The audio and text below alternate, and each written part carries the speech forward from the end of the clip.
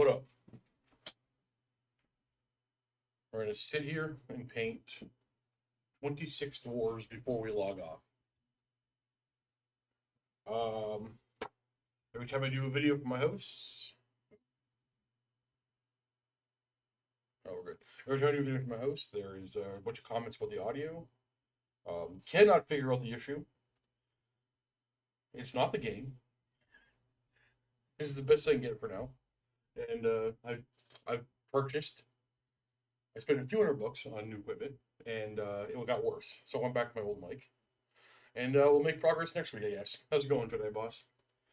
So, just be clear for everybody, I am not an artist. I'm a grunt painter, get it done for battle reports, and that's what you're going to see today. I'm going to do all my shortcut painting techniques. I'll be leaning away from the mic a lot, I guess. And you know, weird problem I just realized. You guys can't see, but when I lean over here to get to my paint rack, because I rearranged everything, I can't see the paints because it's too dark in this corner. That will do. How's it going, Swoop?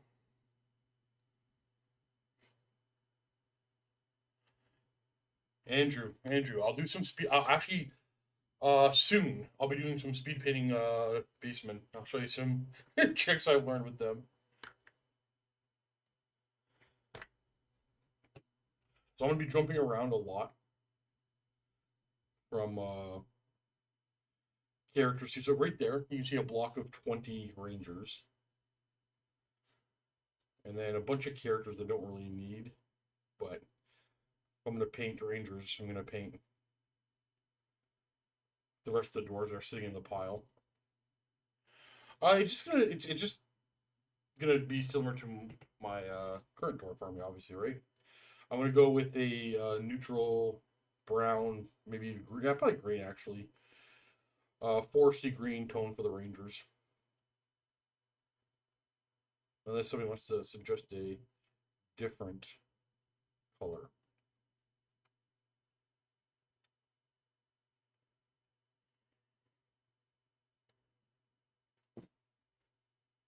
Okay, we'll just tip this camera a little bit more towards me.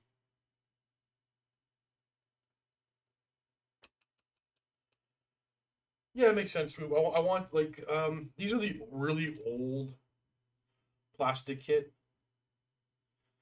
for dwarves. So like some of them have great weapons, some of them have crossbows, but they all got shields. Thought they may be perfect rangers. Ooh, actually, in fact, I might as well use this color inside their shields. Oh, and I'm using old Bugman as the Deadeye.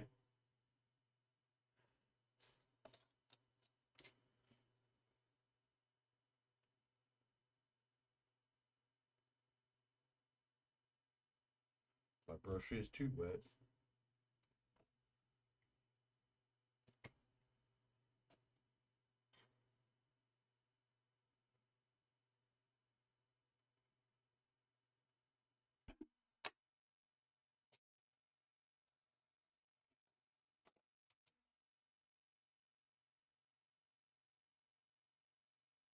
I'm getting less and less interested in the Highland or any of the recast, not recast, 3D printed miniatures.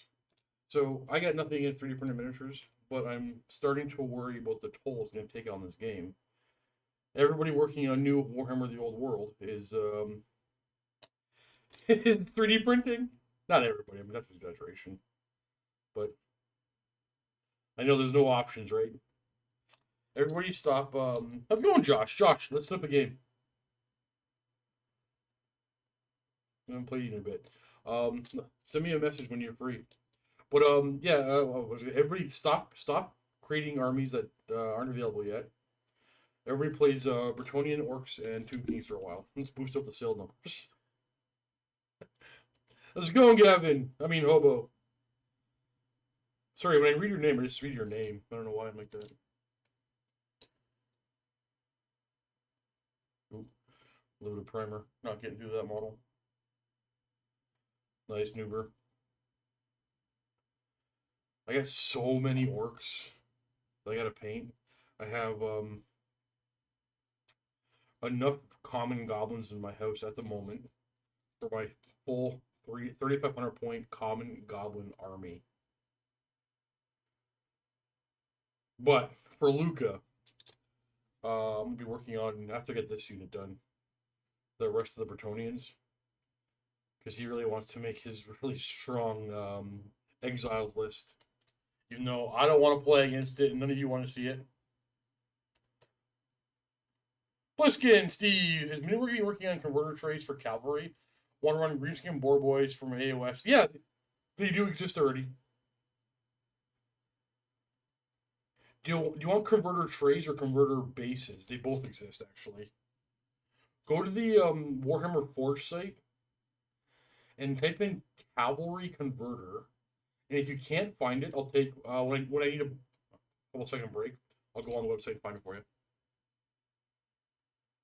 I'm good painting my epic stuff. Jeez, never played epic.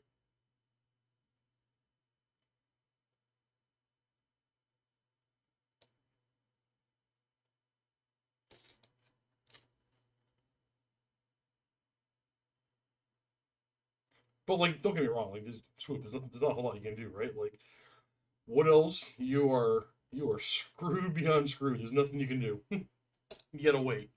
Um, Warriors of Chaos or Beastmen should be next available after the Dwarves. I fully expect we're gonna have a faster release rate than we've ever seen before for a Games Workshop game. Yet it's still gonna feel too slow. Because that's the world we live in today. Spoons! Sorry, I'm not gonna try to scream into the mic. I see you're once again interrupting my regularly scheduled workday. Well, Spoons, if I make good speed today, so basically if streaming my painting does not slow me down, I will do all my painting this way. And in fact, I just remembered I am in the voice chat. If anyone wants to jump on in.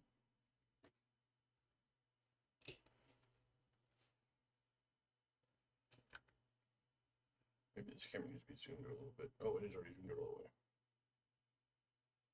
Hello, all of Ireland, Ben. How you doing, buddy?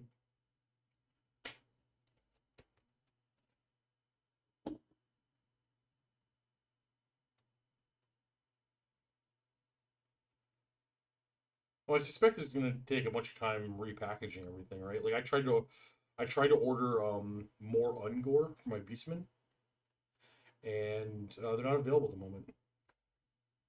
I can buy the Age of Sigmar Beastmen, whatever that starter pack, like they're like Battle Force thing. I can buy that, but I don't need all those models in there just for Ungor. So new Ungor will probably have to wait for the Beastman release for me.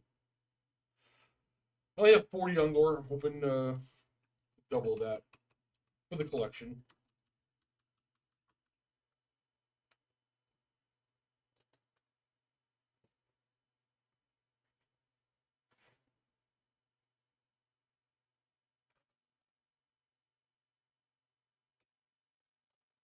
Any new brushes? They're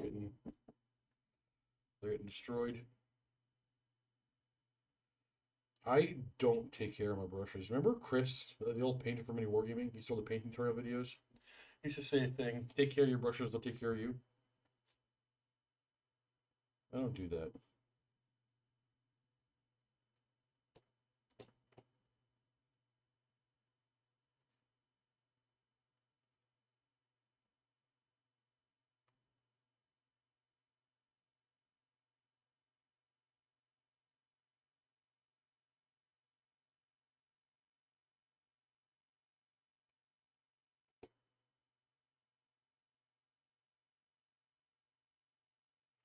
Peasant Bowman. So basing. Talk about basing. I hate it. I hate it. I hate it. I hate it. I hate it. It's the least favorite part of the hobby for me. So these are just resin 3D printed bases, even though the MDF ones work just as good. Actually, no, the MDF, sorry, not the MDF. The what are they called? Oh, geez, somebody in chat will correct it in a second. The bases that are printed with the filament, they're not resin 3D printing. They actually work better. So there's I sprayed them with Xandri dust, prime them with Xandri dust. I mixed my own wash in a big like dollar store squirt bottle and squirted all over all of them.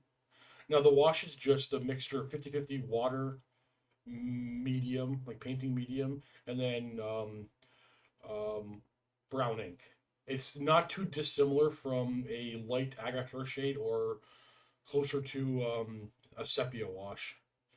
So you can just use sepia or agar shade if you want to. I just made my own because it's drastically cheaper. And then I dry brush a Morgas brown, no Morgas boned, and then Ushabti skull, Shapti bone, whatever it's called. Two dry brushes of like that bone color. That's it. That's it. That's all there is. This was all about getting it done stupid fast. I am currently working on finishing the bases of all the armies. So the Ogre Kingdoms are done. I'm working on the Vampire Counts right now. I'll be doing them tomorrow actually. And then I ordered a bunch of like snow stuff and 3D printed rock type things for the doors. So like the bases are just base right now, but there's gonna be a bunch of rock and grass tufts and snow on these bases when the whole army is done painted.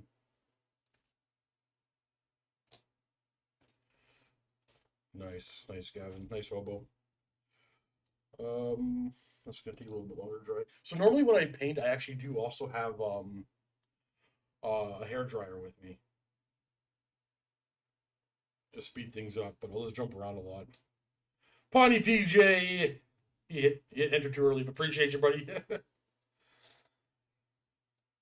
Okay, let's start doing some beards.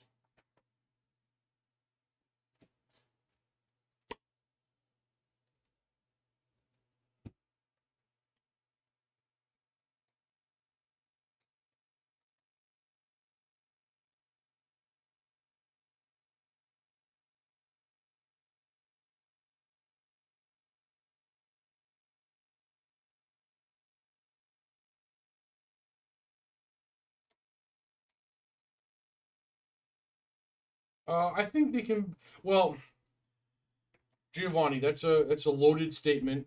Me talking about that is going to set some people off. You have to define what you mean by competitive. So I can just know that we're both on the same page for the conversation, because I've discovered that word means drastically different things to different people.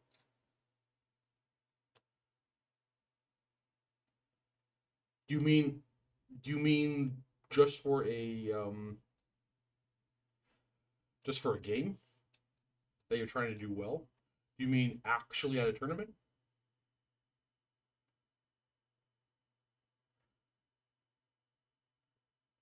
I need more context to that I can give you. What's just my opinions?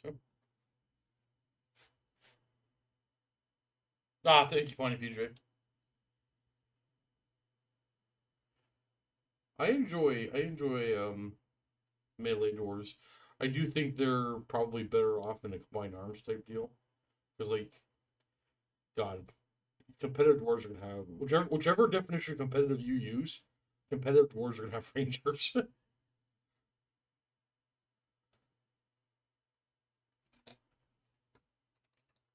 Competitive mean that you can win a game or at least play a game doing well with it. Yeah, yeah, okay. So yes, I believe you can do just fine without war machines. I do not believe that you need war machines to do competitive wars with that definition. Tournament wise, I don't know. I don't have enough experience to actually answer that question.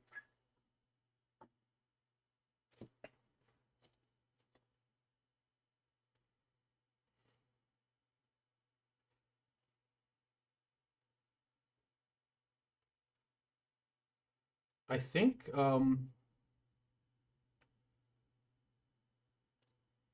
bolt throwers, fire throwers, stone throwers, they all have a place. But dwarves are expensive models, right? You whenever I make a list, I'm always cutting something, and often for the way I'm playing with Luca doing streams and stuff, often the thing I'm cutting is the war machines. Jedi boss, I can't do it, dude. They just don't make sense to me.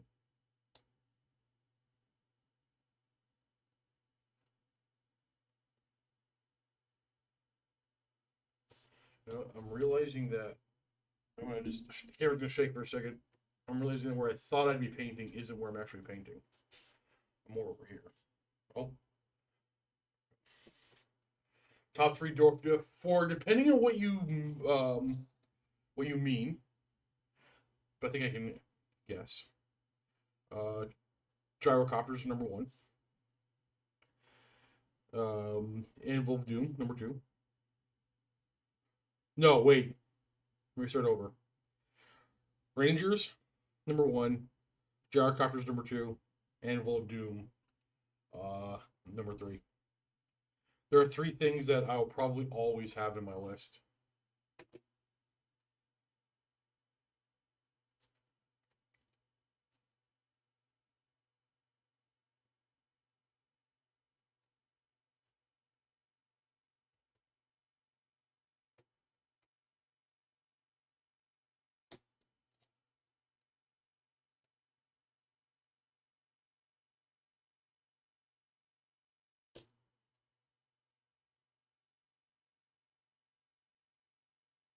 No, Spoon's Winter is dead for mini wargaming.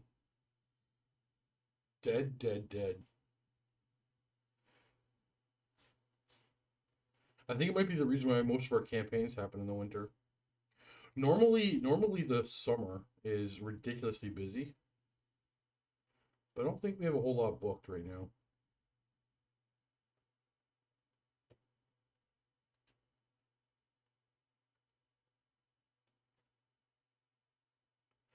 But I'm a little out of the loop. Hell if I know what's going on.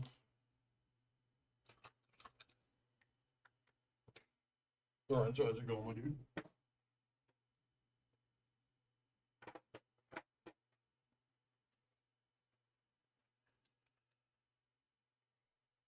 Iron Drakes too, Giovanni, I do agree. Iron Drakes I like.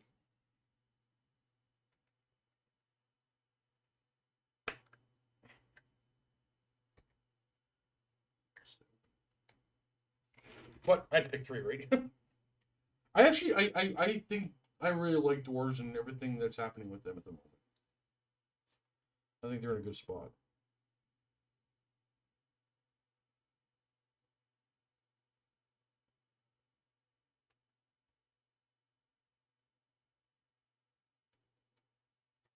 This is the base for my blonder beards.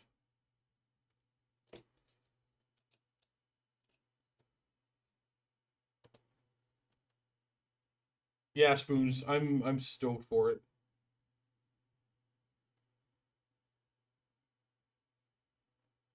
Very excited to see what they're doing with it. Should be real soon, right?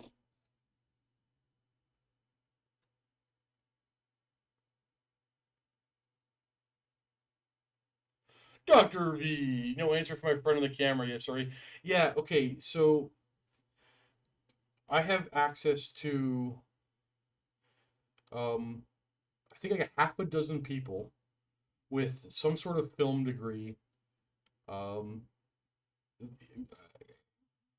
camera stuff, and everybody's got like college level film experience, and nobody can answer, and nobody can find out what that stupid part's called. Dr. V, it's like it makes no sense. Like it can't. That doesn't make. I'm driving me bananas. Why can't we find that one part?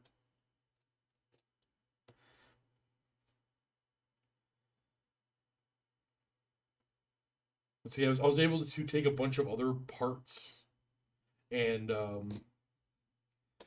uh jury rig something that works. It's unfortunate because it's such a good, I don't know, bracket. I don't know what to call it. Oh, tomorrow, that reminds me, I am going into the studio to mount a bunch of brackets to the ceiling. Because, so basically, I was trying to figure out a way to mount mobile cameras to the ceiling. And basically, I ordered already, and they're in pocket door tracks. So I'm gonna mount them to the ceiling and then mount arms to the actual sorry, the slider that slides the door across back and forth, and then that's what the cameras are gonna be for moving around.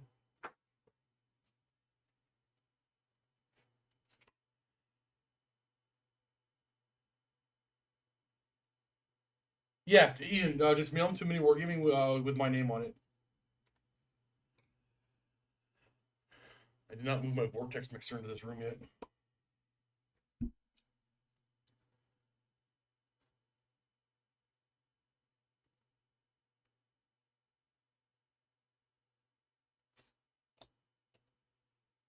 You're the best, Ian.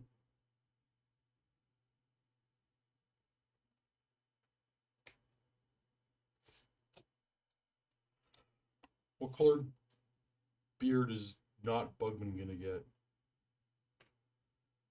He's gotta have white. We gotta respect the not Bugman. Ah! Dang it.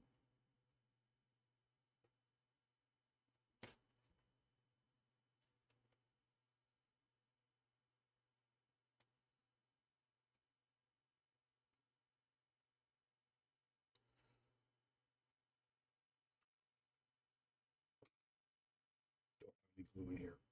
Beautiful. Yeah, I knew you were gonna say that. It's okay, buddy. It's okay. You still have 15 months to use your Savage Roach or something, right? You get to 2025. I actually can't. This is all. I haven't used it. I actually can't remember what happened to the change on leadership bravery. There was something. There was an article a while ago, but I forget what it was.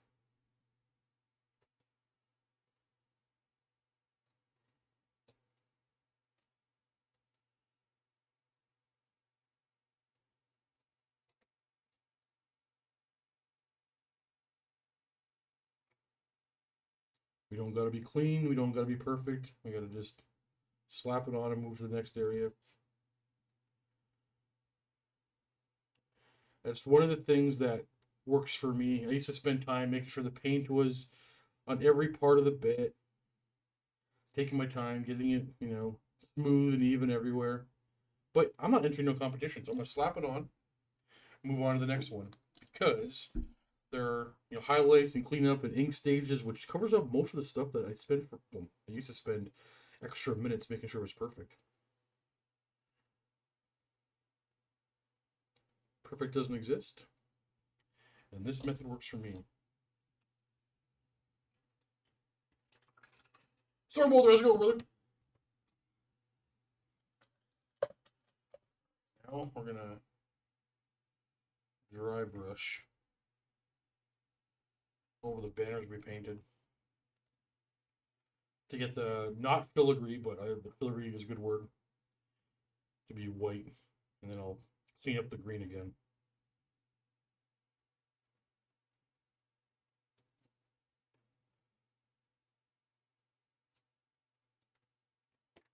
On the back.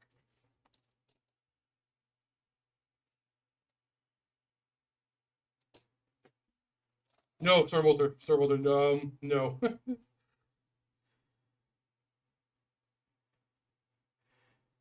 There is a schedule, and I will not waver.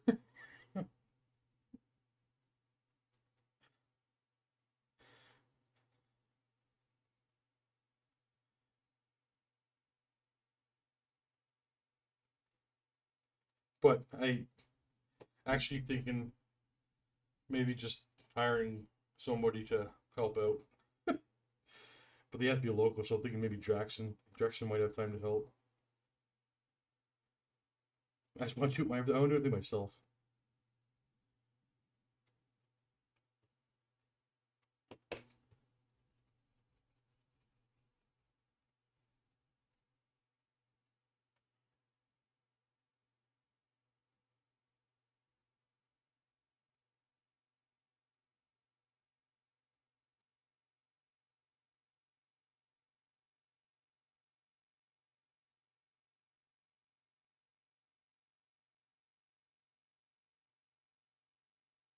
Nice power flicker. This is the old Forge World one from like it came with these three characters. I think it's these three. The Slayer and the other king, captain, whatever.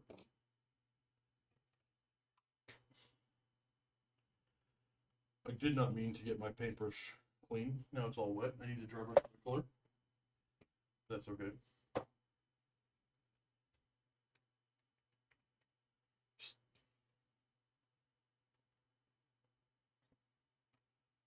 I hope I don't need to buy a lot for my Empire. Well, no, actually, no. I hope when the Empire comes back around, Stormbolter, that all the White Wolf stuff comes back around.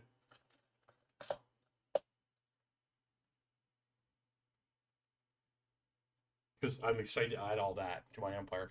How bad is the audio when I turn my head this way, everybody? Probably not great.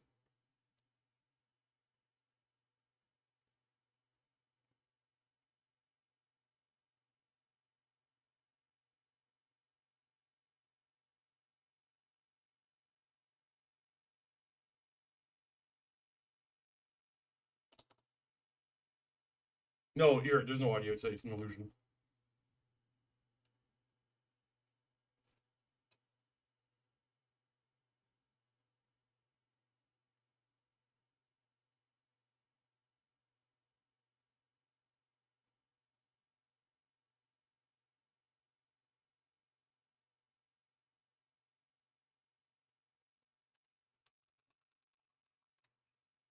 What lens good or bad?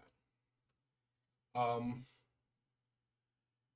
well, they're infantry, and it's the old world, so not great. um, they are my second favorite of the three, but the third favorite of the three for a lot of people. Tyler O, longest between preview and release. When are the Dwarfs coming? No, it actually hasn't been the longest release. It just feels that way. I would expect the Dwarves to be here in a month. That's my guess. But honestly, my dude, it hasn't been that long. It used to honestly when I was a kid, it was years.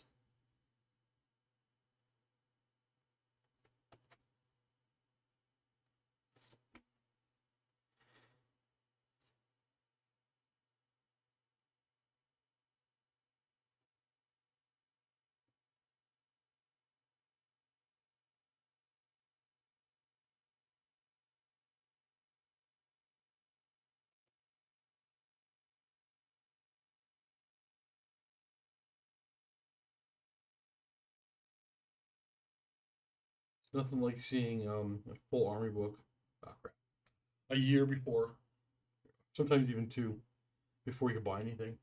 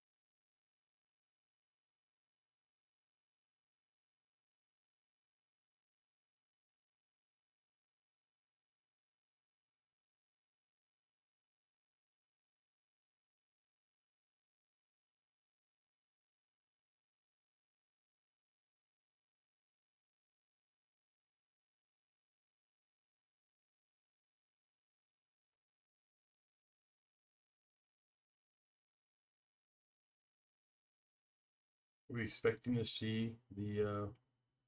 Sorry, I looked up and saw Burning Sun. We expecting to see the nightly orders for the Empire.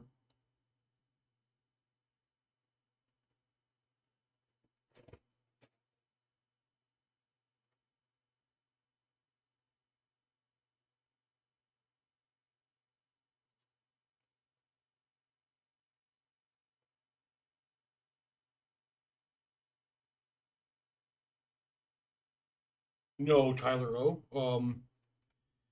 That's actually, that's funny. That's actually the exact opposite.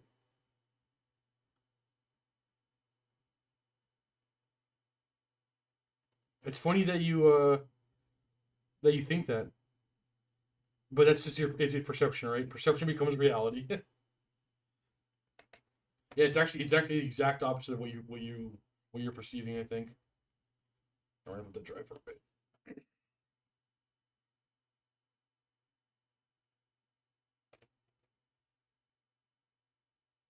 Remember, the game has been out for wait, 3 months?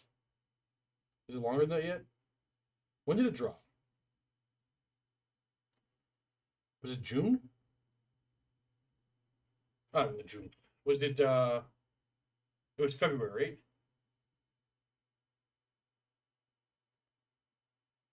4 months? 4 months to the day? There you go.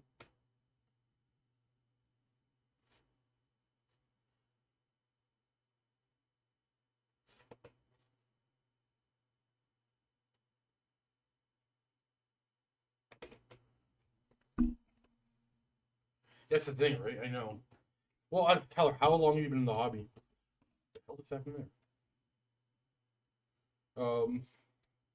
Because like every now and then, I still hear like the kids up in the store talking about how the releases take forever, and they're playing 40K. I'm like, God damn! Like we used to get an army a year. Yeah. So Tyler, so you've been in the heart of Games Workshop's ridiculous speed of releases. Ridiculous speed. It never used to be like that. Back in my day. We're gonna worry about all these later, actually, because they're less important. I just want this to name on my hair dryer. We'll come back to it. Oh crap! I just realized that there's hair on the backs of these guys. It's been many, many years. I painted these guys or these models when I was a kid. But it's been many, many years since I painted these doors.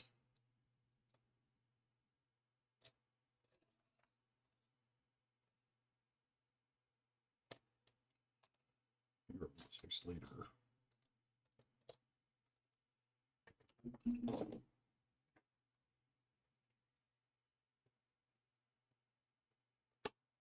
Nico, you had me looking around to see if you're actually in the chat. How's it going, Nico?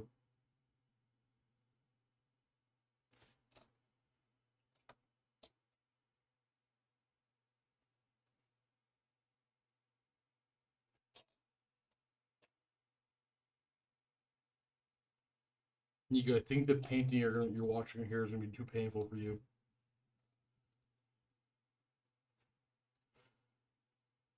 Nothing's precise, nothing's accurate. Nico's one of them artist dudes. I'm not gonna hold up. I'm doing very good, Nico.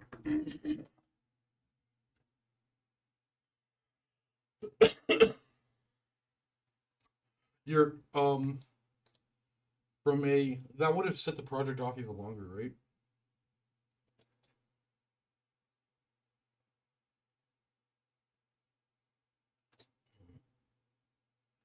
When they're first gonna ignore his back here.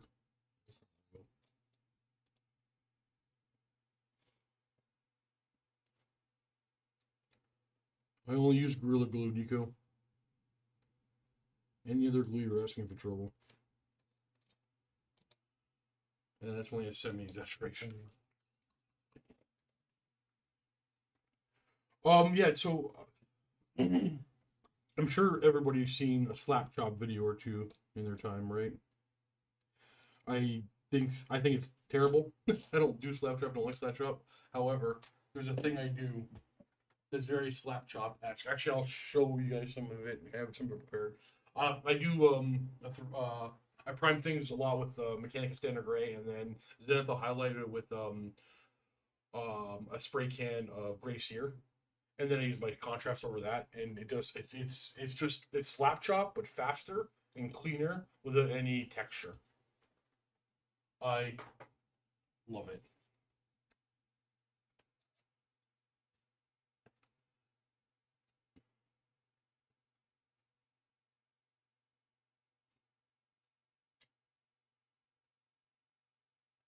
And these doors were given to me already primed black, so you get old school painting. Also, the entire dwarf collection I have is painted in a style similar to this, so it'll all blend real nice.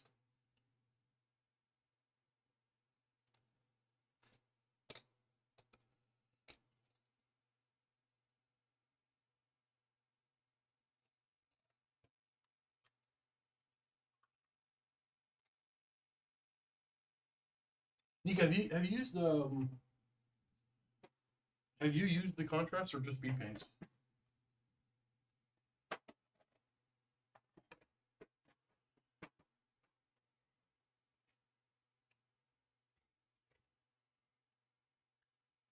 I would love to see that. I think one of my lights are flickering. I can't tell. I love this. I would love to see that when you're done, Nico.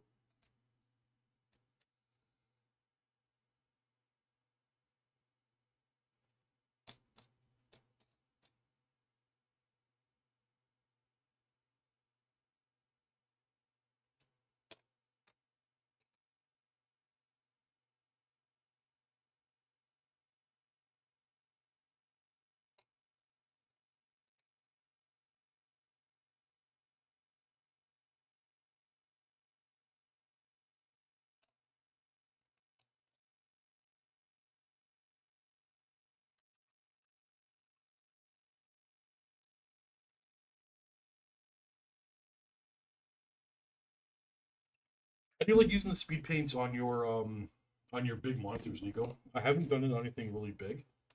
I haven't had much success on with contrast really on non-organics. So basically, for I don't use my contrast paints for whenever I do 40K. Contrast for me tends to. Oh no, no! I hit the white part.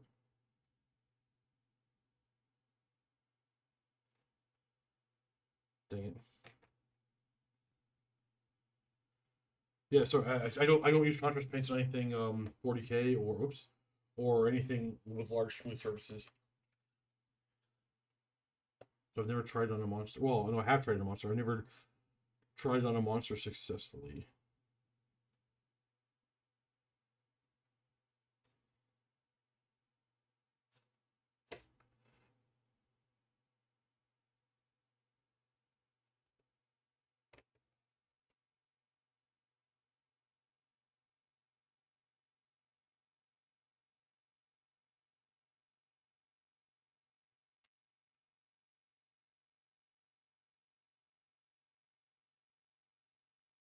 This is taking longer to dry than I want it to.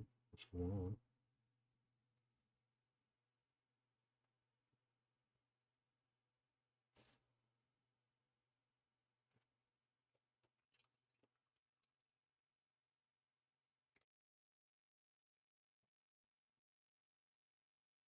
You have to go to the waiting room.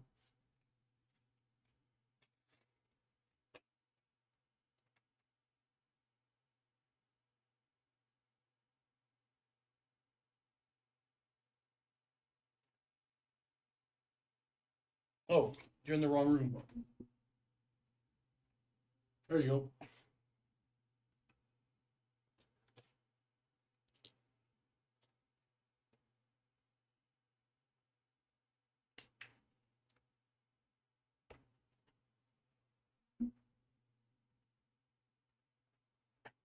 You have yourself muted.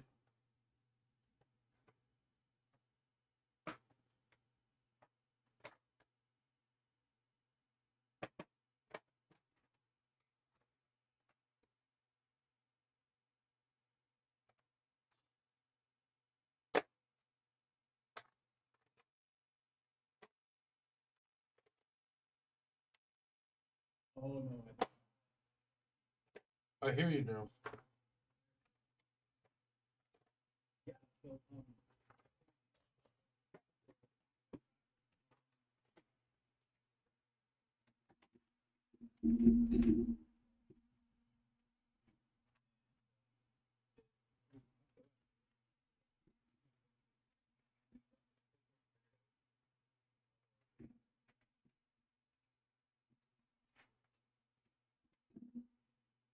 Like it's like if you have a lot of Photoshop filters and you do like all the filters and it just turns into a big huge mess. Hold on, Ryan.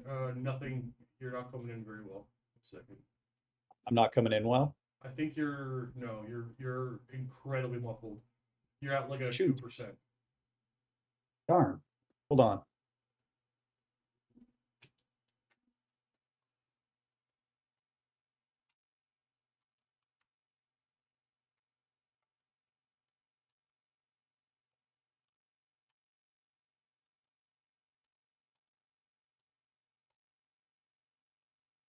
No way that just happened.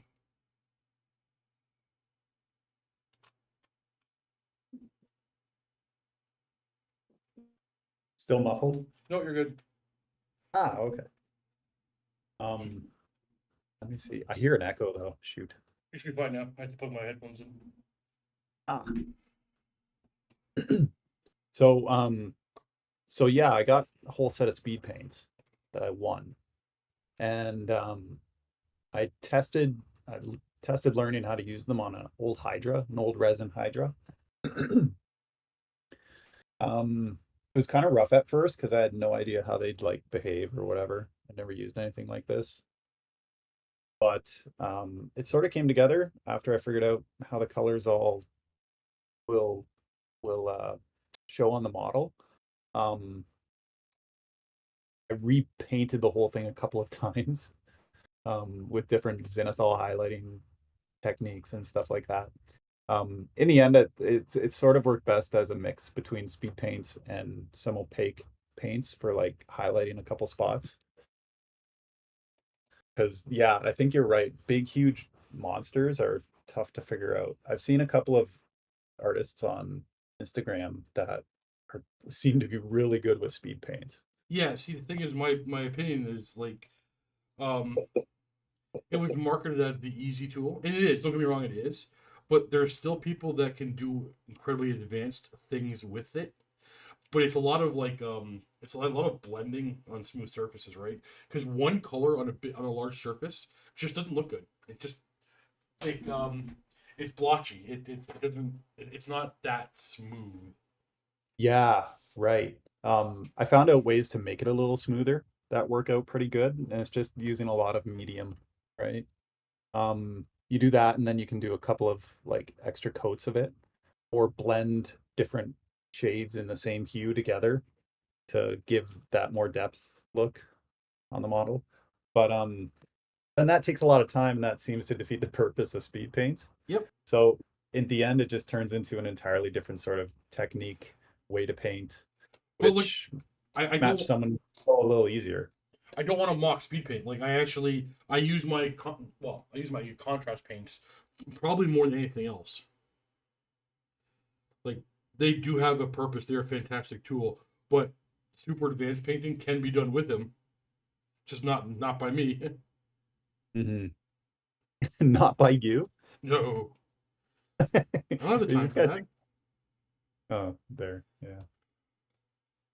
Ain't nobody got I time for found a that. couple of things they work really good at. So it might in the I don't know if it's just um a matter of doing more on models with it and different types of models with it, but um things like skin and flesh color, it's Yes. remarkable. It's Yeah. remarkable. Anything organic, I think, is actually remarkable. Yeah. So things that you wouldn't use it for are what? Um, Armor? Flat armor. Well, okay. Inside of a shield, fine, but basically armor plates. Oh, I don't do non-metallic anyway, but like no metals, no like anything. Any honestly, it's pretty black and white for me. Is it organic? I could probably use my contrast paint. Like not. It's I know it's all plastic and metal. I mean, like, is this thing representing something that's organic? Is it representing like wood contrast? No problem. Steel, no. Flat armor paints, no. Beards, fur, hair, leather, hide, all anything that's organic contrast paints I love. Yeah, I would agree with that. I'd also add that it sort of depends on the quality of the sculpt as well. We're probably about to say the same thing, but like you elaborate first, because more like it's like organics have texture, right? Like Yeah, that's just it. yeah, yeah. So that it pools in the right places So like and even sorry, even a leather strap that is smooth with no texture on the plastic, like a flat, smooth leather strap, yeah, I can put contrast on it because the contrast creates texture. yeah, it'll pool in the center of it and be thin on the edge, and it'll look like it's just got this natural sort of leather highlighting to it, right? Yeah, exactly. Yeah. And So yeah, so big areas like a big flat plate on a tank, it'll get splotchy, right? yep. So easy example.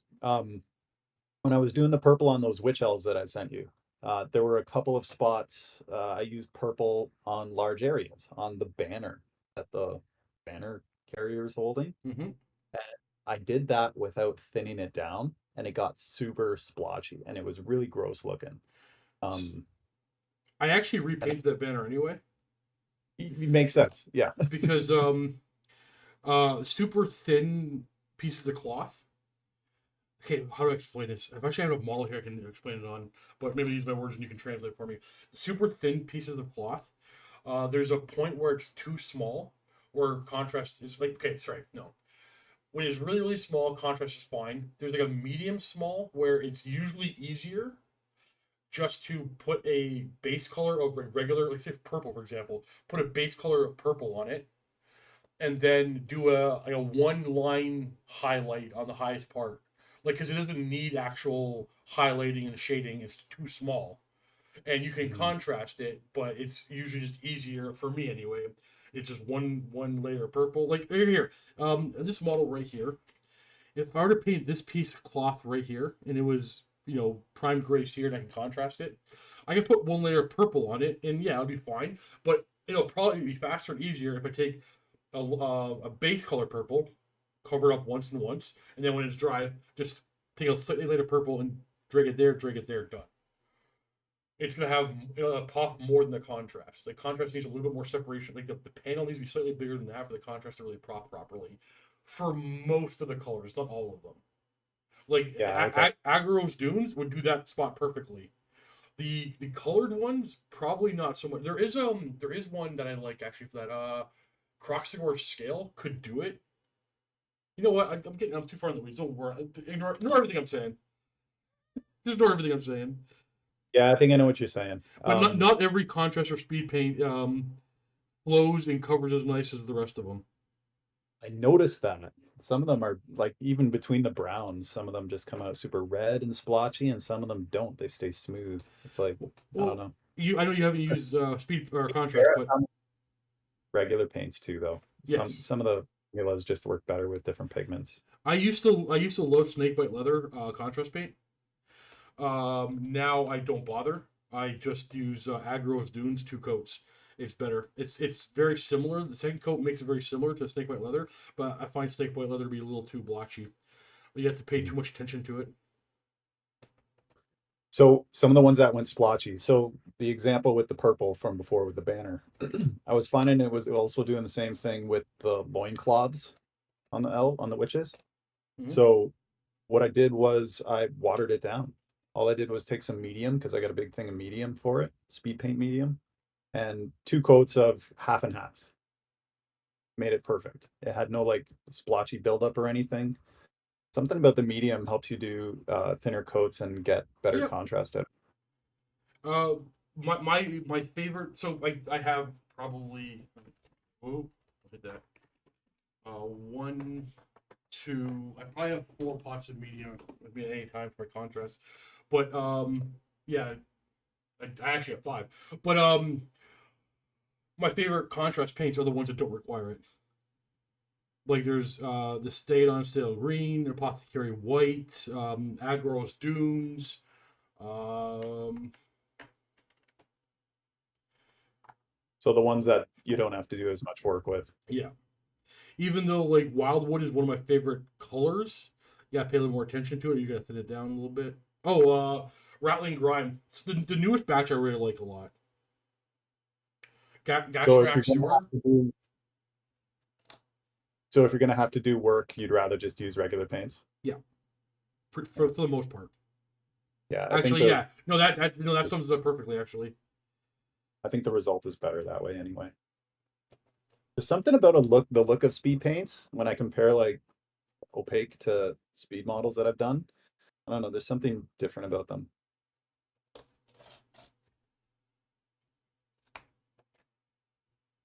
Next time I'm in, I'll bring both hydras that I have. I tried to actually duplicate that's sort of what I was trying to do with the speed paint. Can I make one that looks exactly the same or close enough to the same with speed paints as I had with opaque paints? And see what you think. Like they're obviously different in some ways, but I don't know. There's some things that I think have turned out better even too. so Spoons But just then it said looks a little bit cartoony in some ways. if you have to use two coats of speed paint, you kind of miss their mark, and I get that sentiment.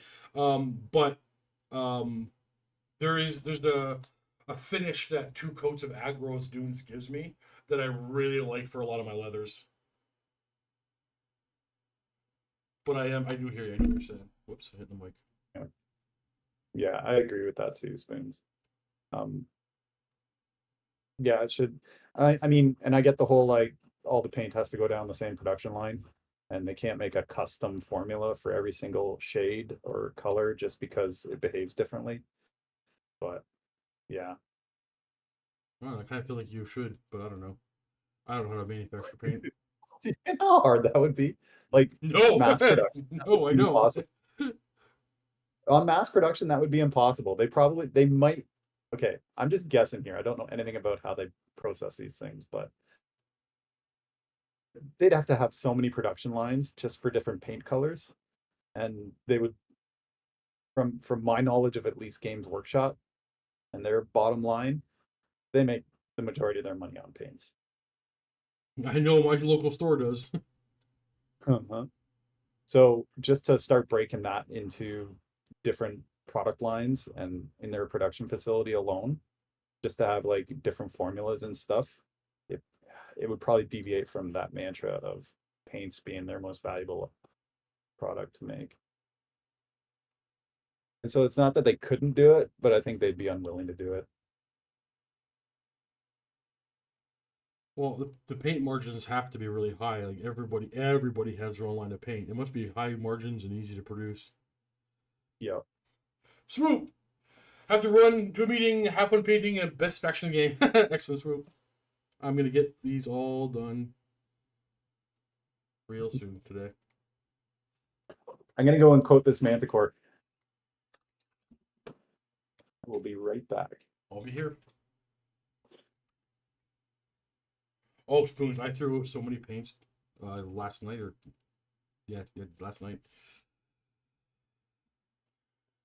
and yet I won't deviate from Games Workshop. I'm too afraid to try new paints.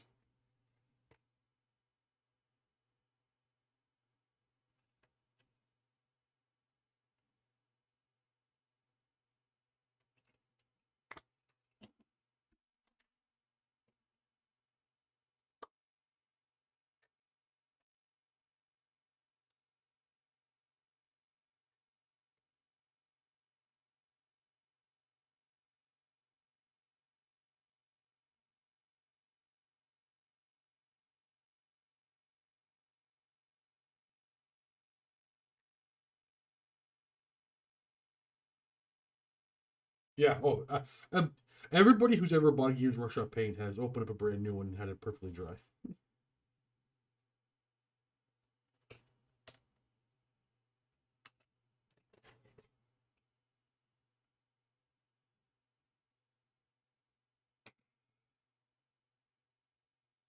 And despite what anybody says, I am positive certain colors dry out faster than others.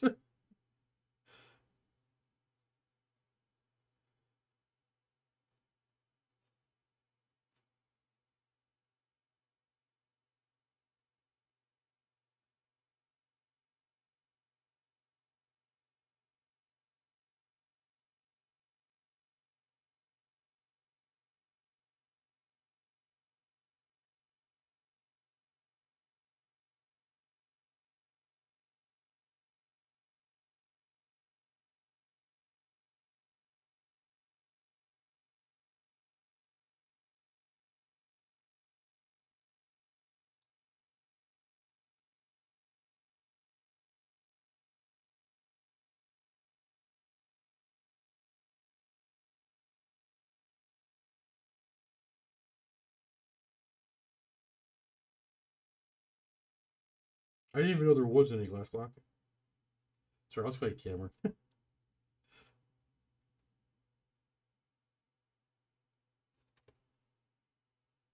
There's too many new products to keep up on everything.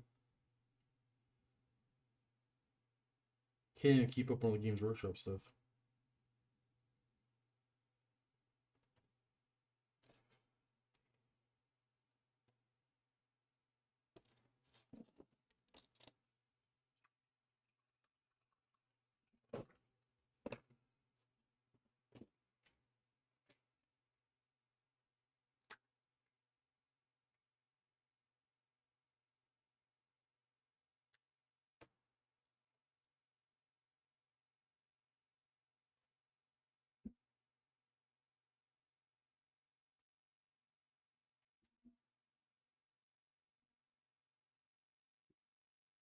So this second Manticore of mine is a 3D print. A second. Does the stream look like?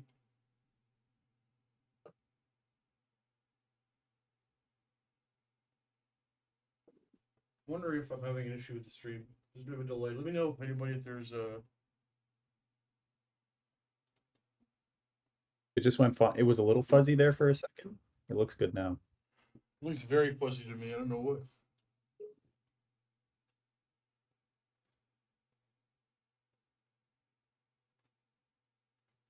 It's not a base. That's a layer.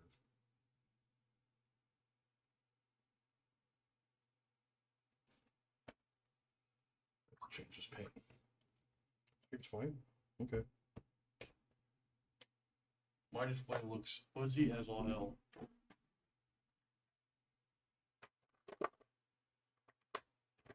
See if this guy's all dried out.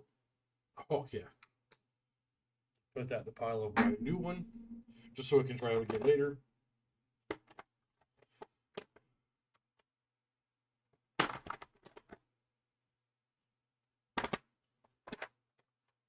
So what do you feel about 3D prints? I got nothing. I got nothing against 3D prints.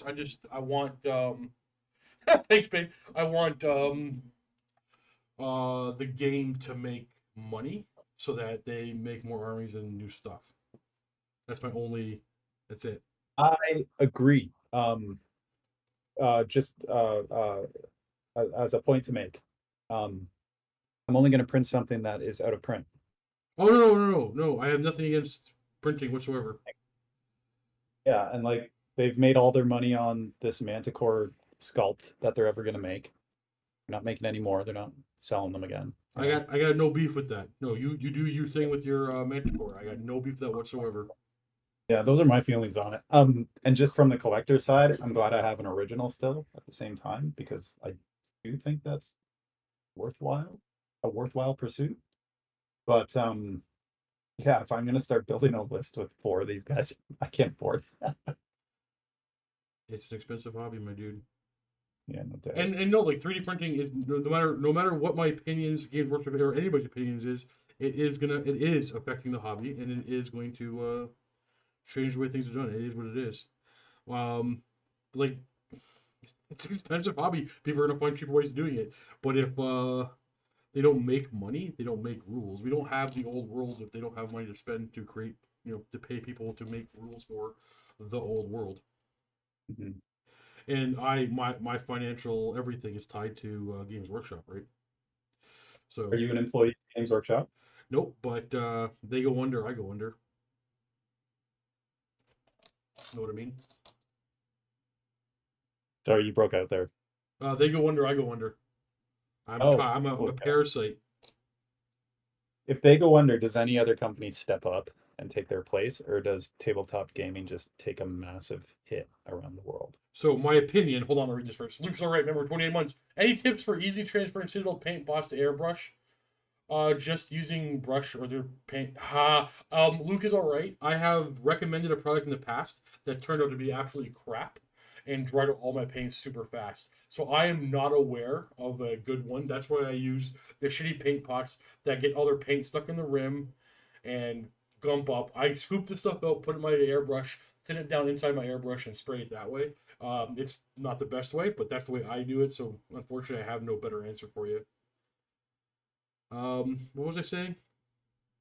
Oh, does anybody else step up? No, I think we have our industry, our hobby's a dying hobby. Jedi. I've got a problem right now. I'm broke. I have a hard time getting there. But I'm working on it. I definitely want to get down to play Steve again this summer. Hopefully I get a couple of manticores and I can bring a huge manticore list against them. We'll see. I don't know what you're I'm talking about. definitely gonna spam Ryan. a black arc list again. What's that? The Canadian economy is perfectly fine. What are you talking about? How can we possibly be broke? Oh, did you hear that on the CBC? Come on, I work 24/7 because, well, actually, no, I like my job, so never mind. I can't complain.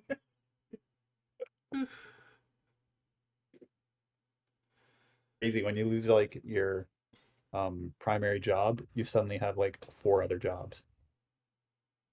Right. And none of them replace your primary job. So for those watching what I'm doing and how sloppy and piss poor painting this is I'm gonna throw a shitty base coat on every bit of the model, and then I'm gonna cover the whole thing with Agrak Earthshade and paint it again.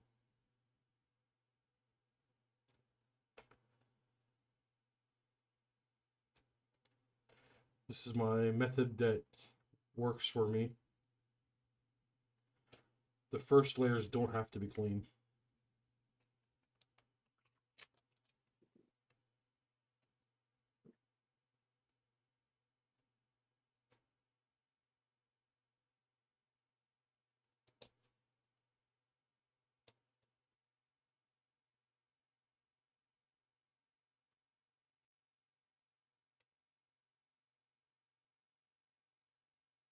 In fact, I think I forgot the belts and all those guys. I did.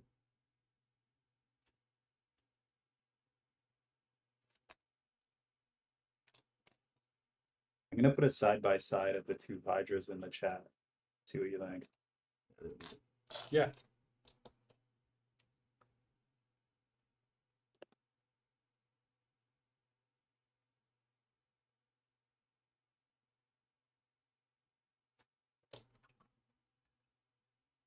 The Claire.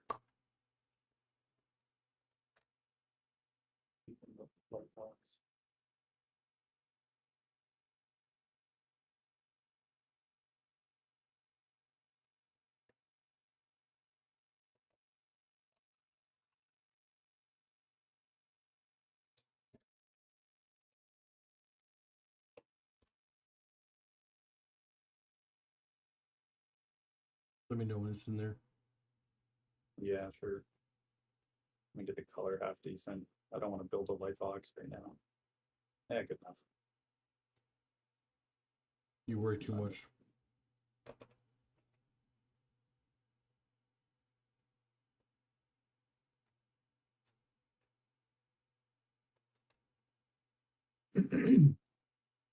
Okay. Since it's incomplete, it's gonna go in things I'm painting but aren't because I'm busy listening to Steve. Wait, can you drop it inside this audio chat as well? Oh, how does that work? Oh wait, I just assumed you could do that. I don't know. What channel am I in? Oh, probably not. And then You guys fair. it's on my computer. I can turn around and click the other thing. Yeah, you're gonna have to do that.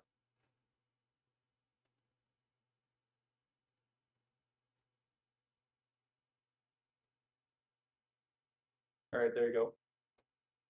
Let me just finish off with this. Where'd you put it? Things I'm painting but aren't. So left is opaque, right is speed paint. Just a few things to touch up on the speed paint one, like eyes, teeth. That's it. Oh wow, we actually looked really close. Yeah, they're pretty good. They came Okay. together pretty good. So here's the question. How do I word this? Are you even? Is it even speeding up your process?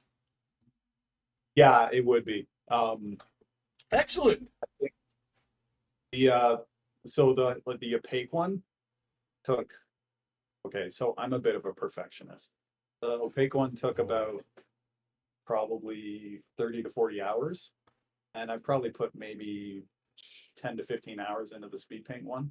But the speed paint one, I was also trying to learn how to use speed paints and made a lot of mistakes. And like I said, I've like blanked it out and restarted from scratch a couple of times on it. So overall, yeah, I think it would go pretty quick. If I had color selection nailed down like right from the start, Yep. I'd guess it'd probably be about anywhere 5 to 10 hours. But again, I like the quality of the left one much better. Tizzy, are you talking about the picture inside the? No, no, you're not. I'm using WAF flesh right now. This is for toll cache. I'm throwing some of that orc flesh on here for him.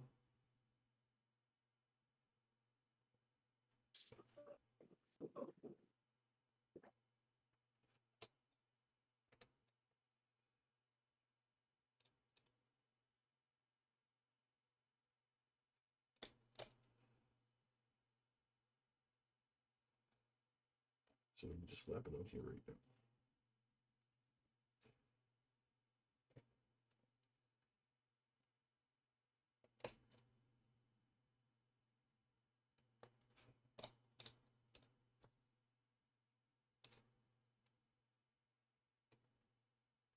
I'm not using any contrast paints on these dwarves, just because they were fully primed black, and I didn't want to. I don't want to change any of that.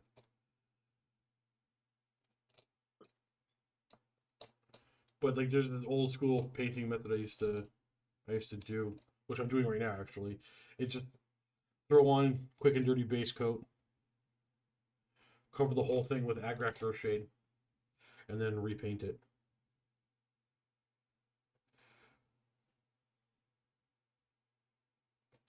Which I promise you guys, it won't look as sloppy as it appears that I'm painting right now. It will be cleaner than what you're seeing. Remember, you don't got to be an artist to paint.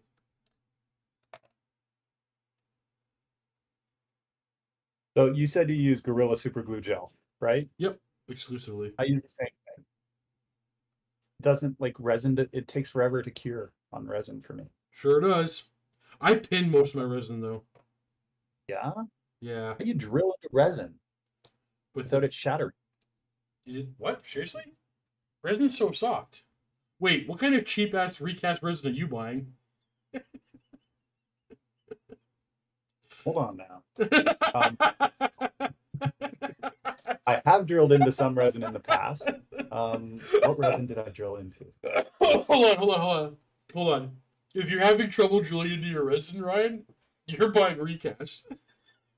No, I did not try to drill into this manticore right now that I'm trying to glue because I've tried in the past and had terrible results with it. So, you know what? I'm gonna talk to my friend who cast this, who printed this for me, and find out from him if drilling. Oh, wait a minute. You're talking about 3D printed. Okay. What kind of resin was it? I'm not sure. What color was it? Do you know? Light gray. Light gray. Okay. It wasn't transparent or anything like that. It was actually opaque gray. Oh no, the manticore right now that I have was light gray. Yeah. Okay. Yeah. I know. Sorry. The 3D printed resin, yeah, can get brittle. My bad.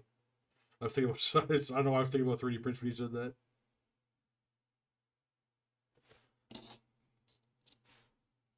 Yeah, I don't think I'd have answers to your questions.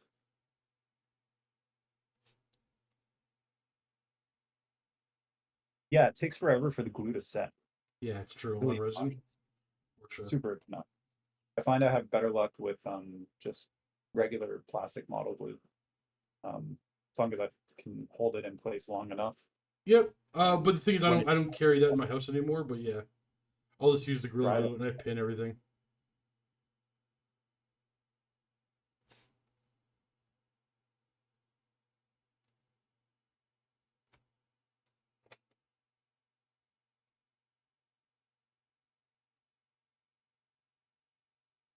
The detail's really good. I'm really happy with the quality.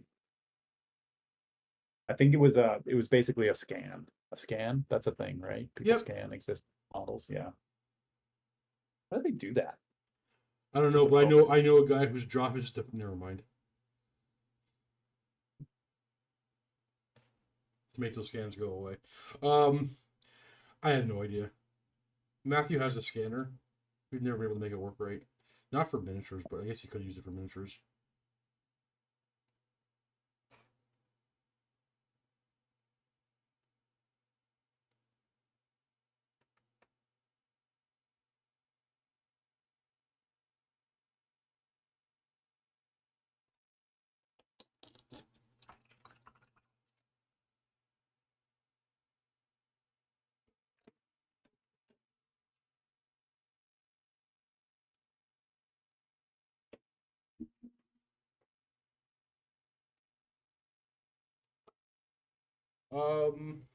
Peasant Bowman, I think so. No, definitely. I definitely still enjoy painting. Um, it does feel like work for me a lot. It does for sure feel like work. Um, but you know, there are worse jobs in the world to have. I would like to play some video games.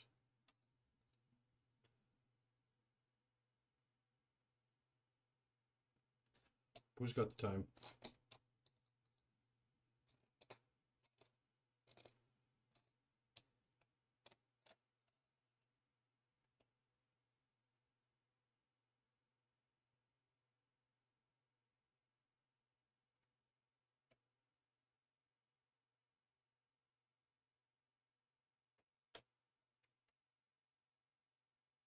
I got about an hour and a half into Fallout 4, and I gotta go back to work.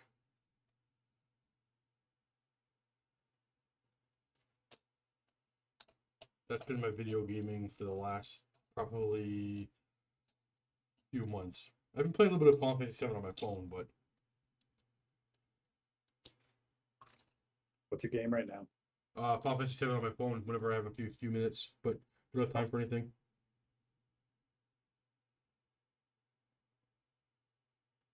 Don't have time for anything.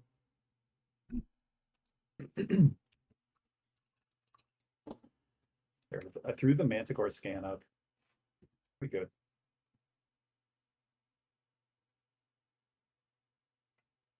Yeah, that's pretty good. I'm pretty happy with it. And if the lance is not brittle.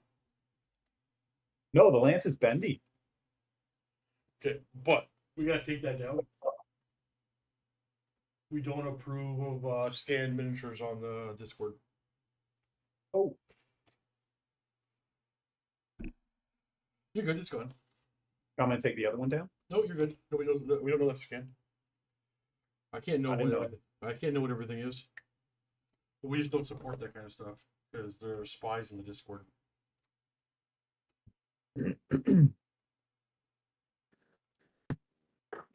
So I got that resin Hydra from a company in Quebec. I thought I was buying an original. Always the Quebecers. The box comes in the mail and it's like light as a feather. Yeah. My heart sank. And I was like, oh no. It's supposed to be all metal, right? So I don't know open that. it up. You don't know that. It could be. Did they never do that in Finecast? No. No. Not to my research, and I did extensive research before I complained. Don't buy from any Russian discount stores or Chinese discount stores. Even brides?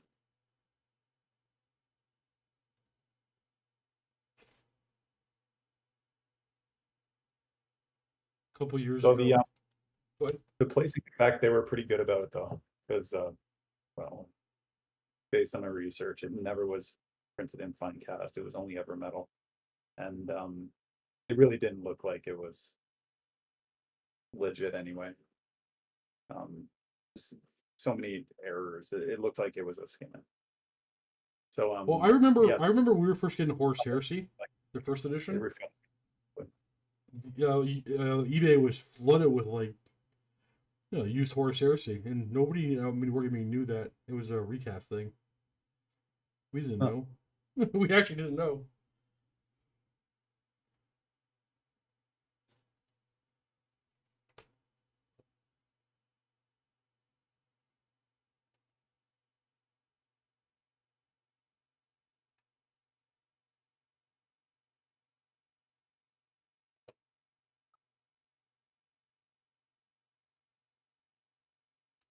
I think the majority of Quark's army ended up being bought off of eBay.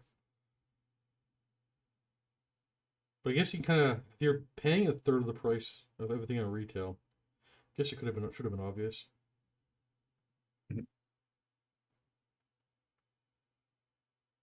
But did you manage to build a big collection of stuff in the middle 2010s? Probably, definitely. Wait, Yeah. oh, when did I start working for Mini Wargaming? Yeah, yeah, I did. Why? I'm just curious because I, oh shoot, I made a yeah, I made it like a bandit. Oh, because everybody's selling everything. Although yeah, everyone dumping their stuff. How come you didn't burn your Dark Elves? Feels like you should have. I did. That's one of the periods of time I built it up the most. No, burn. Burn. You're supposed to burn your Dark Elves. That was the thing. It's all internet talked about for 10 years. Like death, unholy death. Like when I the got old so when the old world. Go ahead. that dude, death, unholy death, that burned his models. He he was sort of well, okay. I don't want to disparage someone, but the rumor I heard was that um he was basically uh, a sort of spoiled rich kid kind of guy. Yeah, but aren't we all? And well, it's all relative, I guess. If that's a comment on just being in North America, yeah, we all are. Fair. So this guy basically just bought his entire army in one shot, had it all painted by someone else in one shot, and that's basically what he did, like edition after edition after edition. That's my understanding. Yeah, that's So damn. as soon as it moved into a different phase of the game, he didn't really care about scorching the earth. His hobby, it's his money. He's free to do what he wants. Yeah. I would have loved to have that army at the time he burnt it. Oh yeah, it was a good one. Except the executioners, those were the shit executioners. I don't mind them. This The one's what I skull have. mask. This one's I have. Okay, I actually saw someone took the executioners with the skull masks and found and replaced the heads with a whole bunch of bits of like armored heads and stuff. It looks pretty good.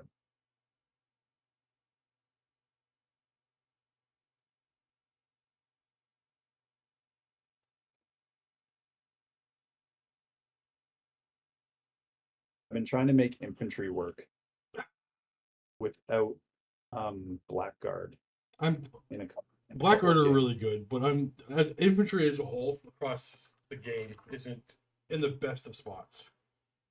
No, I've had way more success with monsters and cannonball type units,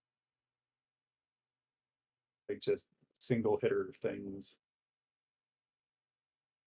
Monsters are dropping the sticks is where it's at. Must be nice. Do I have them? Yeah, I guess dragons are toughness 6, right? And bolt throwers.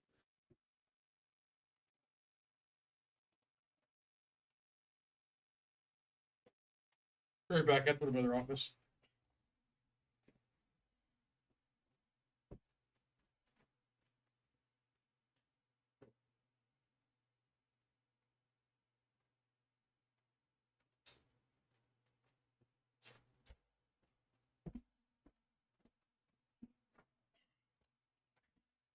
How many blackguard is too many blackguard? Can you have more than one? Are they 0-1? Probably not 0-1, but I have 21 and I wouldn't mind 28. What does the extra rank do for you though? It's a grind edition. You know what? You're right. Where's that dude who's missing an arm?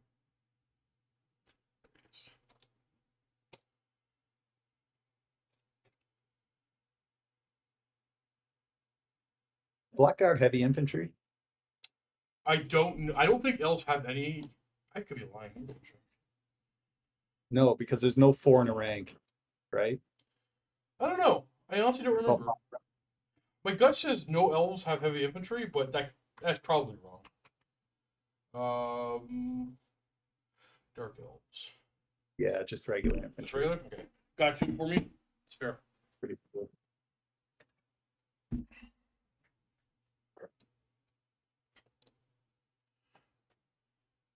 Time for the first flesh color.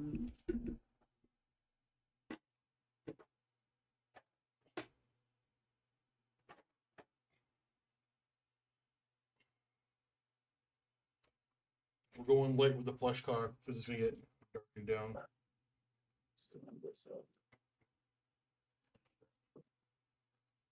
Okay, I don't know how to pronounce his name.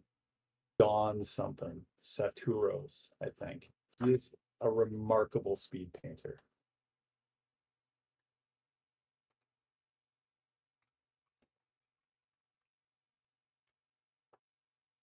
I want to find him.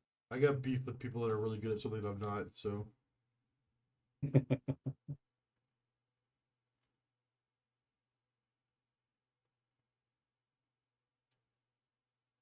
Serratos. Don Serratos. I want to see someone who uses speed paints really good.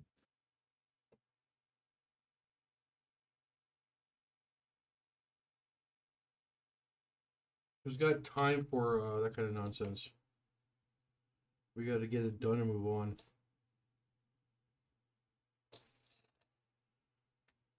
I guess someone who makes their living as a commission painter. Fair. My whole plan was at one point I'll just go down to commission painting when I can't do the videos anymore. I'm done. When I'm done painting, when I'm done videos, I'm done with the hobby. Really? I no think gaming? I think so.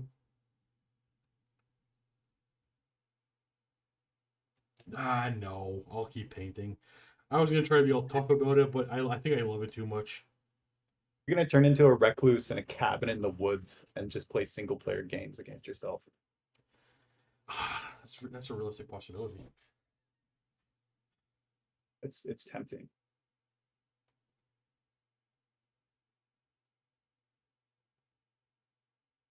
If all I had to do was play Warhammer and chop firewood, I'd be happy.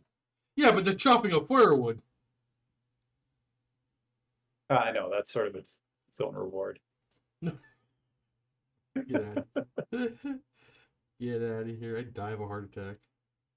What? Stop drinking Coke in the middle of the morning. Fuck you.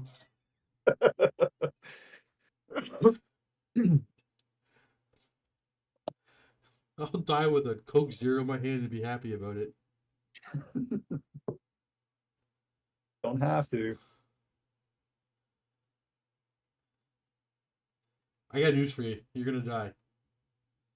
We're all gonna die. Well, I came to grips with that a long time ago. I got a heart condition. I'll probably die of congestive heart failure before you do. Look, I eat fast food 3 days a week and live off nothing but Coke Zero, and well, that's it. So yeah, I'm not here for the long haul. Yeah, and I've been playing Ultimate for 15 years and run half marathons with my wife, and I'm still gonna die of congestive heart failure before you. I haven't ran a half marathon total in my life combined.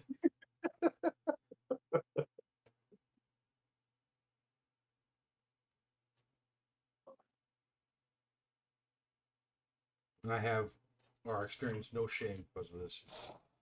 Yeah. Sorry, not heart condition, heart defect. Artifact fair. Dark Angels in 7th edition was probably their best edition. By the end of 7th edition, the Ravenwing were nuts. Early 7th edition, they were not great. It was just the end of 7th edition. They were good for a bit in 10th with Gilliman. Not Gilliman, Johnson.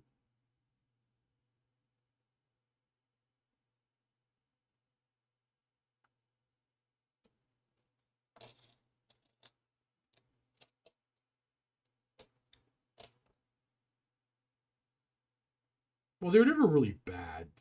It's just their heyday was in the 7th. They're still Space Marines.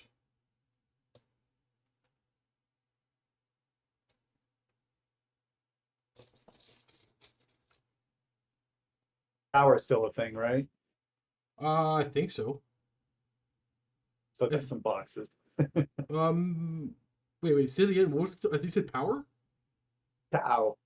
Oh, Tau. I don't know. I keep going back and forth whether or not I should sell my Tau.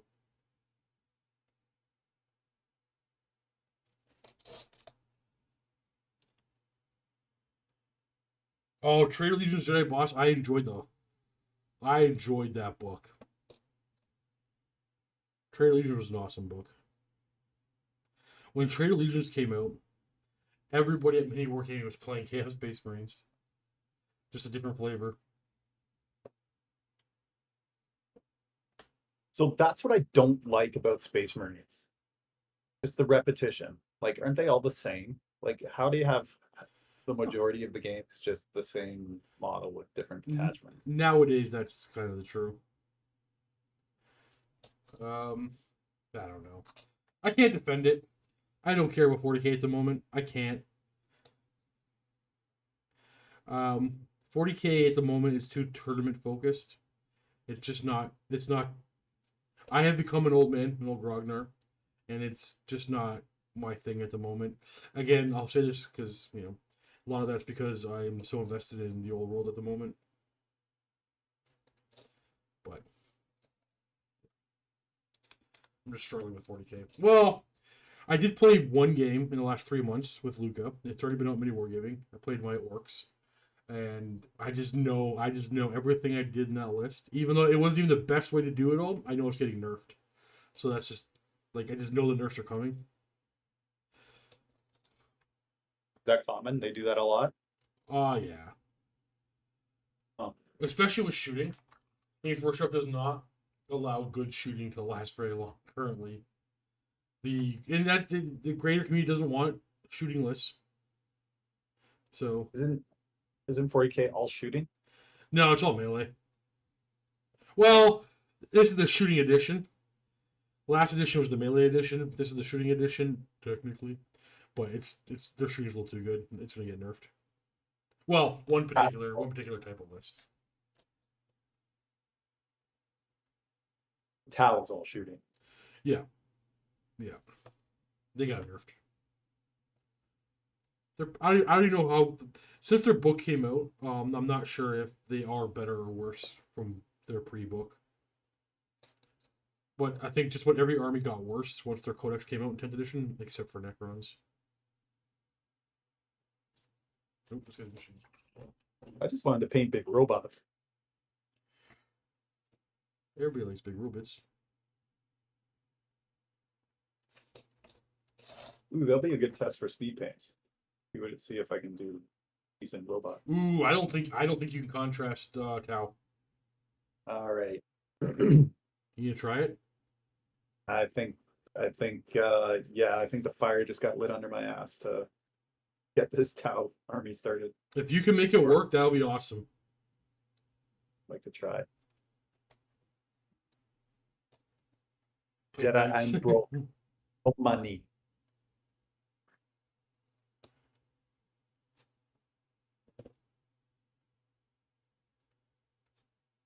We live in Canada, Jedi. He's not allowed to have savings either. Government just confiscates it from you. I still don't have a doctor, Nico. Really? Still. October 2022. my gosh. Been praying. But my taxes don't So- get any cheaper. Like I still got to pay for the everything. Mm. Got to pay for the services I can't access.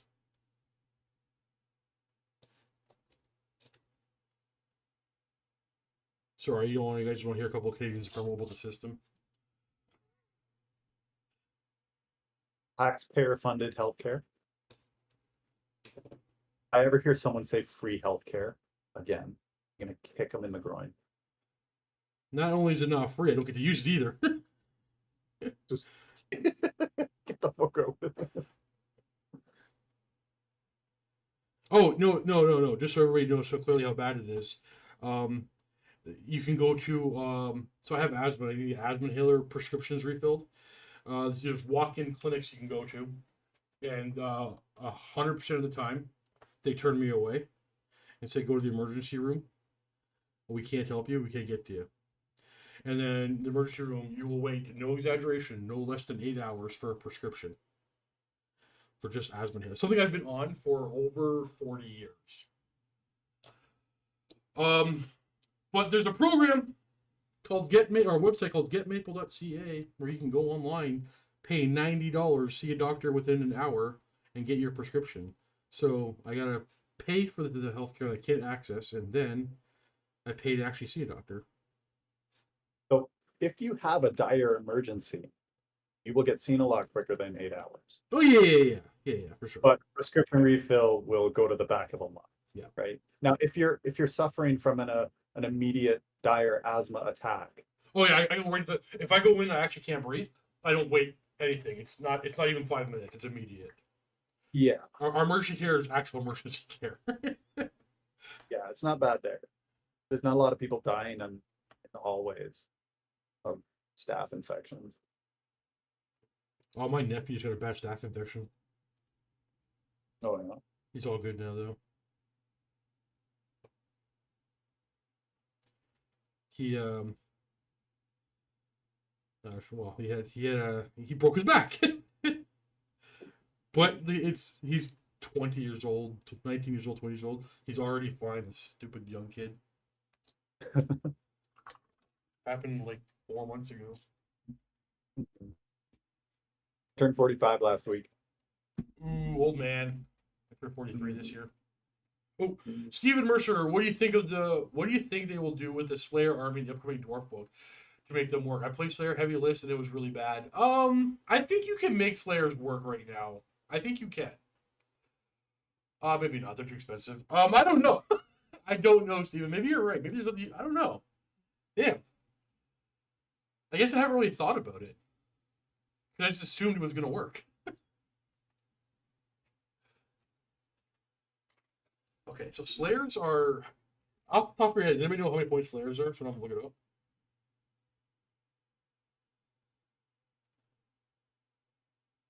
Their death blow needs to be FAQ'd. That's one.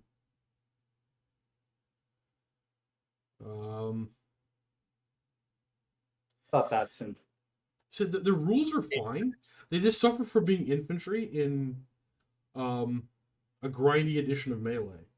And they don't mind grinding out Melee, but eventually they're going to run out of models. The thing that bothered me about Deathblow is that every single other attack from the grave in the game has always been like this weaker sort of attack. They just get their exact same attack as after they die. Well, it's unclear whether or not they get to automatically wound off or whatever it is, or what I can't remember the structural rule. There's one part that's unclear about it.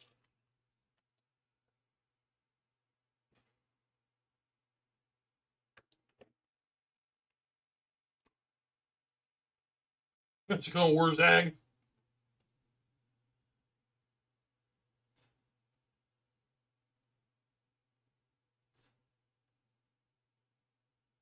This is going to provide a base so we can put white on later.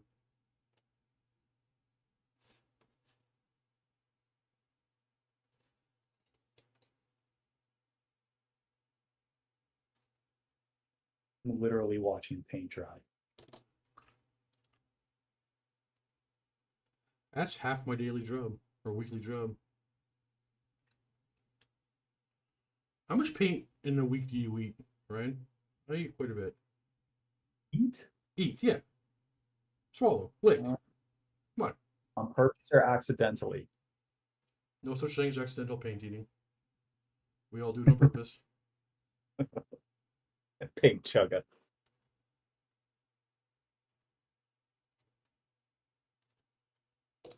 Depends. It depends. What time of my life. Because I've hit a real slowdown period for painting right now. I usually, like most borderline ADHD people, tend to um, go uh, get really busy with a lot of projects for a short amount of time, and then have a big long circle. So I'm in one of those downturns right now. Yeah, the job, like I my first year working for Mini Wargaming, I painted more models in the first year than the previous well, my life combined, obviously. But Mhm. the amount of models I painted in the last 10 years is thousands. Thousands and thousands. Yeah, but that's all you do, right? Like Yep. that's your job, I basically. think I think it is reasonable to say this is a brag that's absolutely meaningless. I've probably painted more miniatures in the past 10 years than 99.9% of the population. Well, that fits. That fits with the whole distributive sort of phenomenons.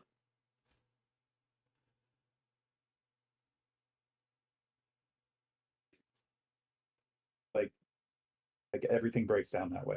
Like of all the classical music that was ever composed, like four or five get all the airplay, right? Composers. And then I don't think I can of name five. all and of all the music that those four or five main composers or most popular composers composed, like 1% of their work actually gets played.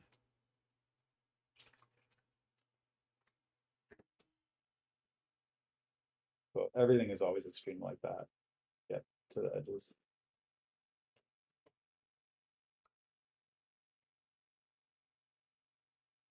It's delicious and it's a good part of my diet.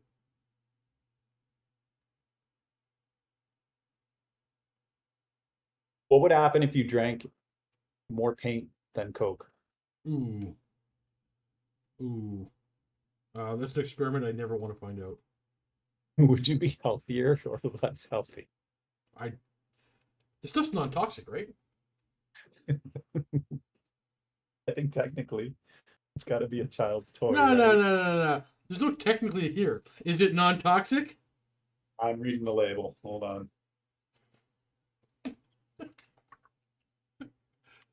Any warnings?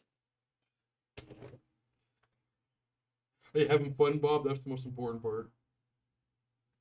Okay, Army Painter, non-toxic. Citadel. It's all non-toxic, my dude. Yeah, I The think you're players are good. Okay, toxic so, enough. but there's also no there's no, it doesn't have the health sheet on it. Wait, you telling me there's an edible product in Canada without a health sheet? Like the nutritional ingredients. Thought by Well, I law. guess it's food, right? Wait, it is food. That's what I'm trying to tell you. It's food.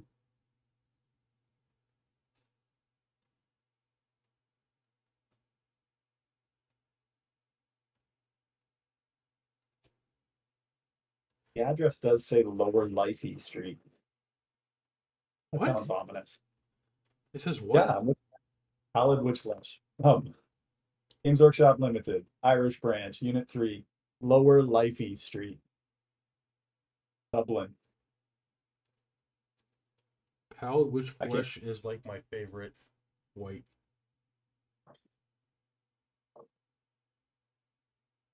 yeah, it's a fine white. I use it for most of my, just about all the white stuff It's that I actually do. the only way from Games Workshop I'll use. Really? Yeah, the rest are bad, in my opinion. I guess this can be brown for now. Oh, I found one of those resin triangle things that I always miss.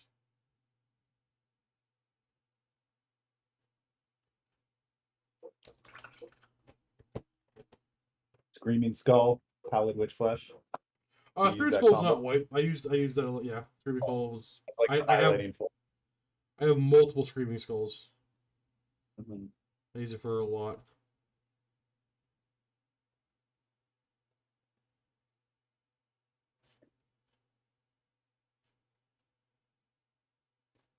I don't even know why I'm painting this guy. I don't need another BSB. I already have one. But I got the model.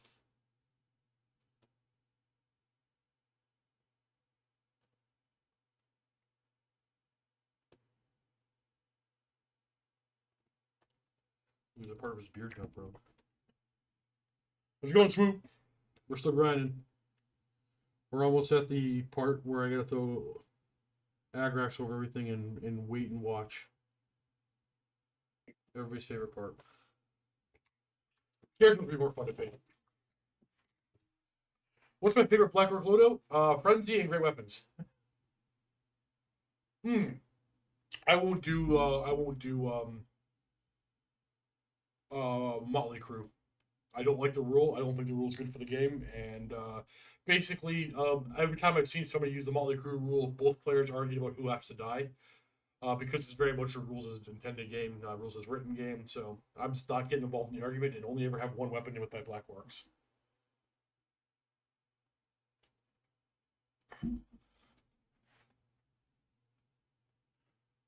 It's always half and half, right?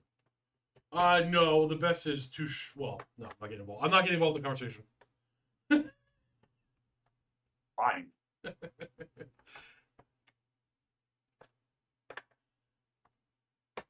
Where's all my Agrax?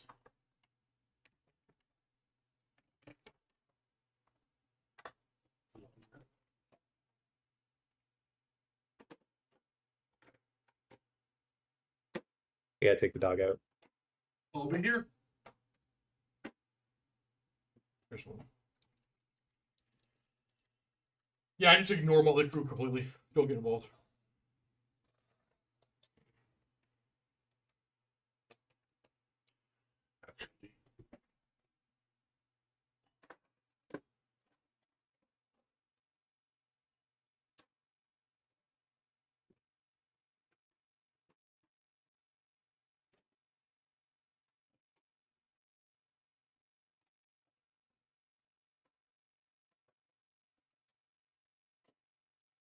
I actually do dump my fade washes a lot. Any non-disclosure reasons to paint dwarfs today? No, I just want to get them done. I have a feeling I'm going to need them for. I'm kidding. No, no joke, no reason. Just here are some rangers that have been sitting around for a while, and it's time to get them done.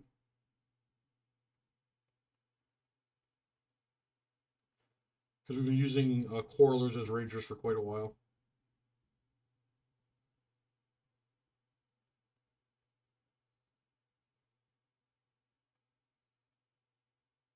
And then I can do my like Ward the Beard theme list with no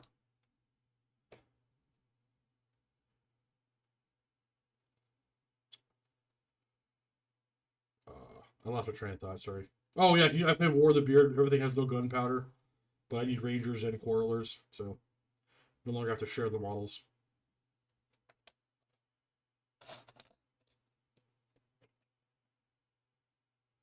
No, I have Bugman right here though. I'm using him as the sergeant of my squad.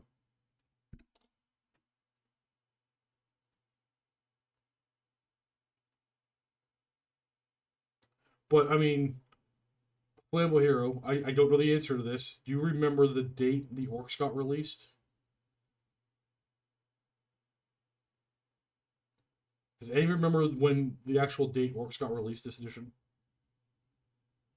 And then we can extrapolate when these guys are getting released from there.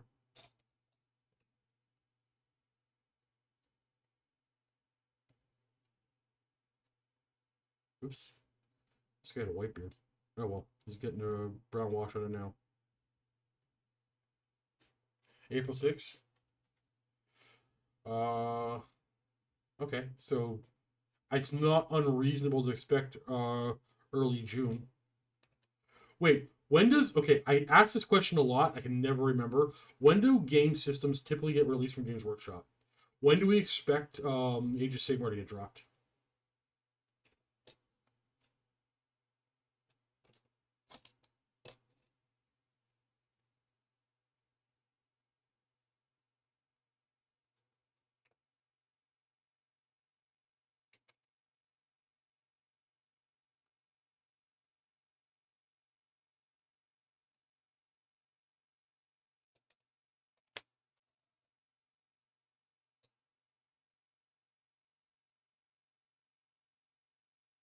New edition is July. Okay, so if new edition of AOS is July, I wouldn't think it's unreasonable to expect early to mid June we'll see the dwarf release.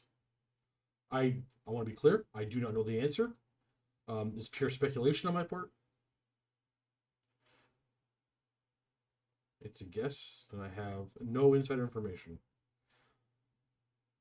But it's the same guess I guess anybody would make if you look at the history, the past, the pattern.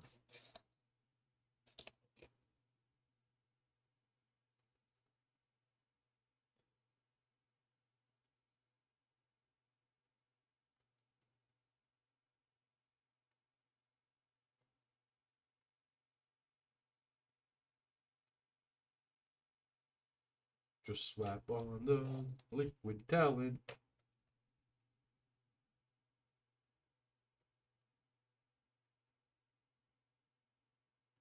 In Minecraft. I actually don't know the answer.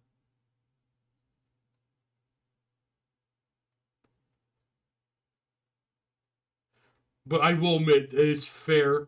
Okay, honestly, I wouldn't press this if I wasn't being truthful here. I understand the fact that we know they're next, and I'm working on Dwarves right now. It's easy to expect them coming out next week or something like that. That's not the case. It's honestly not the case. This is pure coincidence. Um, I am working on to explain why I'm working on these guys. Actually, I'm working on finishing up all the armies, so I can take a catalog of B-roll shots for all the armies and units, so that when I do the live streams, I can edit the army introductions from my house instead of going into the studio twice a week early to record the armies that we're going to play in the live streams, and then edit it live there. If I take a catalog of all the armies, and then I can just take the audio that we record and make the army B-roll, the army showcase. It'll save you a bunch of time. And I don't want to make a catalog for the army if I know I have models sitting on my shelf that are meant for the army. So these dwarves have been sitting around for a while. They're meant for the dwarf army. I want to get them done because after this stuff here is painted, I'll have everything I want for the dwarves done for my army, except the stuff that comes out for the Arcane Journal. So I'll have to add extra shots for that later on. But by the time I'm ready to do because I have to do all the basing on these guys, by the time I'm ready to do the whole catalog of shots, hopefully the Arcane Journal stuff will have been out and painted at the same time, or sorry, painted and done ready. So I'm just trying to get everything done. That's why I did the Cauldron of Blood for the Dark Elves. I was able to find 2 Scourge Runner chariots. When they get in, I'm going to paint them up, and then I can finish the basing on the Dark Elves, and then that army is ready for the catalog. The vampire counts are ready for the catalog right now. Well, sorry, other than the basing, I brought the rest of them home to work on the week or my week.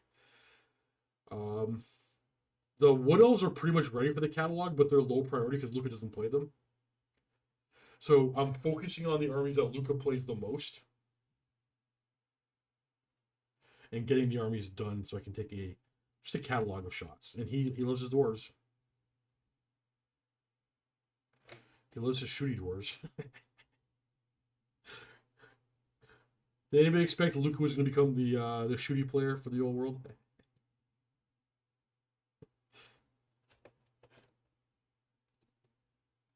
I'm trying to, Swoop. I'm trying.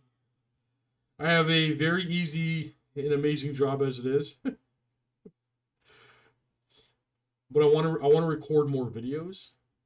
I have a bunch of video ideas, but I'm so busy doing the minutia work that's required to run a business. So I'm trying to free up as much of my time as I can.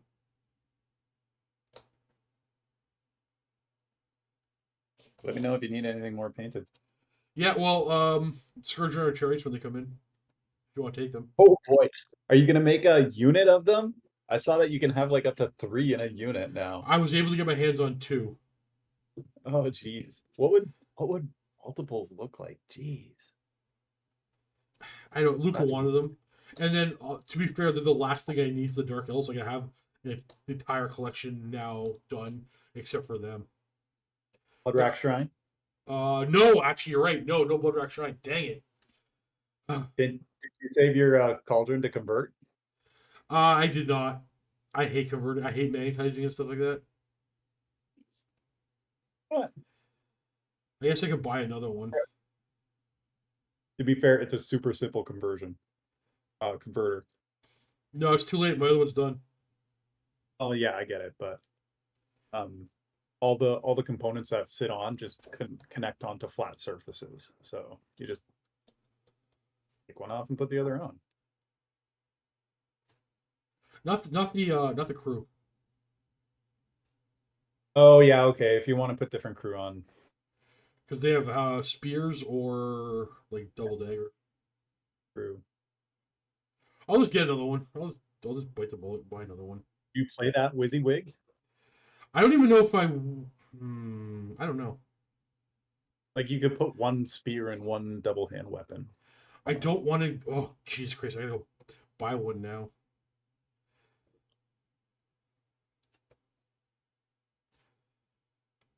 Do you want to paint the Bloodwreck Shrine as well? You talking to me? Yeah. Sure. Okay. Remind me when I'm done if you're still here. I'll order one. Okay. I've got one right now, so you've seen what it looks like. Want to sell me yours? Not really. It turned out really nice. How about I buy you another one and buy yours? Ooh. Still, I don't know. I, So, I felt like there was okay, a chance for a second. there was a chance, but then I can sit. So Atlas, that's holding onto the bowl, right?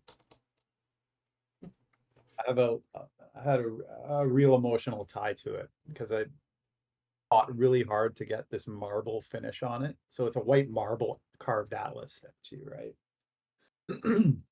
And the plan is to do the avatar of Cain for the conversion for a blood cauldron, the same marble, right? So I'm really happy with how the marble turned out. So I don't know. It would work. It's like selling my dog. That's how I feel about Yeah, things no, like that. there's no such thing as selling dogs or giving up pets. Once you don't do this. Not possible. You don't do that. There's no giving up dogs. They're family. Opinions of Knights of Realm on foot. I have 2 squads of them. I think they're actually fantastic, and they actually work well with a few builds in the army. And they are on my list of get done. You'll see a stream of me doing that soon. Just endless stuff I need to paint. Getting the Bretonnian army fully done and painted is high priority because Luca plays Bretonians, so I want to get the catalog done. Because so Luca still works for Mini Wargaming, right? I have to interrupt him every Wednesday and Thursday to have him stop doing his battle report, put his army on the table for me to record. So I'm trying everything that he plays. I'm trying to get fully painted and done, so that I can save him some time. I don't have to keep bothering him to stop his game. He's got a guest usually, and they just stop and wait while he gets an army ready for the stream, and then he has to do the audio for me. If I get him to just do the audio, you can save him a headache in a day.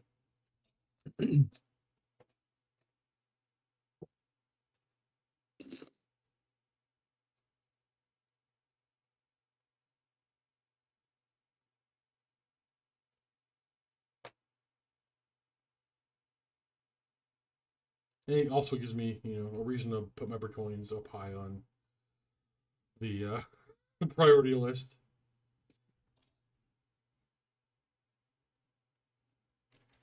Swoop, what do you? I don't have to answer the question. What do you actually do? What are you sitting around not doing while you're watching me?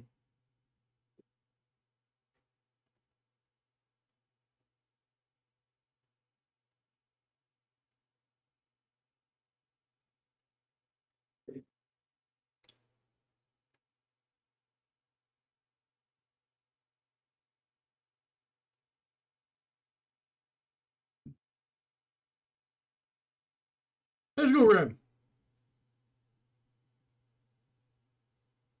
You wouldn't know. I know. You guys have no idea. You guys have no idea how much I cut out of his army showcases. It's a freaking novel. Every army showcase.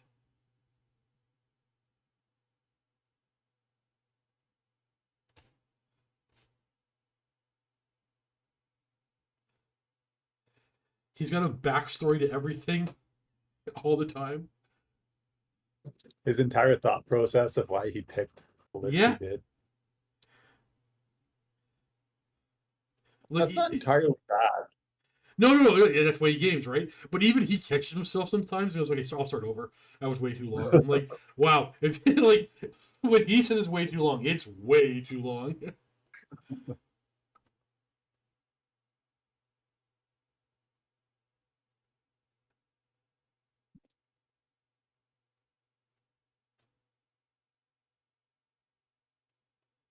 If I let Luca just run and do his showcase, which wouldn't be a bad series, but it'd be 10+ minutes every time.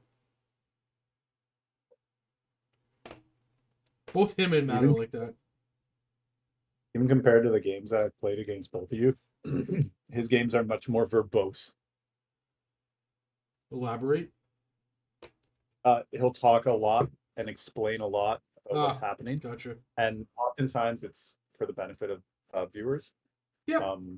I get too excited for that. But I forget there's a camera, and I just play the game. And I know I'm talking to the camera, but I get very excited, and I just keep playing, or stressed out. Excited or stressed out. All right, it's break time. We got the layer of wash that's gonna. We got to the 1/3 point. How long did that take? 2 hours? No, I'll be a lot faster than that.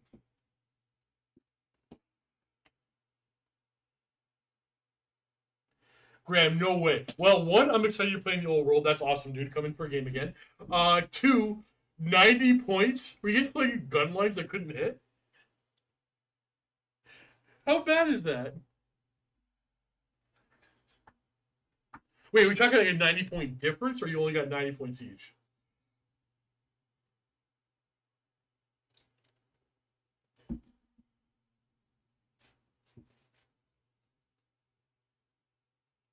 Yeah.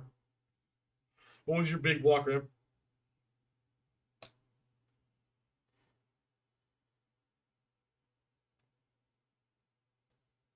This would be a good time to have a hair dryer, and you just hair dry your miniatures.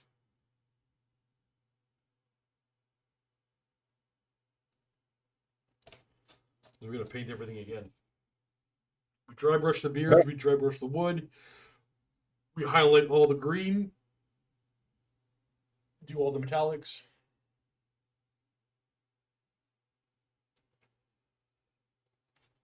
That just dwarf warriors? These are rangers, but yeah. Rangers. You know what we're gonna do? We're gonna paint this guy while we're waiting.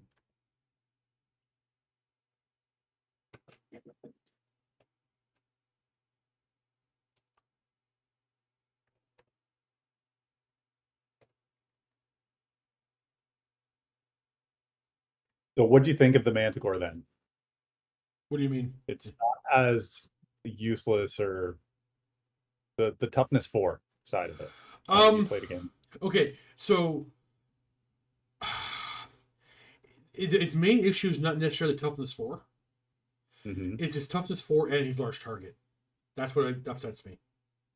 So Luca in the game I played against him had no shooting. Okay. But realistically, he'll have a Sea Dragon cloak, but he'll have at best a 3-up, 5-up against fireballs. Like he's gonna be a shooting magnet. Like even when often you have no reasonable target for your fireball, so you throw it at something, hope to do a couple of damage. That thing's a large target. You're always gonna have a target. Does that make sense? Yeah. So against a heavy magic missile and a heavy gun line. Yeah. Well, I'm not overly worried about bows too much with him, but like crossbows. Crossbows, yeah. Like he should be toughness 5. Like you can leave him at toughness. You can make him toughness 5 right now, and leave the points exactly the same, and nobody's gonna call it unbalanced. Like Dark Hills are not my main army, right? Like I'm not biased here. He should be toughness And 5. if you had 3 or 4 of them on the field at once. Yeah, but many armies can throw 3 or 4 toughness 6 monsters on the field. Like I think that's going to be the emerging meta. So if that's the case, then what? Yeah, 3 or 4 toughness 6 monsters.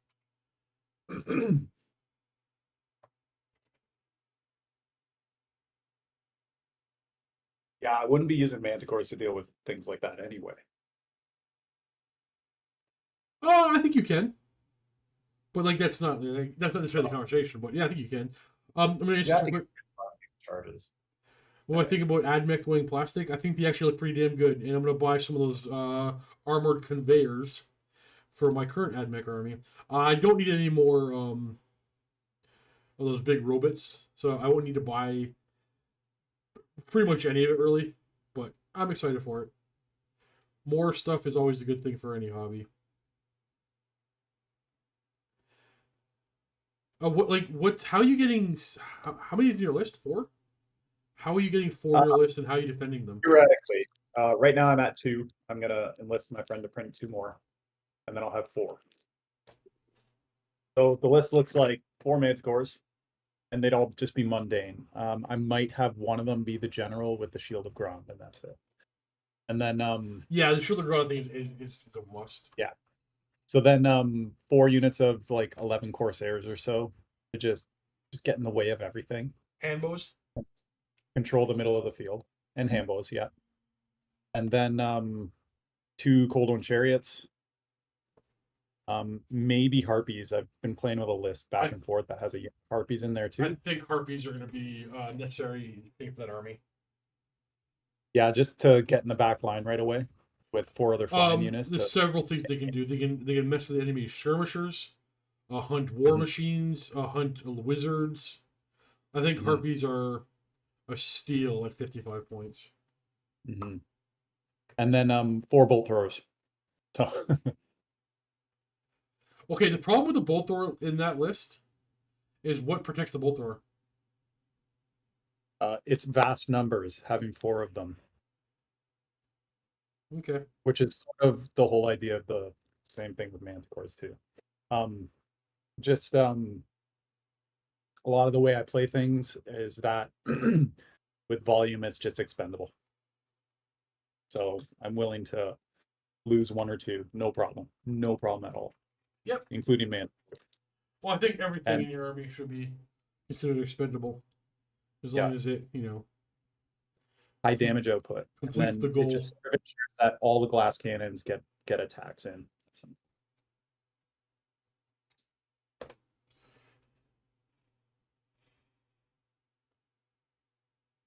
Are you still playing 30K? If I can get, I will bring 30. If I can get somebody, I need to hire somebody for 30K. That's where we're at. I need somebody else that's in the area. But more than that, like I've worked with many people, and everybody wants to be a YouTuber, but nobody understands the dedication required. Like people cancel games like crazy. They don't show up. They're late. They're not prepared.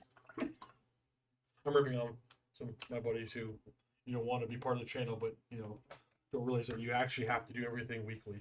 Yeah, no. If I can get somebody to come on and do Heresy weekly, that is here. You know what? Well, anybody wants to apply for a job, you have to be local or willing to come to the studio once a week at a set time every week. You have to at least be somewhat no, let me rephrase that. You have to be passionate about the game. So ideally, you own your own army, but more importantly, you have to be willing to play multiple armies that are available to you. You can't just play the same list over and over and over again. That's it. If I met that person, I'd hire them, and then we could just play Heresy on the channel weekly, and it'd be back on the channel weekly. But Heresy is ultra dead right now. In my area. I know, Graham. I know.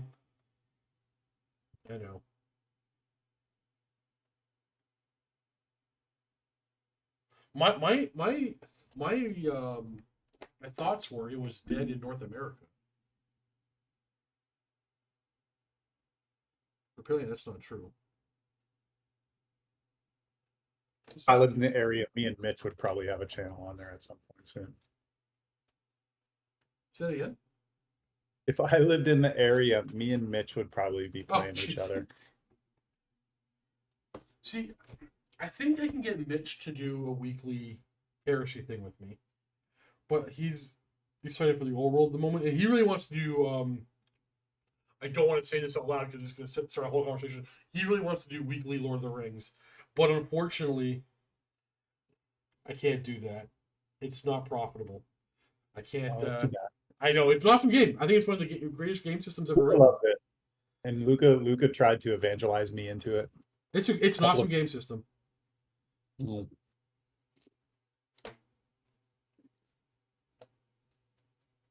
But the audience just isn't there. You know what I could do if I lived in the area? Mordheim campaign after campaign after campaign. I have this weird gut feeling that we're about to get a new Mordheim. I don't know why I feel it.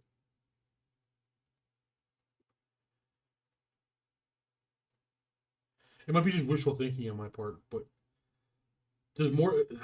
See, new Mordheim could ruin it, right, Ryan? Because the Mordheim game itself is fine. It's not fantastic. It's not terrible. It's fine. It's the post game stuff, and that's the stuff that they can ruin. Why? So every time there's ever been a new edition of Warhammer or whatever, I'm always super excited. I'll wait and see what it is, and it'll be awesome. Luca gets nervous every time there's a new edition. Like the new edition of AOS, it might suck. He might hate it. The new edition of the old world might suck. He might hate it. He always gets nervous. I never get nervous. I'll be excited no matter what. However, I am nervous for New Mordheim because they can ruin it. You got big shoes to fill. Yeah, well, that's true of every edition of every game, I think. But so, why does the post game bug you? No, I love it. It's the best. Oh, I don't want them to ruin it. Oh, okay. Just copy it. Whoa!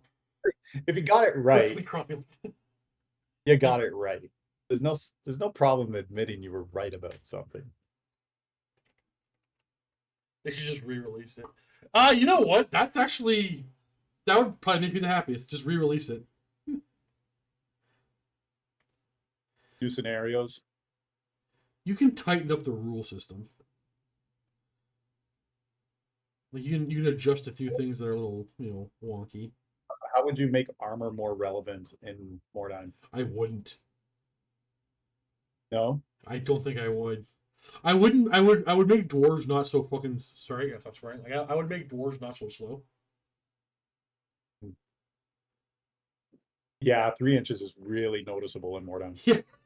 Yeah, for sure.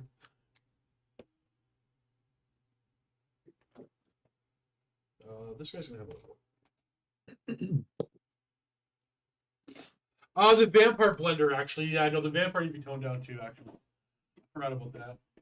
The vampire can first level up, get too powerful too fast.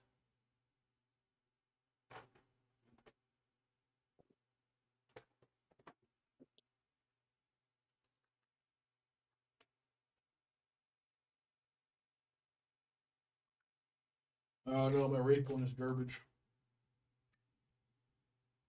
Can we salvage it? Cool. Not really.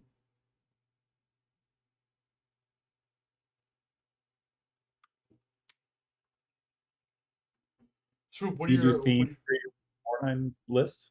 say again? You do themes for your Mordheim list? No, I kind of feel like the warbands are already themed enough.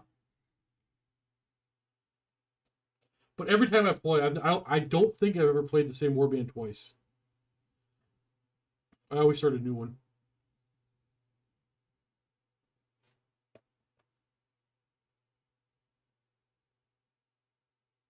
So if I were to play But like, orcs over and over again, I'd probably put a theme in it.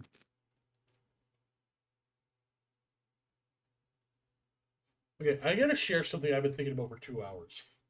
Now, I know a few of you are judging me for weird for saying this, and I decided I wasn't gonna say anything, but I'm fixating on it, and it's driving me bananas. So if you look at my face for a second, I have two lens right here. Here's one of them. Okay. When I'm painting, my nose is like an inch and a half away from it. It smells good. It has been distracting me for 2 hours. Now I know a bunch of you just judged me and said, "Steve, that was weird." I know that was weird. I'm aware, but I've been thinking about smell this. like burning nose hairs. It's. I can't describe it, but it smells like so. Yes, it does actually. I think you've been eating too much paint. No, no, because I've been thinking about it for 2 hours. Oh, okay. No, it has like a. It has. I don't know how to explain it. And now I'm embarrassed for bringing it up, but I knew I had to. HP. It smells like blue. It smells like blue. It smells like It smells like electricity.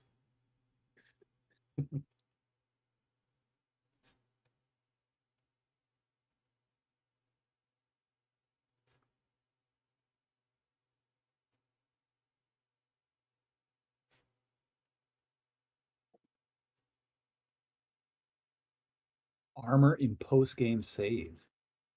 That's So, interesting. Okay, so the price, yeah, that would definitely make armor more common and useful.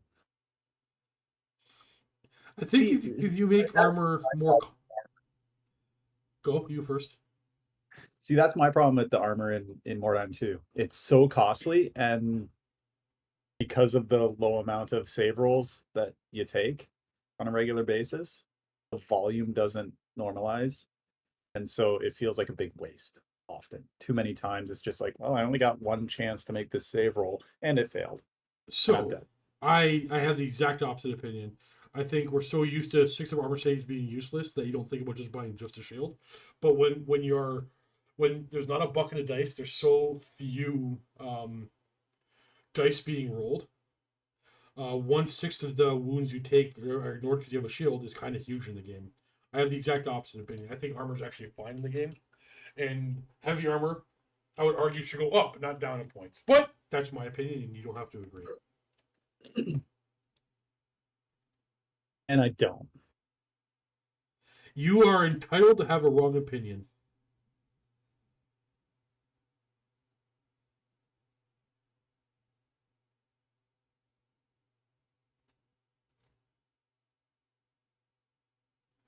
I just think if you make armor cheaper, you're just gonna see everybody buy it all the time right away.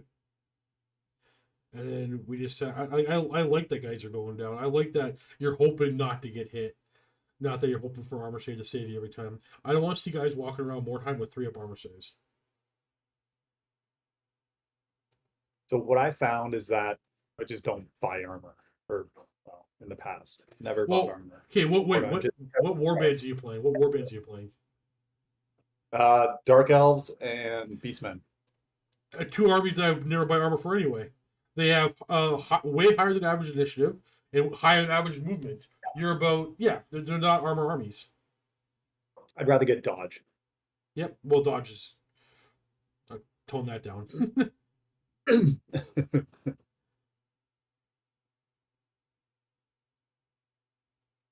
But yeah, with Beastmen, it's great.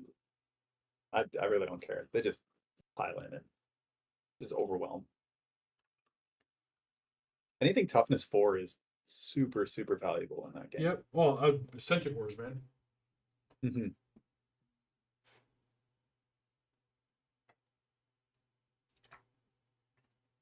Oh, see, Swoop, the thing is, you guys should play whichever way works for you guys, right? If that's working for you, do it. Let's go, young king.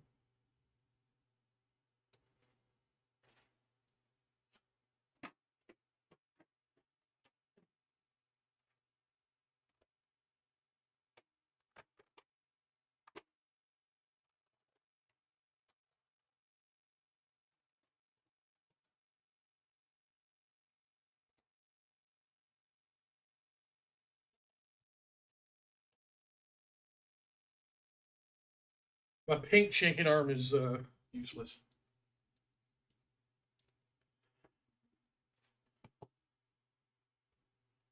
Of all my Warhammer warbands, my orcs are my favorite. I don't know what I would play next. Actually don't like the Dark Elf Warband. How come? Why don't I like them? Okay. Oddly enough, I like Corsairs. But it's just that's unrelated though. I think it's a pretty decent unit of henchmen in the game on their own. I think the weapons they have access to are a big deal, and that's sort of why I like them. But just as a whole, I don't know. I think they're too expensive for too little output. I don't think I don't know. Weapon skill has never really won me wartime battles as much as strength and toughness have. Okay, so that's in your head because they're just it's mathematical numbers. Hitting on threes is no better than wounding on threes. Hitting on threes, wounding on fives, or hitting on fives, wounding on threes. It's the same mathematical outcome. Hitting on fours, wounding on fours, hitting on threes, wounding on it's they're just put the number in a different spot. Now, when you bring armor into the equation, yeah, strength's better. But the best stuff is the special rules, like well, helmets. Helmets are important.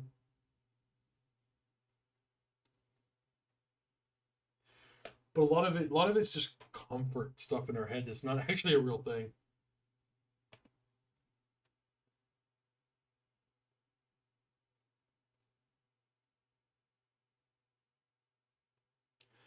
I think the best stat to have is I think probably just attacks, probably just straight attacks.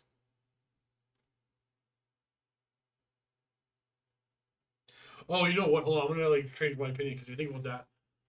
Having a higher strength will scale better than having a higher weapon skill because uh when you're only yeah, never mind. When you're talking about plus one weapon skill, plus one strength, um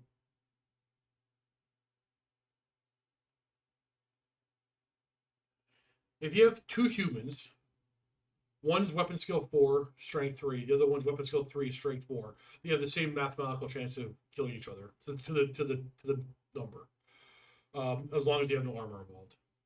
I guess one does scale with other factors in the game.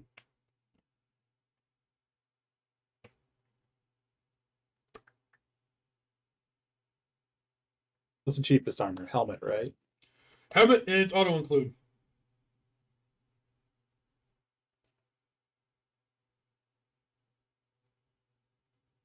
Oh no, wait, I think shields are cheaper. Shields are 5. If I remember off the top of my head. Helmets are 10. Are they?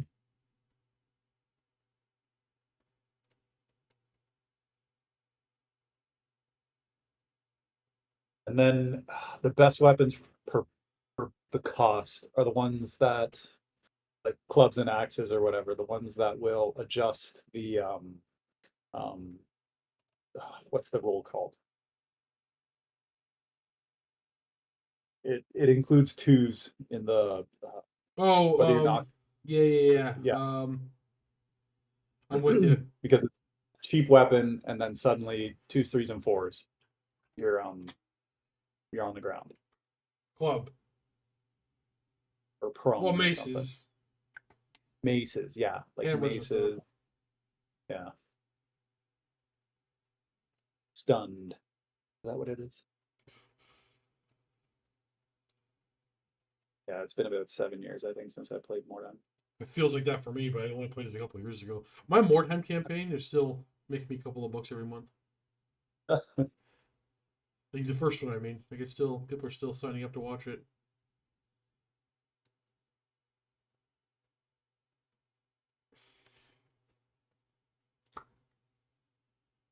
3 days. It's a damn good game system. I don't think it's unreasonable to expect them to bring it back.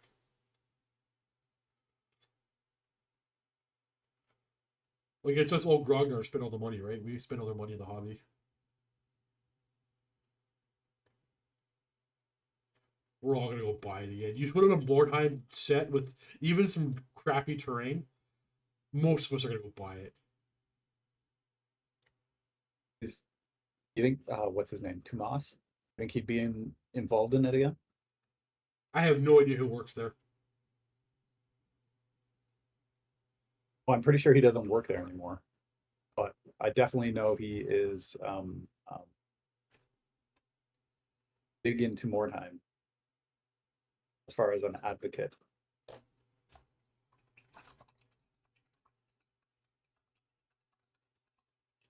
Like a starter kit? Swoop? So here, guys. I just realized that when the Empire comes around for the old world, they're gonna re-release the militia kit. That's the Mordheim kit through and through. We all can start Mordheim again.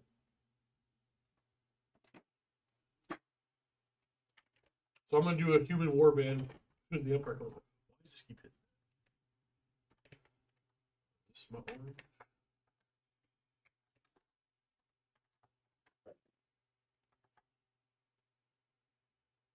Did they ever have wartime terrain, like to purchase? I was too young. I think they did. I honestly think they did. There was a mix of stuff that Games Workshop provided. I know that there were a lot of paper craft,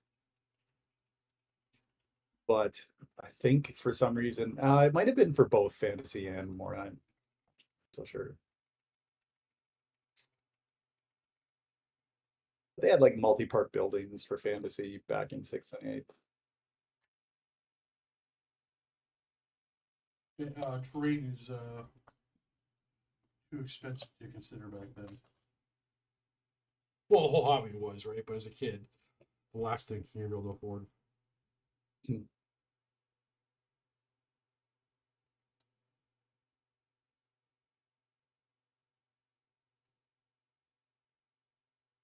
Yeah, card terrain. I That was slots and slotted walls and roofs and stuff. One of the first things I ever painted, I didn't have paint. Was a Bretonian Knight from the 5th edition box set. I used my sister's nail polish.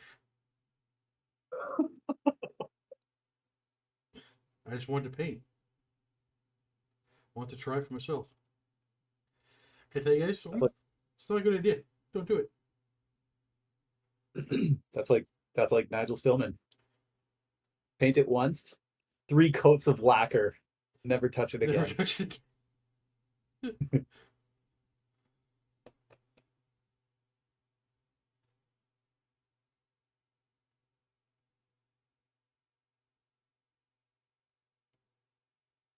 Do you repaint things often? Not like old often. Stuff that you're never happy with? I'll often go grab something that's thrown around from any wargaming, like this is garbage, we're never gonna use it, it's painted bad, and fix the paint job. I love fixing paint jobs. But for the most part, it's just easier to buy something new and rebuild it than repaint it. I like keeping the old stuff. Like, I think I've got the first thing that I ever painted, still painted. I wish I did. What was yours? I know the first thing I ever painted properly. Well, painted to completion. Executioner champion. It was the 5th edition dwarf gyrocopter for me. Did it stay together? Yeah. Ooh. Did you pin it? Nope. I was a kid. Didn't know about pinning back then. True. It was all metal pieces, right? Yeah. And it stayed together? Yeah. Also wasn't gaming, so it's not like it had to go through a whole lot. I don't remember what I did with it. I probably sold it. Just to trade everything back then.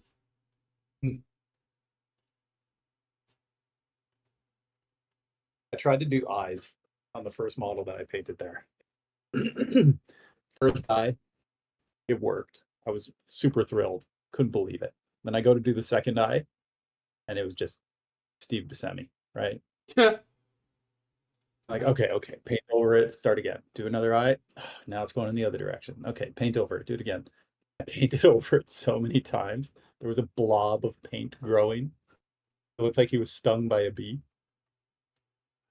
I don't do And eyes. eventually there was just nothing to paint there anymore. And I was looking at it. Well, if I take this off, I have to redo the whole thing, including the good eye over there.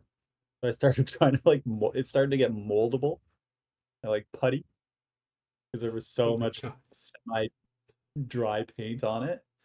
And it just squished into like General Martok looking missing eye. So I just kept it. It got one good eye and one missing eye. He just looks like a grizzled old veteran now. There, allergies exist in the old world, man. Everybody's sneezing for me. Yeah.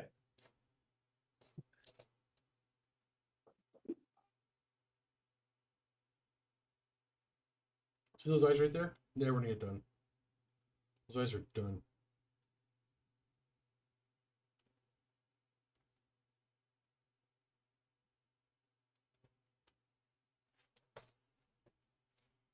I like this model. I don't know if I'm ever need a Slayer with 2 hand weapons, but damn good model.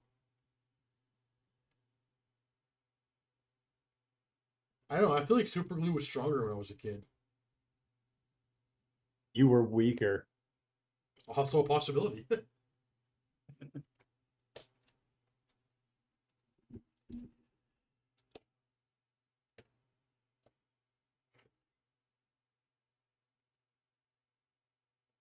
see here.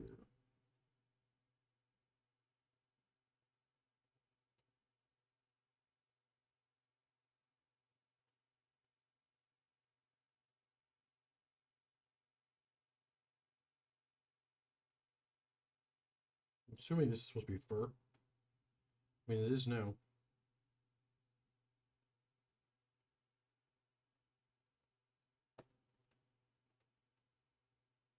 It was toxic. Everything in life's toxic. Super glue was toxic back then.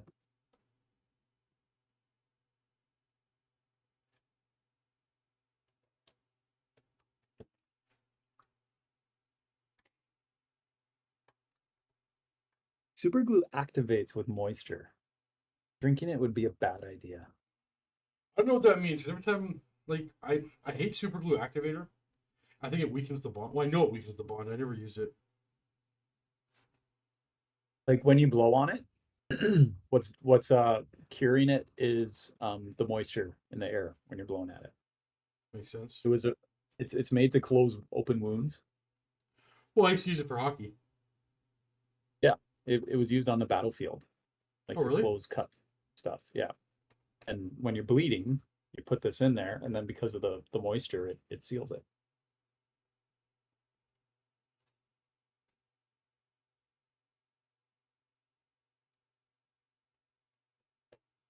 I believe it.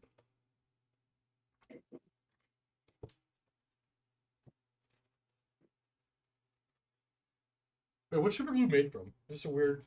What's it made from?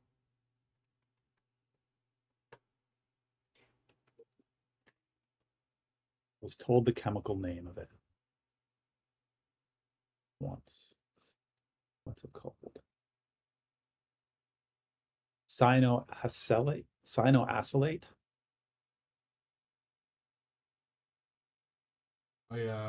I don't know what that is.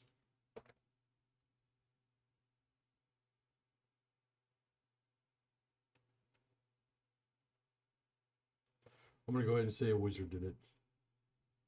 Cyanoacrylate. Not acrylate.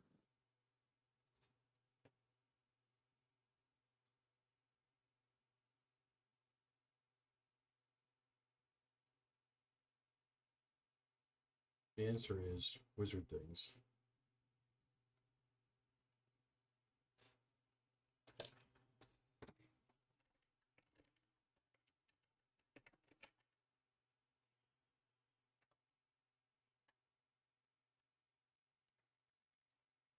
Does it flamboy or does it it doesn't weaken the bond?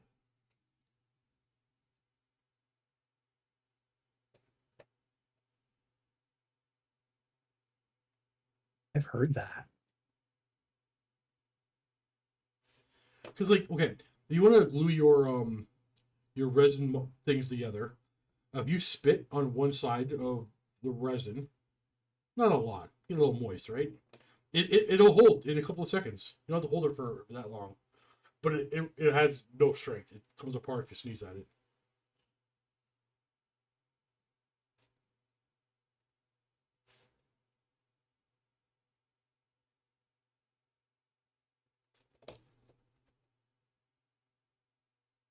So that's actually one of my kind of lame tricks when I am assembling resin parts. You say it takes forever to hold, right? Well, I'll find a spot that's not like I'll find a spot where I'll activate with a little bit of spit, and that part will hold long enough for the rest of the glue to cure and hold it properly.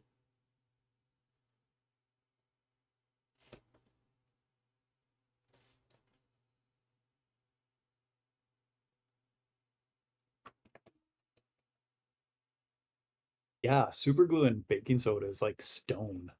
It's like concrete.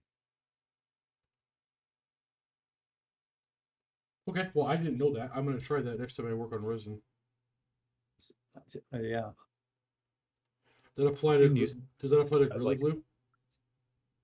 with metal and things, even.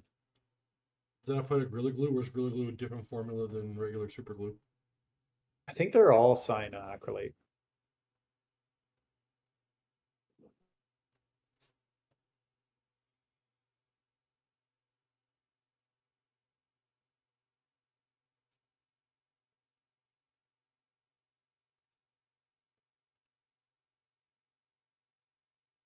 Gel probably just has a different medium. I don't use the super glue. Sorry, the Gorilla Glue gel. I mean, it's gel-like, but the actual gel brand I don't like. I hate it. It's too jelly for me. Oh, I like it so far for everything except for resin. 3D printed resin. Terrible. It does not seem to dry very fast. Everything else I've had it with is like 5 to 10-second fixing. But with resin pieces, like a tail will pop off after 5 minutes still.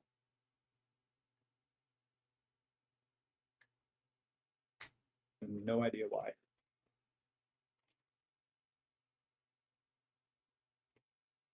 Gonna lick the point back into your brush. Don't forget, everybody. Important part of painting.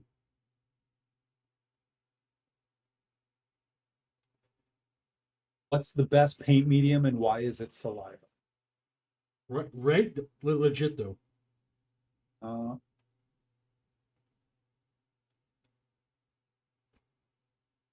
Sweet smell of ozone coming off of this lamp.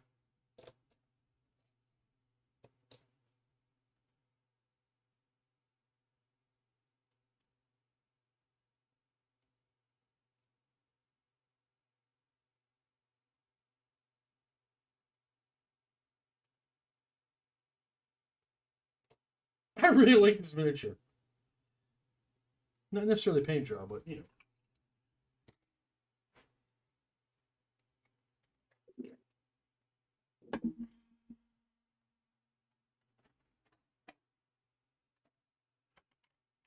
Oil time.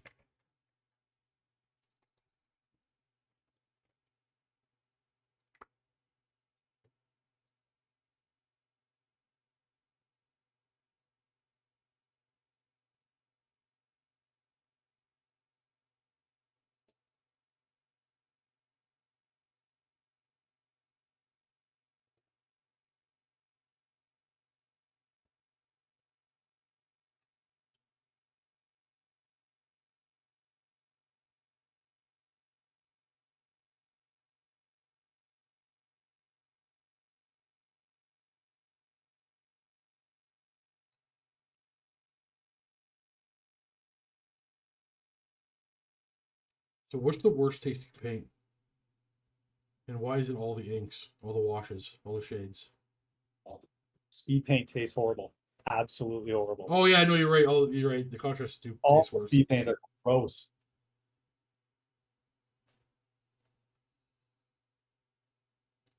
So someone bought the contrast paints, the speed paints, then the washes and inks, and then the regular paint. Like the regular paint doesn't even taste that bad. I've tested them all. Yeah. And one of them had to taste good, but no, none of them did. No, I know it's ridiculous.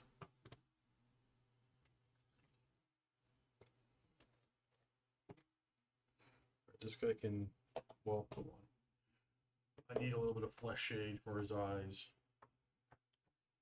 And we can let him sit for a bit.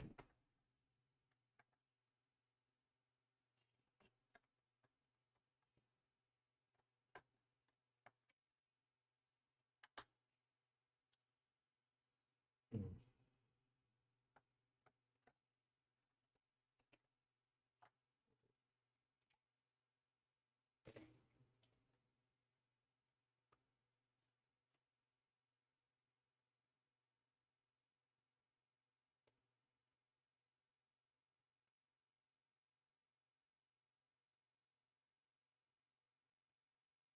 Coffee and paint is good when you dip it in your coffee. I tried to stay away from the coffee, but then I drink my Coke from bottles, so it's not really an issue for me. But I hear you.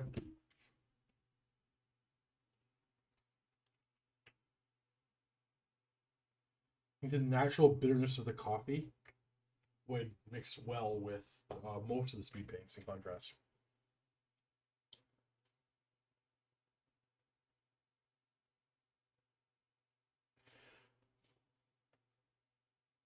I actually just use liquid green stuff for my gap filling brewing. Liquid green stuff. It shrinks, then you gotta add more, then it'll shrink again, then you gotta add more. It's not convenient, it's not quick, it's not even good, but it is the way I do it. Can you carve it when it's dry? Yeah. Let that guy sit for a bit while we move on to the next thing. Go back to him. I got regular green stuff. It dries very similar, I find. Yeah. No, the liquid stuff dries. Softer is not the word. More chalkier, easier to Maybe it's why it's just so thin. It's easier to like shave and stuff.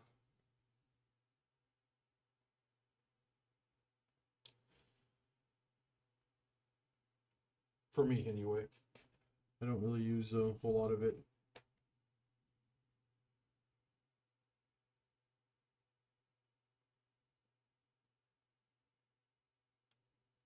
I think I'm making a mistake by giving him a white beard and white.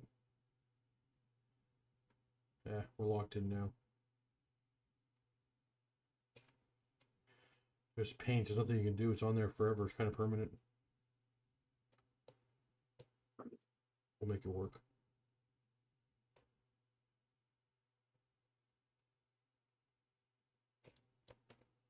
Just gonna slap her on. Make it look pretty later.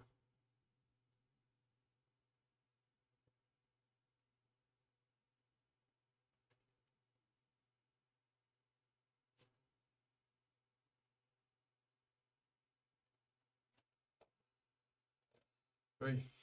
Push it away.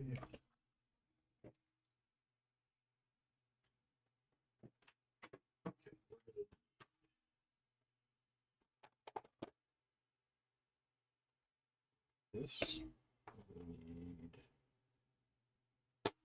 this.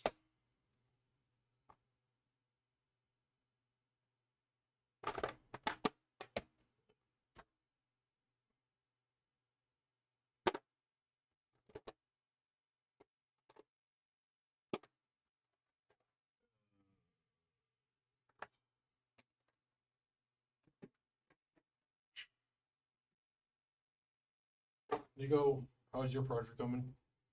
Anybody here was asking. Well, I'm watching the paint dry on this manticore. I just based them. It's important So I part of the gotta- hobby. Yeah. What could I do right now?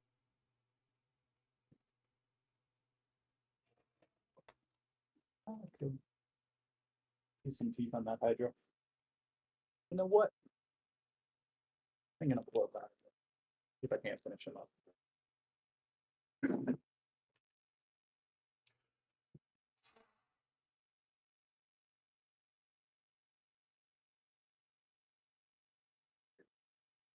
Pretty close. Pretty close to done on this.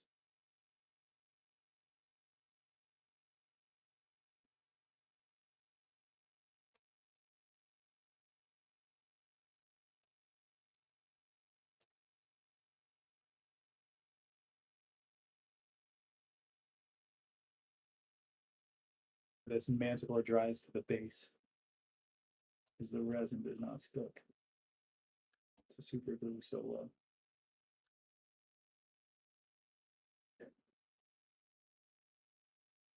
Oh, sorry, you were we got distracted. You were talking about your 4 Manticore list. What's it look like? Okay. 4 manticores. So there's no BSB and there's no magic. Yeah, I don't think you. Ooh, no magic. I don't think you need the BSB. I don't know what to think about that. And I certainly don't need a BSB with the character of models that I have there. 4 Yes. manticores. Well, I'm sort of happy if they're frenzied anyway. Doesn't bother me. It's never, the thought of it has never bothered me in the past, and it's never turned out bad in the first place because I want them to go in like it's send all, right? no, dude. I'll be clear. I don't think a BSB is that necessary in the old world. And then 2 chariots where the BSB doesn't really come into play anyway because of stupidity. And then harpies. All corsairs in core, 4 units of ambos. And then 4 bolt throwers. So Oh, right. really Yeah, no 4 need. bolt throwers. I'm not really sorry. I forgot about the 4 bolt thrower thing. Yeah. I haven't brought bolt throwers yet.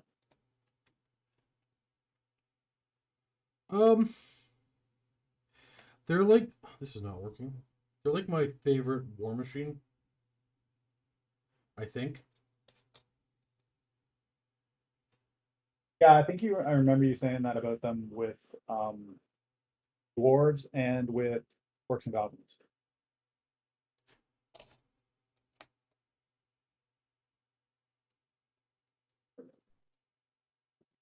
Do they just shoot better with higher ballistic skill? Is that, well, I guess dwarves probably have high ballistic It's skill. more about that I like the static 2 damage.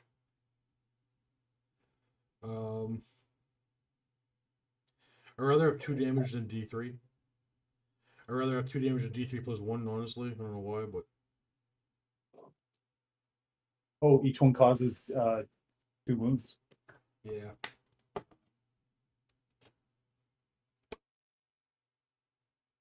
That's for the repeating shots? No, the repeating shots are just 1. Okay, so if I use the spear, each one causes 2.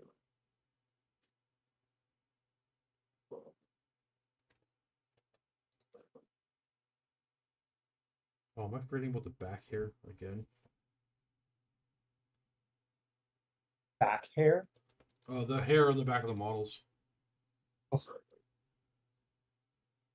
Back hair. It's not that big a deal, I guess, right now. Back hair. The hair. Knock it off. You know what I'm saying.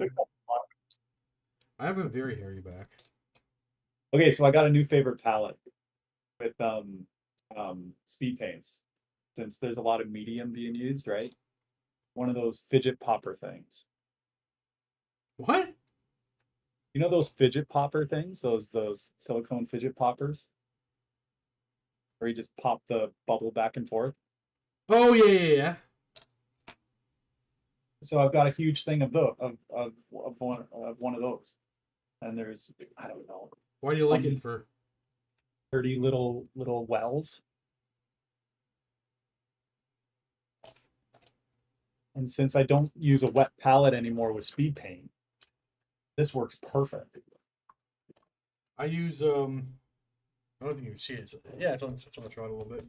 It's the Games Workshop old plastic containers. Uh-huh. Okay. They last forever. Well, so will this. Going in the chat. Does it react with the paint at all?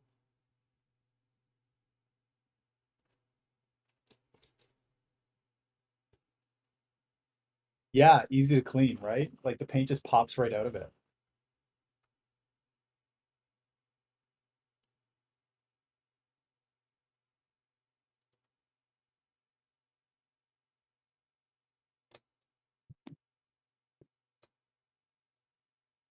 There, I put a picture in the chat.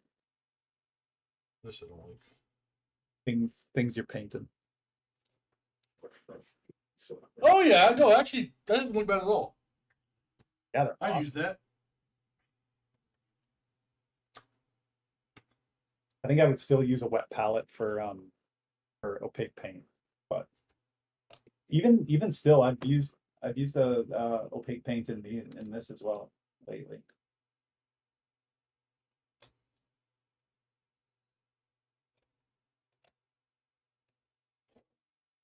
I got too many models on the table to work properly.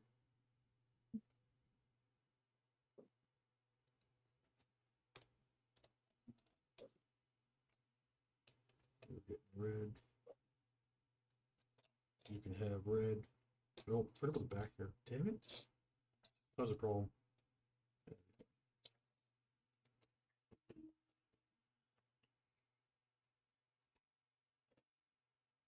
Nico, using the 2.0 speed paint or the regular stuff? Or the original stuff? 2.0. What's the difference? I don't know. I've never used the first one, but from what I hear, 2.0 doesn't reactivate. Oh, Easily. okay. Again, yeah, fair. Even some of the original contrast reactivates every now and then with um what's what I was using? The old Dublin Mud ink. Yeah. Huh. Yeah. So I've layered plenty of times with speed paint on speed paint on speed paint for a couple of things. I haven't had any of what I've seen demonstrated as far as reactivation. Like I looked up and saw how reactivating works on a couple of YouTube channels, and even some ways to like work with it to make effects that are cool. But I can't seem to do any of that after enough dry time. That's a good Probably thing. anything north of 10-15 minutes, you're not having much reactivation at all.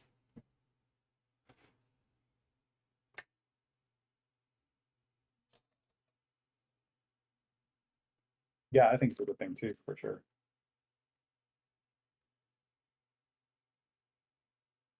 What's awesome is mixing balls come with every single every eyedropper. Well, Brent, someone was asking earlier about transferring to eyedroppers. Do you do that? I've never done it before. All the speed paints came in eyedroppers though, and to be honest, I've always preferred paints that come in eyedroppers anyway. I So, wish Games Workshop would learn. yep, I wish too. Pots are terrible. I need a brush I don't have.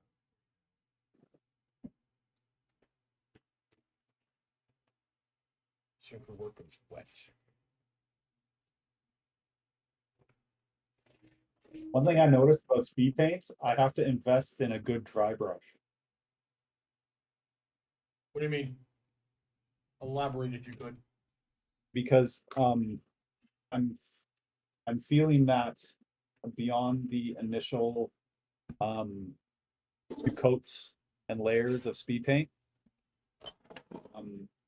on top of that, a good dry brush of highlights would really go a long way to bringing out a lot of the detail and still doing it quickly. This is my favorite dry brush right here. Yeah. Yeah, I got to get something like that. In fact, I'm probably gonna use it right now, but there's so much wet ink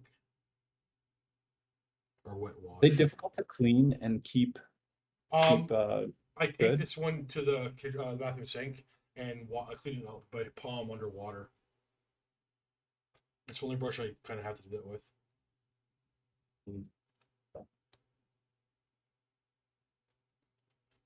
Does this orange hair need any highlights? Okay, leave it alone.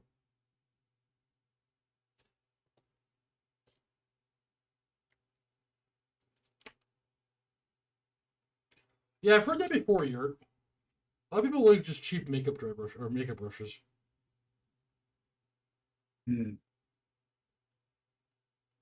Never. I use makeup sponges for like oil washing. I've never used makeup brushes for painting. Otherwise, So Jedi, I've played a couple of times with executioners, and there's reasons I don't think they're any different than Blackguard, and there's reasons where I wish I had Blackguard instead. But all the yeah. same, I don't think infantry are the strength of any Dark Elf army at this point anymore anyway. Blackguard are good. Come on, but executioners are just not. Like they have no business being AP1. You get them buffed and they can be irresistible. But even then, the grind of infantry doesn't seem to get me very far. Yep, I'll agreed. win that round of combat, but it doesn't make a difference. Like winning a round of combat doesn't really have the same meaning as it did before. Yep, I thoroughly agree.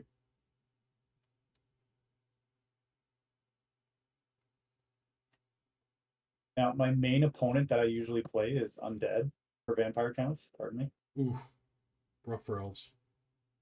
Yeah, In melee, in infantry melee. yeah. Like I you, think you in can't one go game, 1 for 1, and then they just grind you to death.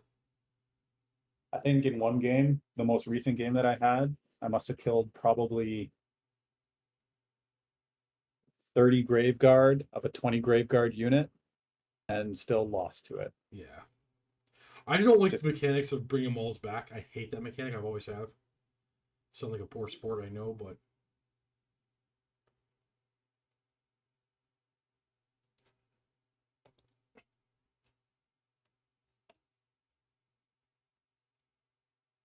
the only tactic that works is just kamikaze missions against the source of resurrection. yep. But it works. Yeah.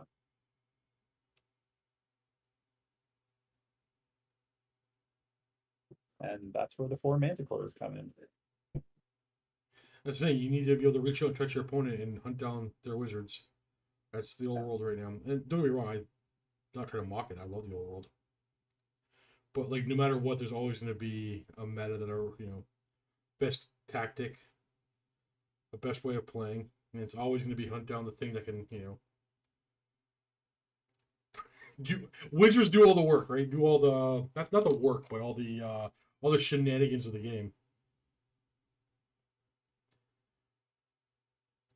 Once you hunt down, it's more so with undead, but for any army you play Yeah. against, you hunt down their shenanigan pieces, which are always characters, and you're fine. Yeah, some wizards do all the work. Mine always do. I think it's an MSU, not necessarily MSU, but MSU playstyle type edition. where we have fun with infantry, but you don't need it to play the game properly, which is unfortunate because, god damn, do I love infantry.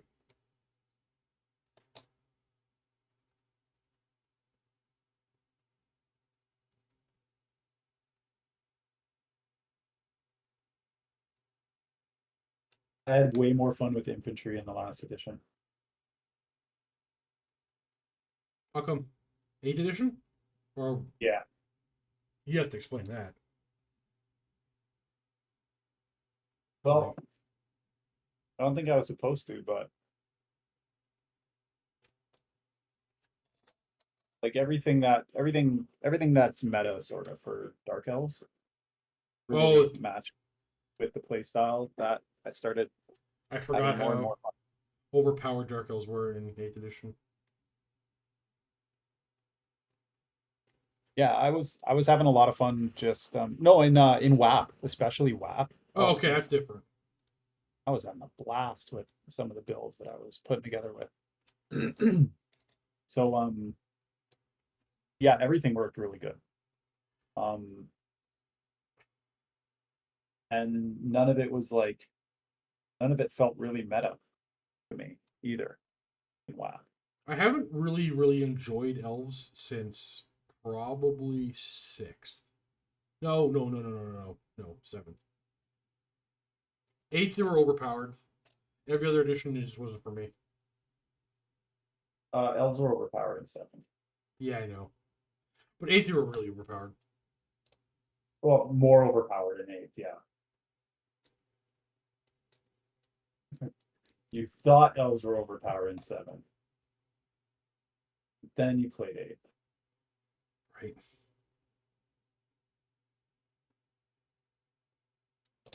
Right. It's kind of true.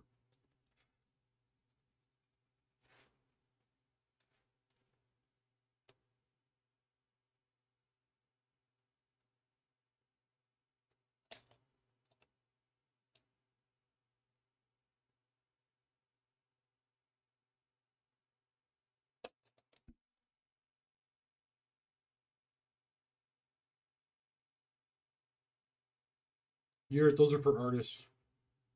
I'm a grunt painter. I'm gonna get it done. Just sit here and chat about Warhammer, put on a YouTube video, move a brush around till color is everywhere you need color to be, and then play Warhammer.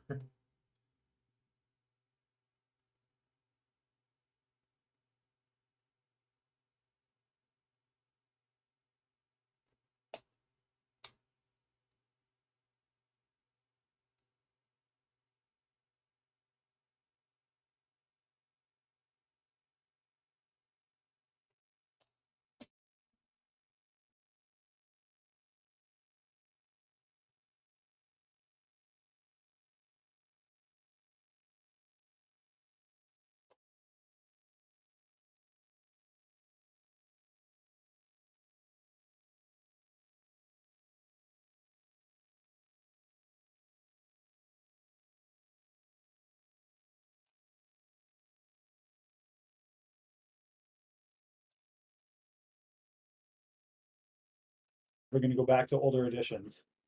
What do you mean? Playing. Hold on. I feel like you said half a sentence. What were you saying? Oh, so are you ever gonna go back to playing older editions? You are? You. Oh, yeah. At one point, yeah. You're gonna have to rebase everything. Older. No, we talked about like when they first talked about the rebasing thing way back when.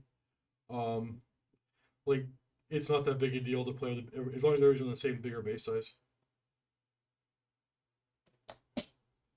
But like again, everything I do is about running a YouTube channel. I gotta look forward, not back.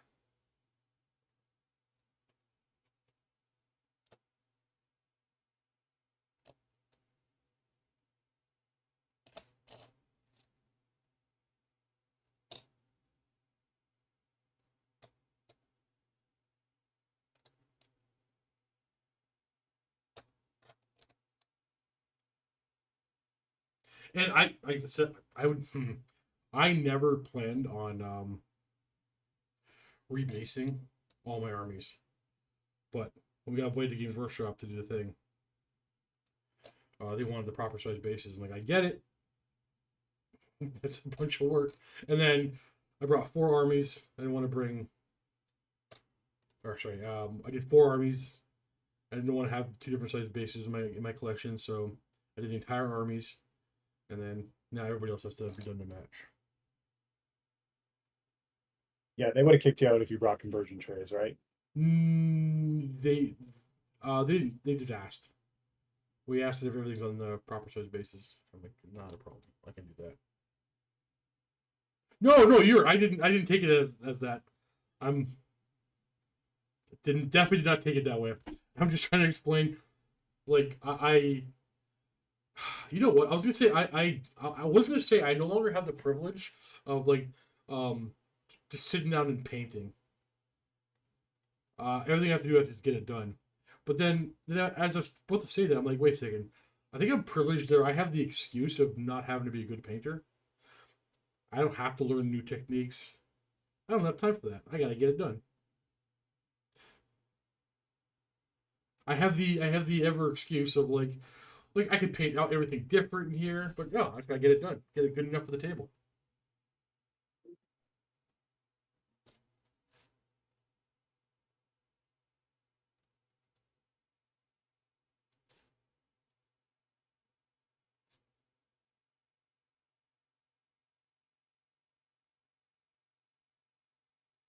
I live the life of the privileged wargamer, and I'm okay with that.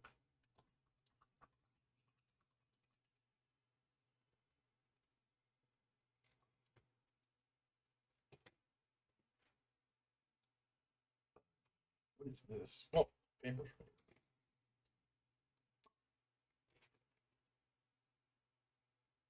Nope, Swoop, you said what you said. No taking it back now. Yeah.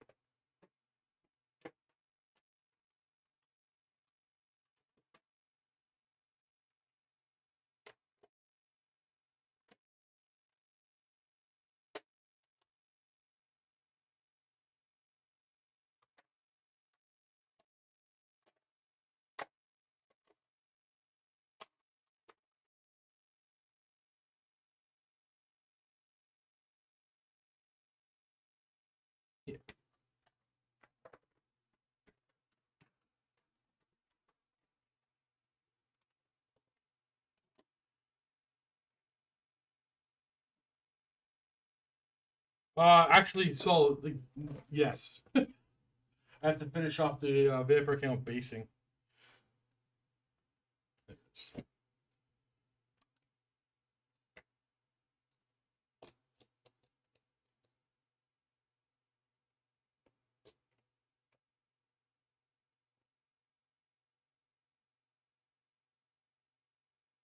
But as for actual models, I have a lot. I have a lot of um Beastmen and Bretonia on my painting table.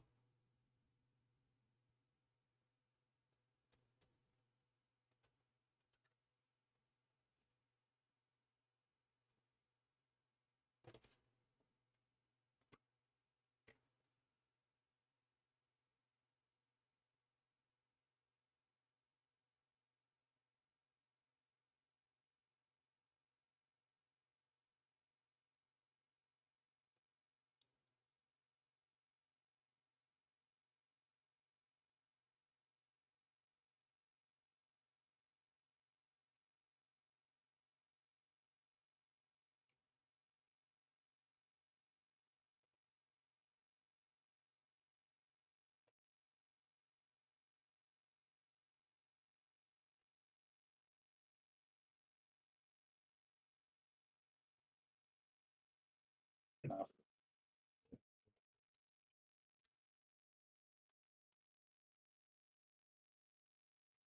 Time for some eyeballs. Huh? Time for some eyeballs. Ooh, Hydra don't bother. eyeball. Don't bother with that nonsense. Animal eyeballs. I usually just do white. keep a ghostly sort of rage appearance to them.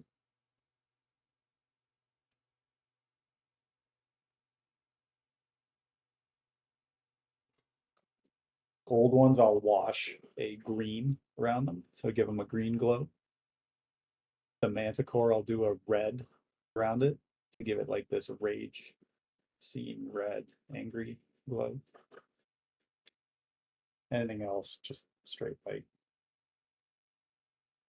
No time, no care.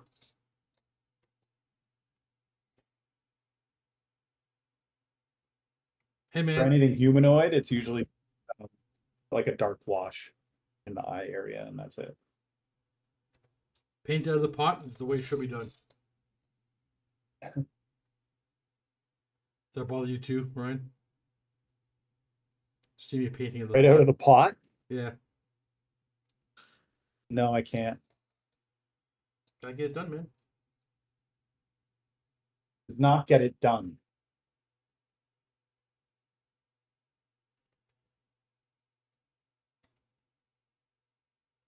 We can overlap the shield a little bit. Let's wipe it off. Okay, depends. There's something I would do straight out of the pot. What? Okay, real bright high points that I want to be ultra pure white. I'll do a little bit out of See, a pot. I won't use a white from a pot. I use I love it's right here actually. This is the white I use.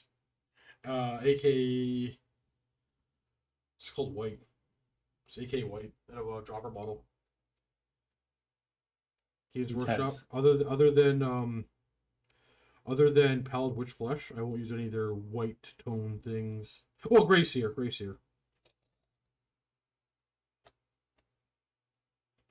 You smudging it with your fingers. Yeah, so I'm not like I just overlapping hitting the brass or the gold. I just wipe it off. I'm not gonna spend forever. Oh, I see.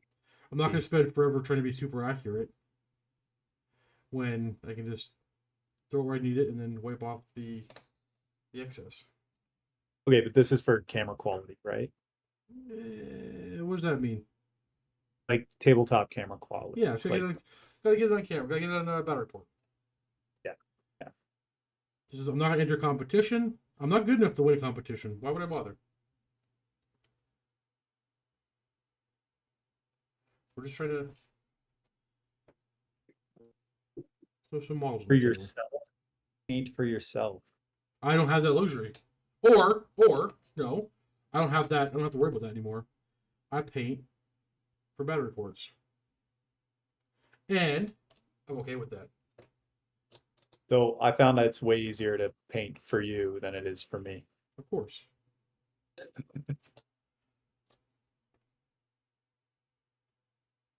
I'm way too hard on myself. And then when it's for you, Steve doesn't care. Well, they do, but you know. Well, if it passes, I have reasonable expectations. If it passes my minimum expectations, it will meet or exceed your minimum expectations.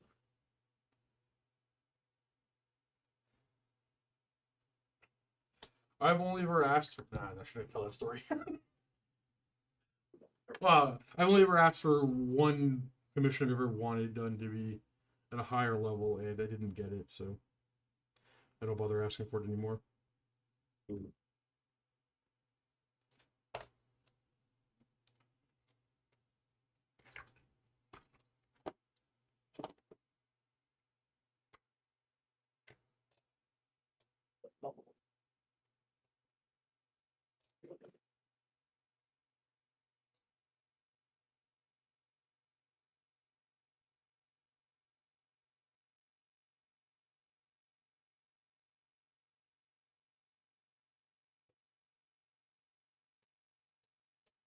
I hate that.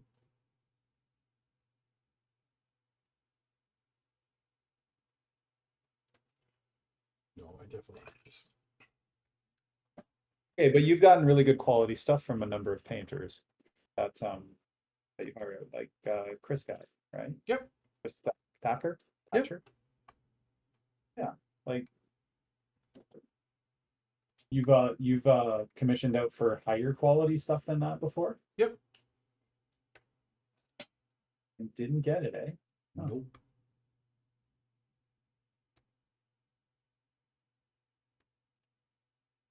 You ever see the Swedish guy, Widmar? Swedish people are a myth; they don't exist. Have you ever seen? He's a painter, a pretty good painter from what I remember, I think. But he'll have a series on hiring out commissions for Mhm. various qualities at various price ranges to Mhm. see how you get compared to like high price stuff. I've seen And his. Yeah. you can get some dazzling work for dirt cheap, it seems. I have the absolute worst luck with commission painters. I have a significantly higher rate of no return than getting it done. Yeah, that sucks. It's a thing at mini wargaming where I'm not allowed to use commission painters because they'll have commission painters that have done dozens of jobs for them successfully. And they do one for me and they ghost us. And like I don't know. Maybe it's shite at communicating.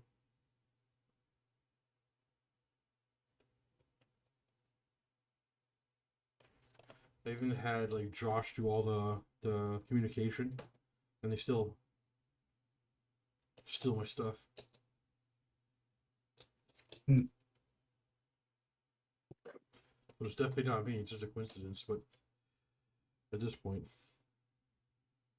ah shoot. Because remember when I sent you that stuff, right? I'm like, yeah, um, see if he returns it. That's why I always start off with a project with somebody I don't really care about. So you, Dale, Adam from Relief Terrain, you guys have all been consistent commission people. But you only done like one or two for me, right? I've only done two. Two?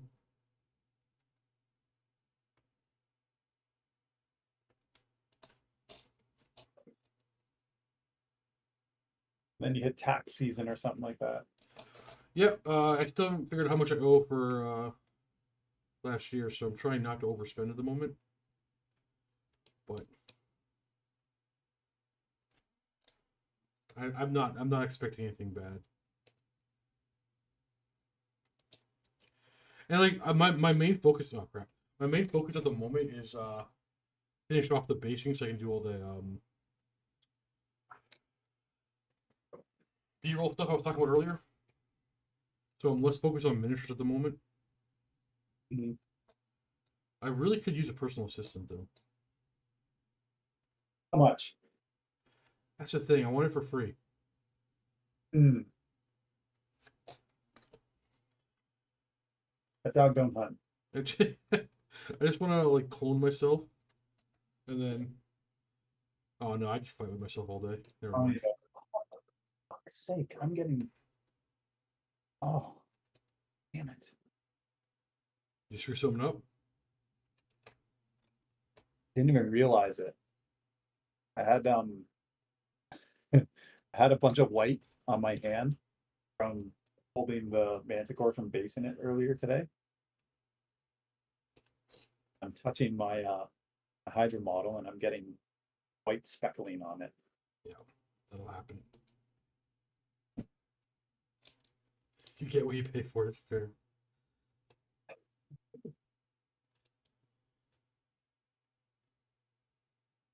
I am my most affordable painter. All joking aside, Swoop, it is something that I will be I will require sooner than later. Well, I require it now, because I don't know if I want to budget for it yet. It's gonna be Michael. No, you know what? To be fair, I think I already do have a personal assistant. It's Michael. I just pay him to do everything I don't have time to deal with. So I guess I already got it.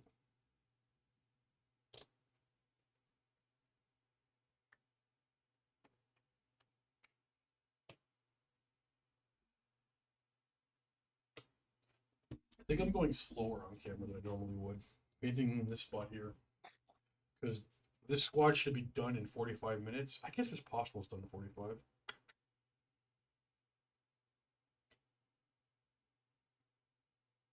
All right. I got a despeckle. How does one despeckle? I don't know. Honestly, my guess, very carefully with an X-Acto knife. Oh, like you got spatter. Yeah, like contact spatter from dried paint on my hand.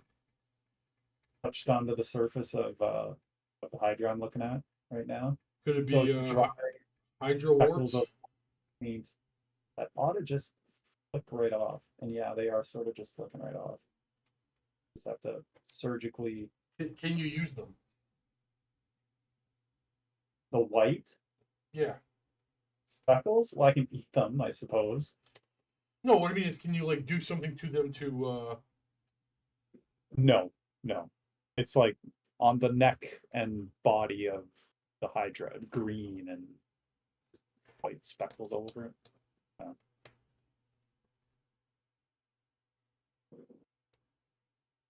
It'd be easier and quicker for me to just sort of lightly scrape dust them off.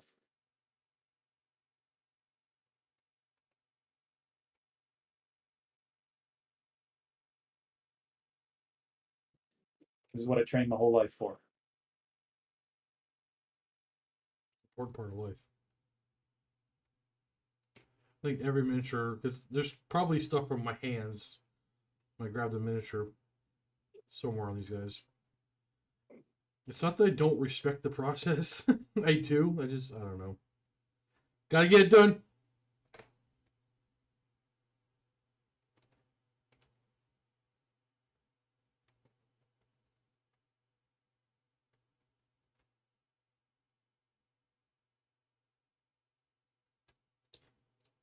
We decided boots are gonna be black today.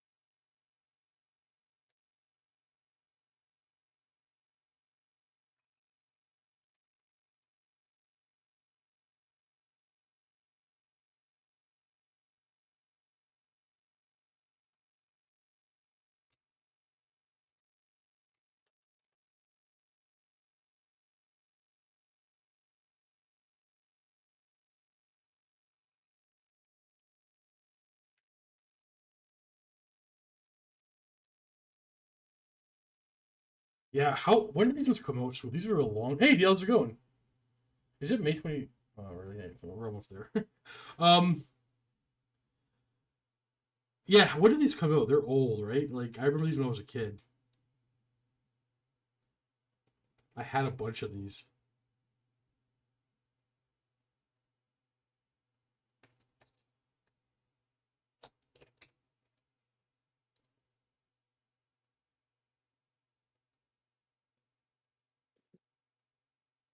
All right, problem solved.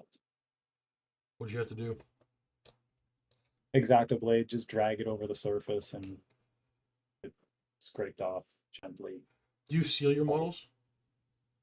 Do I what? Do you seal your models? Do you varnish them? Not until I'm done.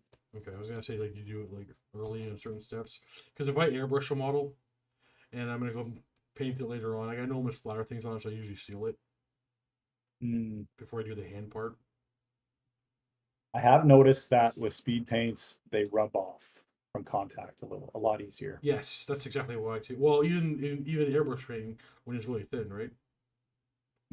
Yeah, I can see that.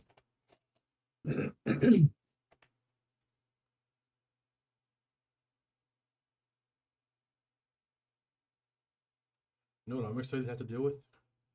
Um, 2 units of rangers. Let's see if Luca uses the other guys as rangers still after I get these in.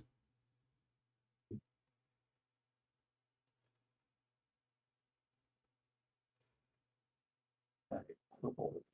Hey, did they actually say what the other dwarf army is? Like we have like the Slayer thing. Do we know what the other one is in the Arcane Journal?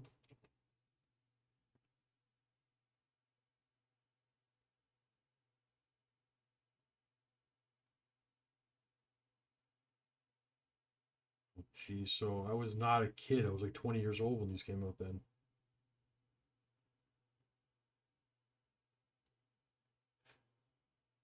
Oh, Dr. B, we're getting them done. They haven't said. They haven't said. Okay.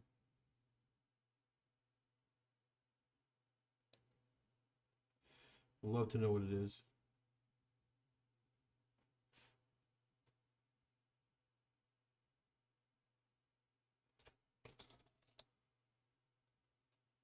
Engineers? Could that be a thing?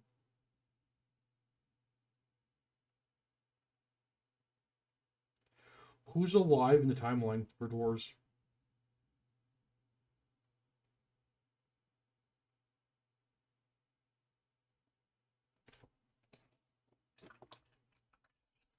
Let's go, Battle Chicken.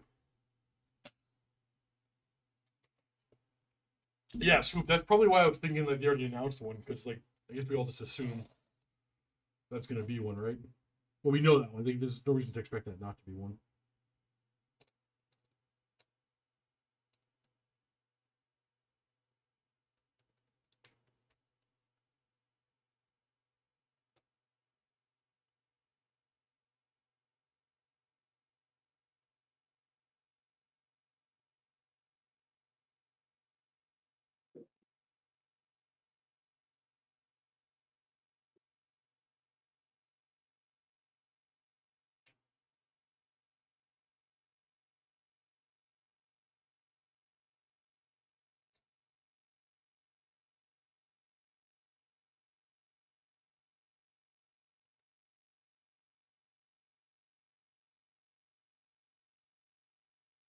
You have to wear armor.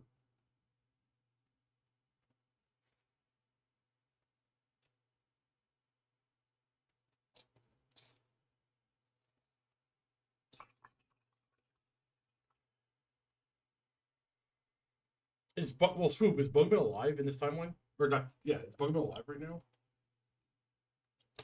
It's a key thing to answer.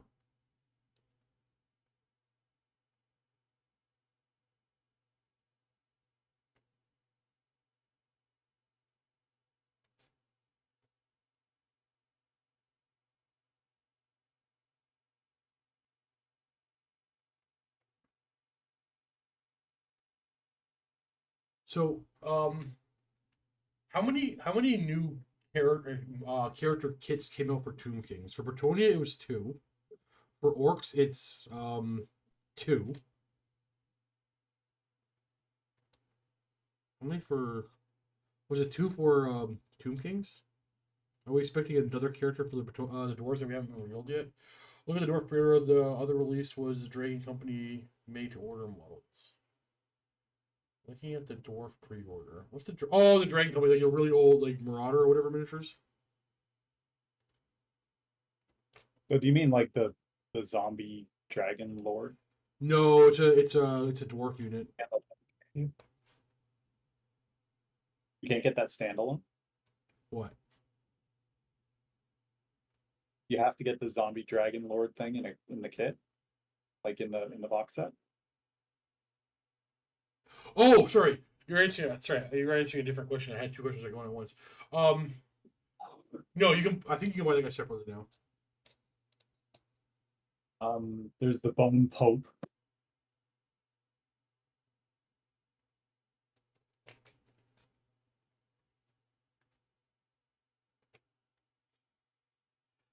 I feel like the Iron Hands metallic is too thick. Never had to thin my metallics down before.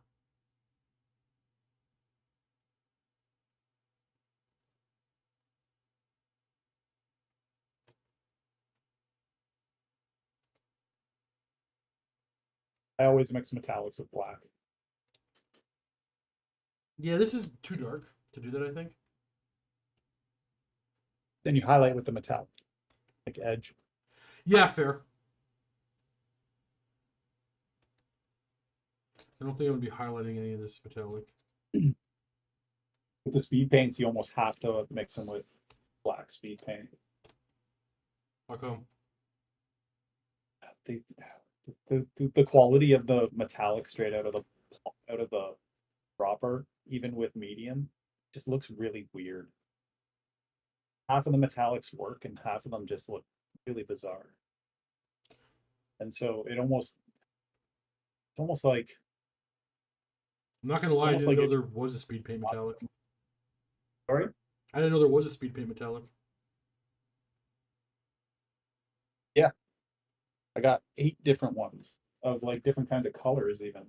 There's like several silvers, a bunch of golds, a bronze, some yellows, a green metallic. I think there's 8 or 9.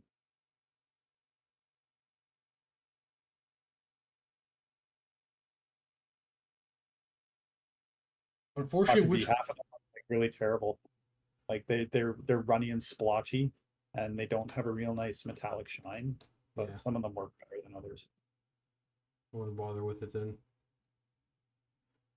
I'm using this to match my other dwarves, but I've been using pretty much just AK gunmetal for everything. I really like it. Yeah. I can't use it on these rangers just to match the other guys. So no Blood Bowl for me. Um, everything I do is dictated by the audience, and their audience for Blood Bowl, while is passionate, is small. And just if I were to do just what I wanted to do, um, I'd be making 0 videos because the channel would shut down. I have to play what the audience wants to see to a degree, right? Like, I get to play the whole world, which is I have the only channel focused directly on it. But Blood Bowl, fortunately, just it's too small. That's why most channels can't cover it. The cost of production is up.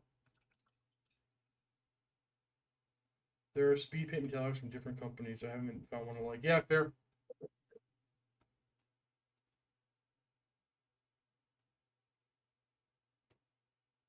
I never thought that metallics would need a speed paint, but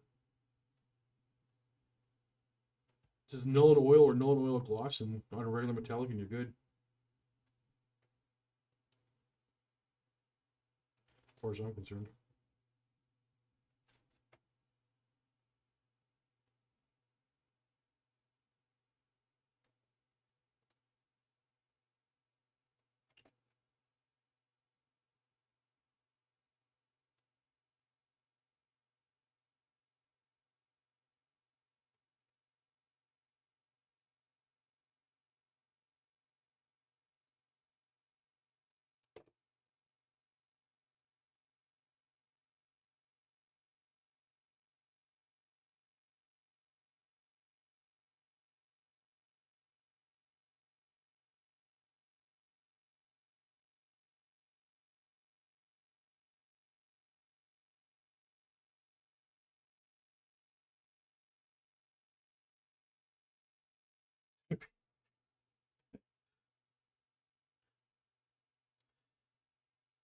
No, but like people regularly ask for it's like Blood Bowl and Lord of the Rings, Middle Earth, whatever.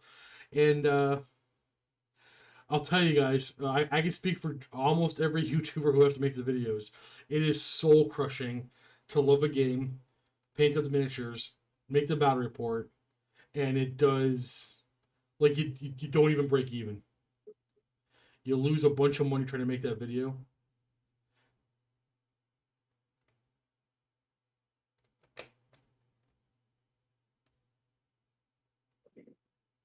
Yeah, tiny little passionate group, but of people who love it. But unfortunately, there's just not enough of them.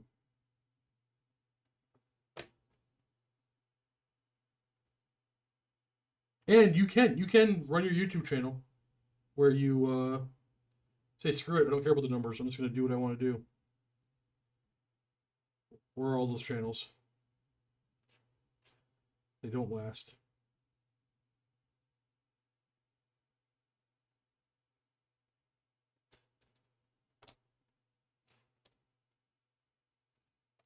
Fantasy itself is pretty niche. Yeah.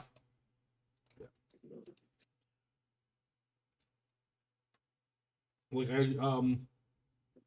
I ran the channel for years at a loss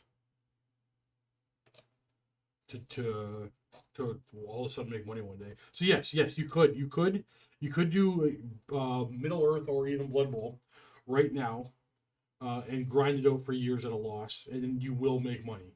I, you will make money. Um, just not right away.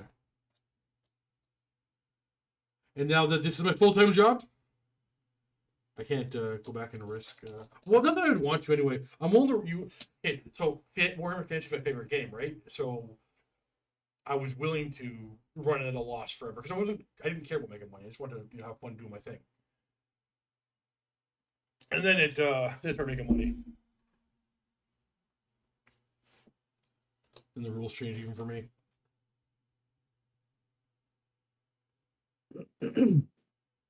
To be fair, that's how you prove a market in the first place. And that's one of the reasons why things like the old world come back, is because there's still an established fan base. Well, it was Warhammer Total War. One of the reasons. One of the reasons. I know, mostly me, but Mostly you. I had nothing to do. I had no influence in that whatsoever. Not directly. No, But none. So Games you're a Workshop. you're a symptom that there's people that still like playing it. And if there was no signaling to the industry from, Games Workshop those brought back Warhammer Fantasy: The Old World and had no idea about my channel whatsoever. I had no influence.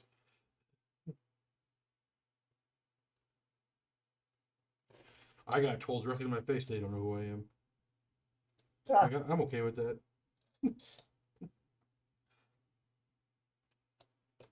You don't need to influence them directly, though.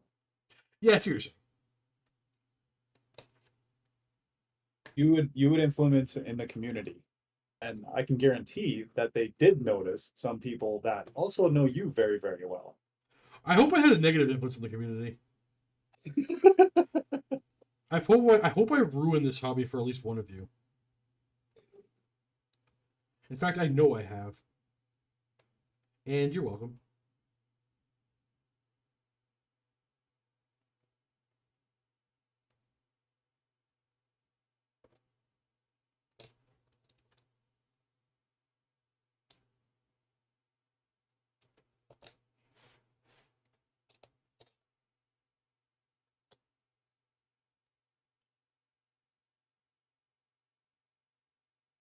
Well, HP.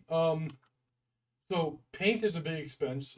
Games Workshop. Well, no, I was gonna say Games Workshop does support me with the models, but no, they don't. They haven't given me a single fantasy thing. No, that's not true. I got one box of Bretonians, one box of the Tomb Kings from them, but everything else is paid for by the channel members. So I have Brandon, Luca, and Michael. Brandon edits one video a week for me. Michael operates 4 streams, and Luca's in. Michael operates 8 streams, and Luca's in 8 streams a month. Brandon edits 4 videos a month. Like nobody's like I'm the only one who's full time. They're all contract workers. And then I have Ryan is in chat right now. Dale, Chris, even though Adam hasn't done anything for me in a while, Adam, all guys that do contract. Oh, even Ted actually.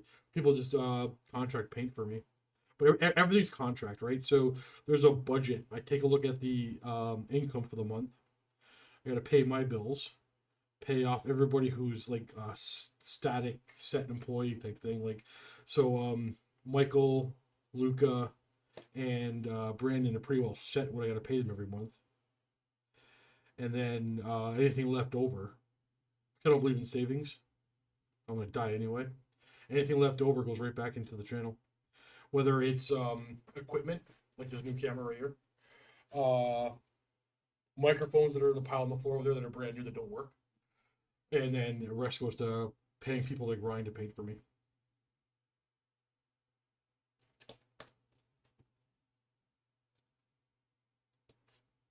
Nope, no rainy day fund. I'll figure it out. No, shoot, my rainy day fund is armies. I'll just sell an army.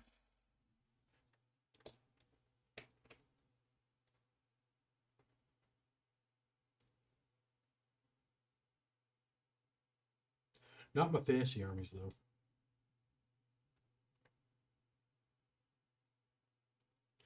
Don't Do get you me keep wrong. any armies just investment? Say that again. Do you keep any armies as just investment? You have to define what that means. Like just to store dollar value? Like technically everything I own, right? Yeah, but I you have. can argue that a well-painted army is not a like depreciating asset. I sell the armies off my mini Wargamer Steve name. Just not the lizard men, right? I sold that army. The original lizard men. What do you mean? You I sold feel- them, didn't you? I've sold 3 Lizardman armies in my time. I regret each. I regret each one of those sales actually. Only armies I regret selling. You should feel bad. I get over fast. No point stressing over things. But all joking aside, I swoop. I do. I make sure my bills are paid, and I make sure I minimize all risk. I put a little bit of money aside every month. I'm not a complete fool.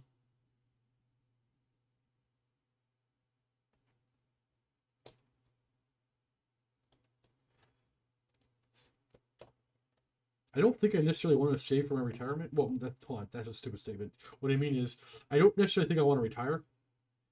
I think I would die in a week if I didn't have anything to do.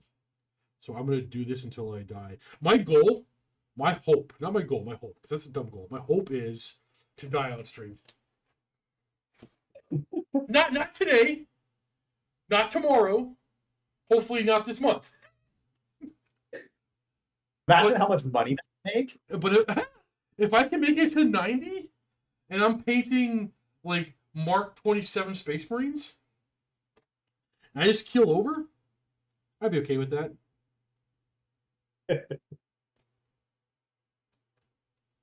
I'm glad you considered your mortality. Hey man, I'm not going to live forever. If I can die on the internet, tell my story, make something up too.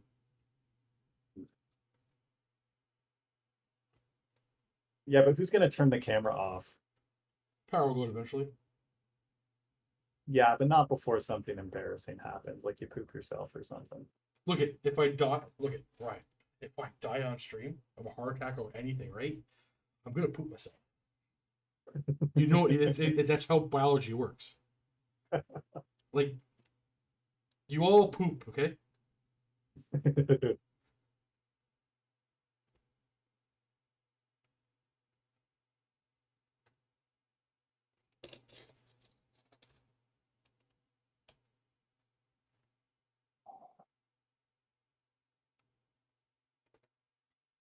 Is it wrong to want to go out in a way that people remember it? I don't want to be remembered for who I am or what I did, but the way I went out.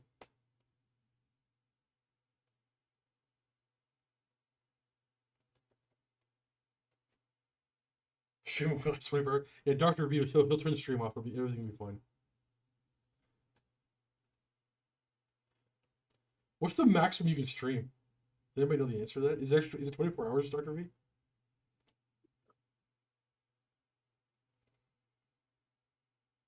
Maybe we'll do a 24-hour painting stream. No, I'm a cranky tired person.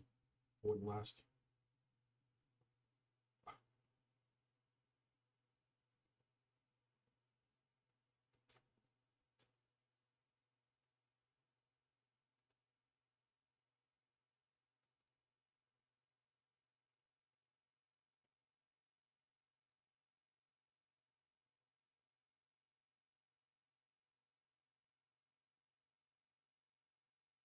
Oh wow.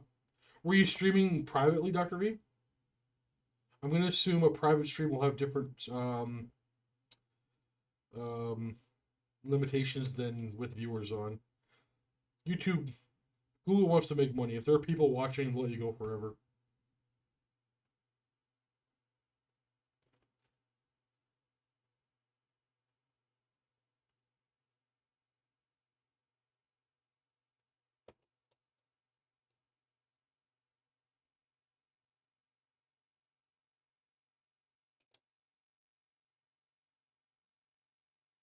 Yeah, I figured.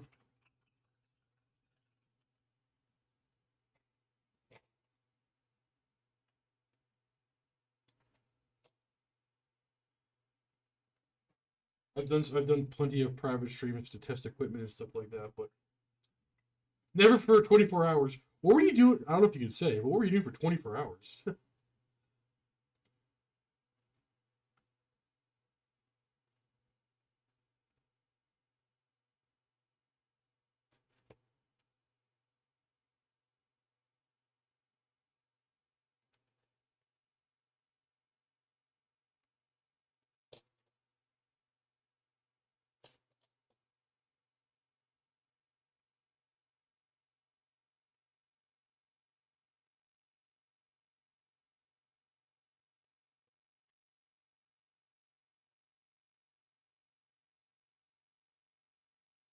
Was it like a war zone, Doctor V? Like what? What do you? I feel like I see this movie.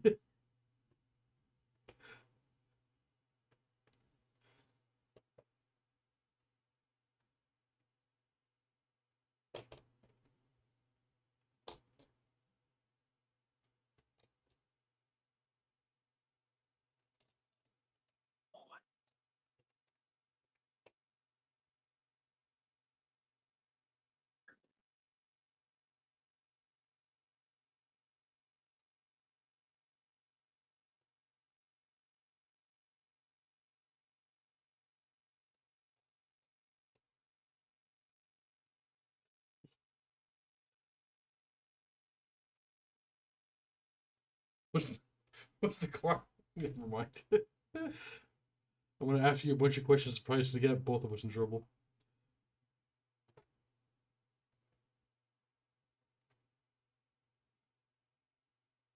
Does it go nice, Wolf?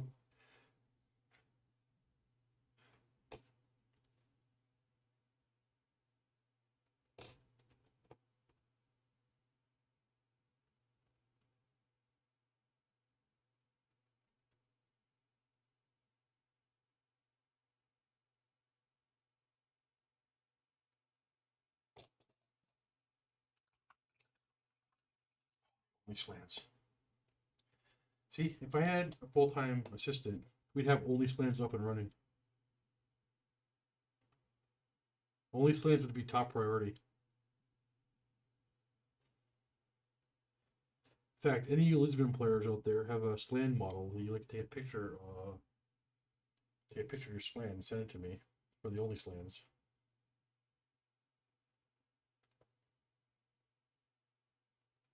We'll get this website up and running.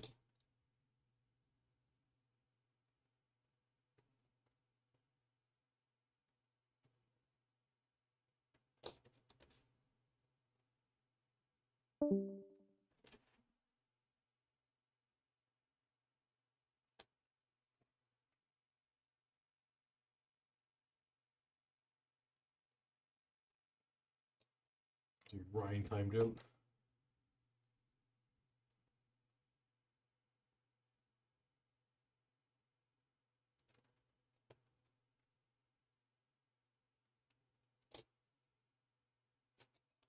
We're getting there. We got one more wash step to do, and then gotta highlight everything. We'll see how many of those corners we cut.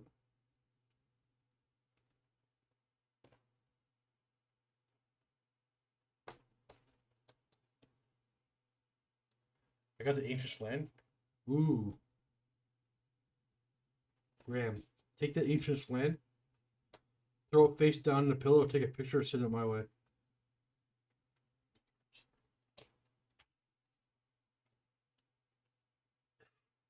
Look at guys. We gotta make tens of dollars with our only slants.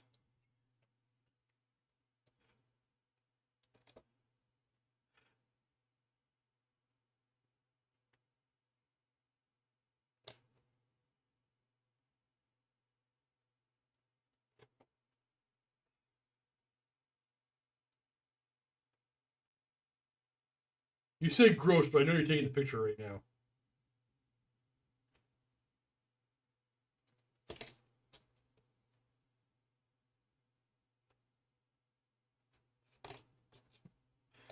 And chat goes quiet.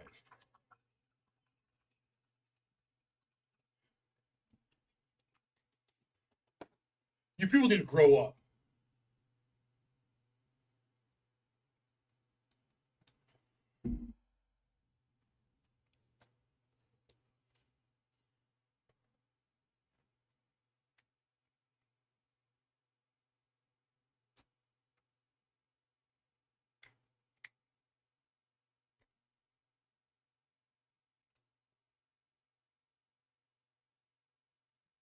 Ah, that sucks.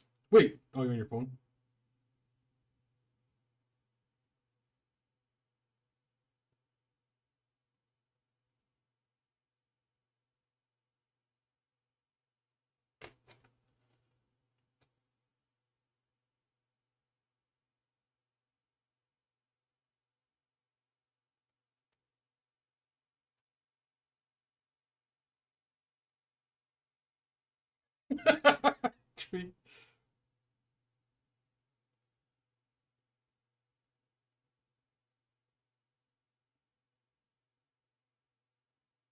There was supposed to be an only slants level for channel members on YouTube, but Google did not approve. They wouldn't let me do it.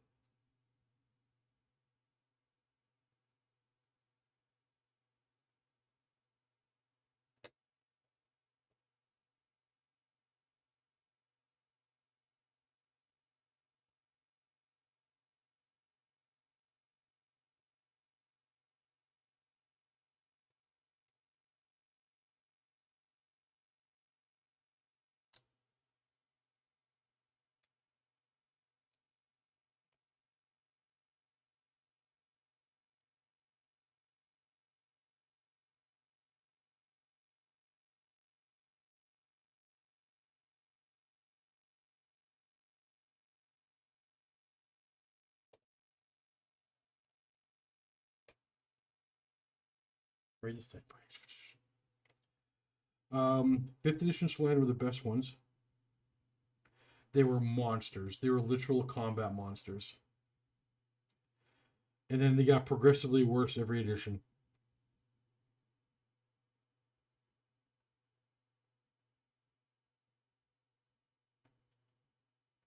I think that's literally it.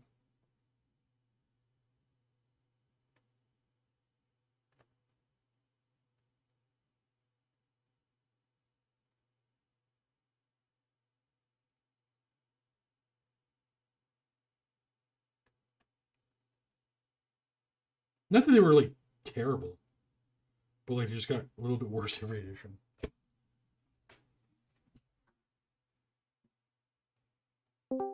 What up?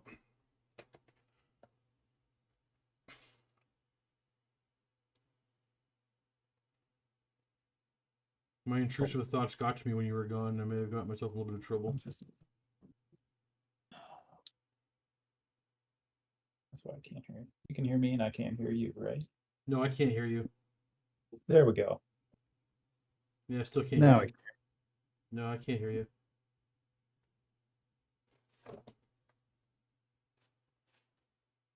You're effing with me. No, yeah, I hear you. What would I say is the best core faction? Okay, so that's a whole, that's several different conversations. So, in what regard? If you're talking about for collecting, for painting, for learning the rules, because there's if it's a mixture of all of them, like unfortunately, collection is the big bottleneck. Without a more more to expand on that, my gut says it's probably Warriors of Chaos. The models are easy to get because you use the Age of Sigmar models. Rule wise, they just use the basic rules, nothing to shenanigan worry about.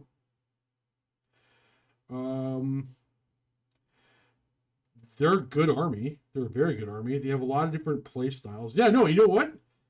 The answer is Warriors of Chaos. Oh, all right. I gotta change. I lost the power cord for this brand new camera, so give me a second while I change the battery.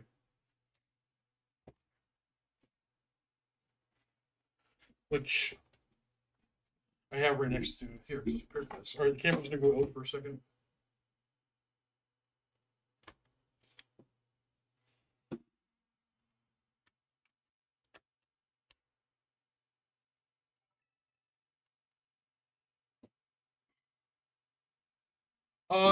You're. I don't think that's true. I don't think Beastmen are easy to get right now. I try to order some, and they're out of stock everywhere. They're in the so my speculation for that is they're in the process of being repackaged. That's why I think they're next after Dwarves.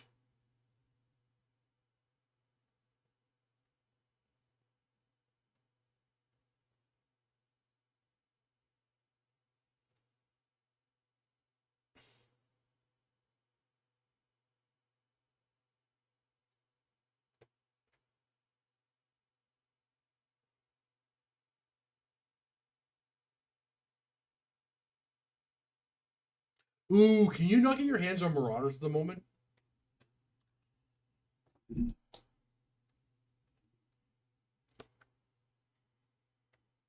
Yeah, cause well, I have the image inverted so that it's from my point of view. Nah, it doesn't matter.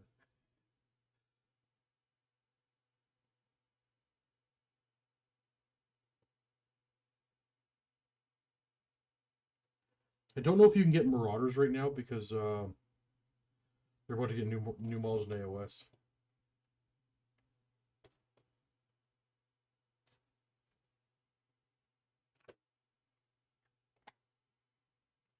Rumor is Hiles and Chaos Warriors after the doors, right? I don't. I haven't heard that rumor. I doubt that rumor is accurate.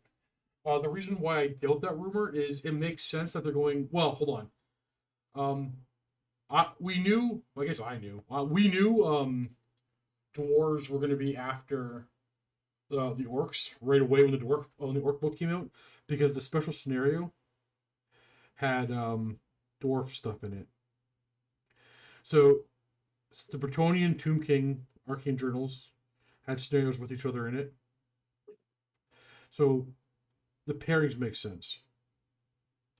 So with the remaining armies, you could pair Empire and Warriors of Chaos, Wood Elves and Beastmen, and High Elves be last. So my guess is we're gonna get Beastmen next, then Wood Elves, then Warriors of Chaos, then Empire, and then High Elves. That's my guess. But my second guess would be if it's not Beastmen Wood Elves, it's Warriors of Chaos, Empire, and then Beastmen Wood Elves. But it seems to me that they're probably going to do a good guy, bad guy, good guy, bad guy, good guy, bad guy, with High Elves being last, with no obvious pairing in their. They have no natural enemy in the core factions, no pairing for them. But there's also 5 good guys and 4 bad guys, so they can be the odd one out being last. Oh, Dr. V, is everything okay? Oh, geez, take care of her, my dude. You do take care of her. Hope everything goes well with her.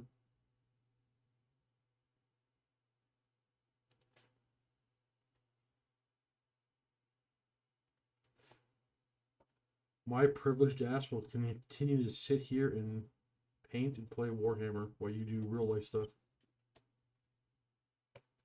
Ooh.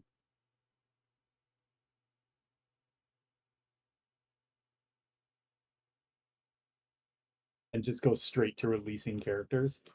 HP.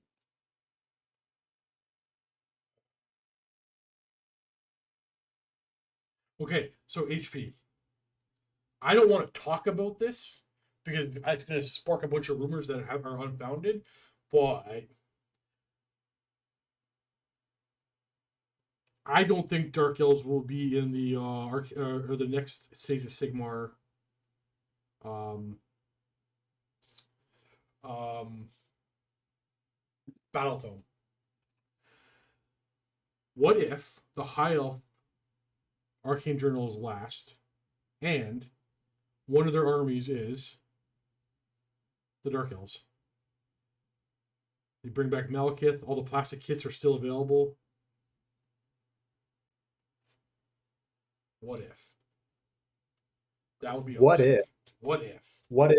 What if this is the last edition of AOS? I don't know, man. It won't be. There'll be more. I forgot about this guy. There'll be more. They're too invested. Like, okay, this is not. I'm not talking about is the game good or bad or anything like that. Don't care. Everybody has their opinion, but the company is too invested to abandon it now. They have to just rework it if there's a problem. But every time there's a new edition, people get nervous of any game system.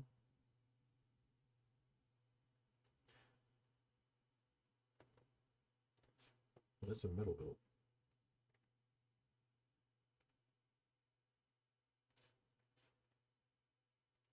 AOS is here to stay. It ain't going nowhere. Get on board. You don't like it, right, Ryan? I like that first General's Handbook. Yep. That was damn good work. Oh no. That's the only. No. I'll like be very clear. Age of Sigmar First Edition was beyond shit. It was terrible. I played a few games of Naked AOS right off the bat, and yeah. Nobody believes Age of Sigmar First Edition was good.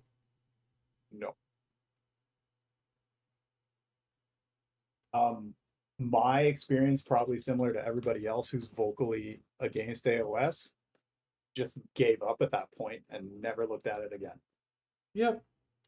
So I've seen that people. Sorry, that's not true. I played. What was it? A second edition? I played a second edition game with a friend, and that was okay.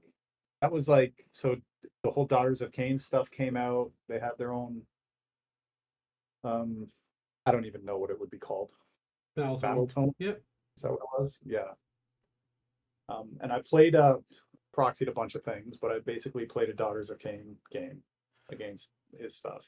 I think And I was gonna say I think more people don't realize how similar the feel Age of Sigmar can be to an old school fantasy game. It's if you took old school fantasy and gave it a bunch of scoring and scenarios, it wouldn't be that different from what we have in Age of Sigmar. Like the rule sets are different for sure. Like set hit, set wound. Some people like it, some people don't. Not here to talk about that. What I mean is like move up here. You have way more freedom of movement, for sure. But it's move, flank, engage. Yeah, way more freedom of movement in AOS. And you're supposed to by design. Like that's the type of game it is, right? Yep. The front block, side flank naval battle game that fantasy is. That is just a fundamentally completely different game. And basically what I learned is that's my preferred game. That's all. So I don't think AOS is terrible anymore, but it's just not my preferred game. Yeah, that's fair. That's reasonable. Like if the old world didn't drop, I'd be far more invested in AOS than 40K at the moment. Like, I would probably just continue on just painting my hobby.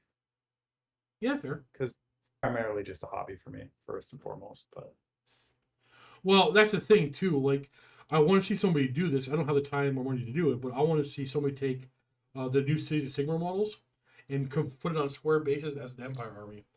That's like I would do stuff like that. That's freaking beautiful. Played some first, some second. I think third. There's problems with third. I don't like the things like all the defense. I think a net negative for the game for me, and I still don't like the random turn mechanic. But The game, I think, is really well done. The game is like the game. I really do. I learned to like the random turn mechanic. Yes, a lot of people do. A lot of people do. And I'm not Like, saying I'm not saying you're it's a wrong for liking it. how it works. It's just I don't like that type of thing. But like I also don't like undead bringing models back to life. There are plenty of things I don't like. Just because I don't like it doesn't mean you don't belong in the game. You know what I mean? Yeah, you also don't like Corsairs.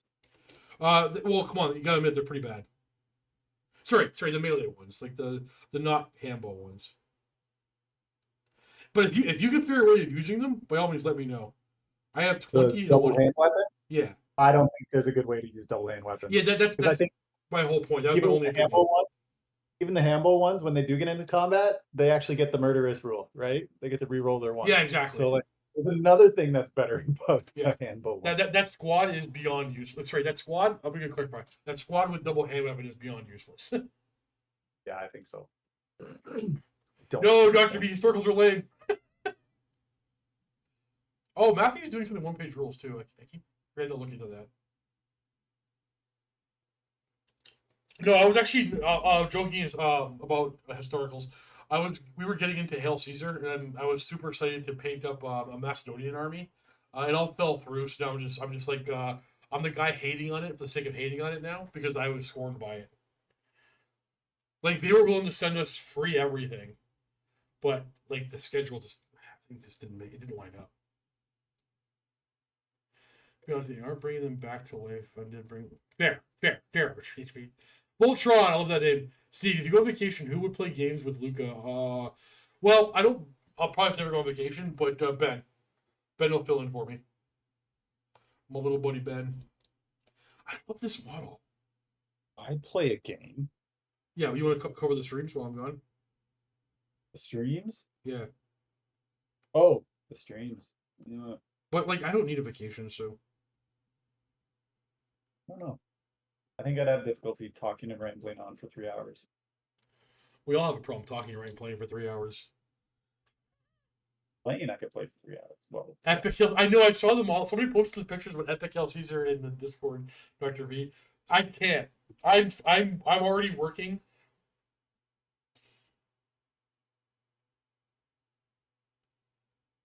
I think I'm working 70+ hours a week right now. Oh, it was you there. I wish I could say that was exaggeration. I'm working at least 70 hours a week right now.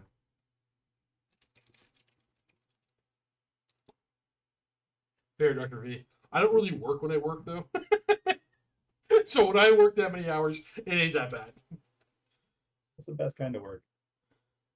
I've already put in 5 hours of work today. Trust me, it doesn't feel like I did anything yet.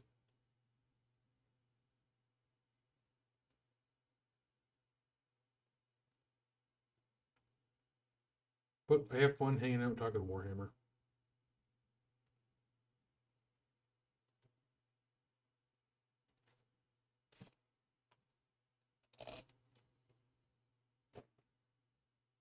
Achievement work at 60 hours.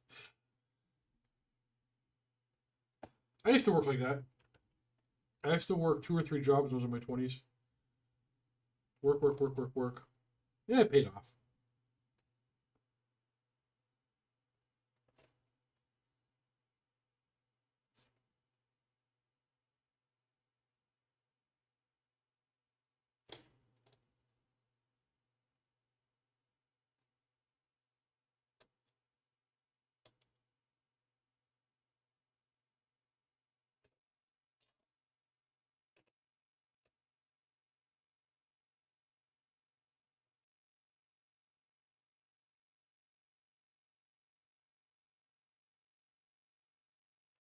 I didn't assemble these models. They not all the arms line up properly. Is that a bad assembly job, or is that how these models were back in the day? Are the heads all put on the right way? Heads are all good. No upside down heads? Oh, jeez. One time, Ryan. Later, Dr. V. I wanted you to keep them that way. Dr. V, thank you for the super chat. Take care, all. I fixed them right away. I was actually annoyed at you. I'm like, why didn't you rip the head off and flip it the right way before you painted them? Okay, I actually did go to take it off, and You said it was screw just it. on. I respect that It too. was on. What? It I was came like, if off. he wants to do it, do it. And besides, it looked kind of funny. So It came off really easy. What are you talking about? I don't know. It actually did come off really easy. Well, then I loosened it for you. Thank you. Appreciate it. Yeah, no problem. That's an extra $1. You didn't put it in the bill. I didn't know. I loosened it for you. Add it to the next one. Oh, sorry. I do have one more person. I have Rochelle, who does my payroll type stuff. Right. I'm gonna say, just make sure Rochelle knows you owed one more $1. Okay. Okay. You've rounded up shipping enough times. It doesn't matter. I always do. I try to make sure I round shipping. It all evens out.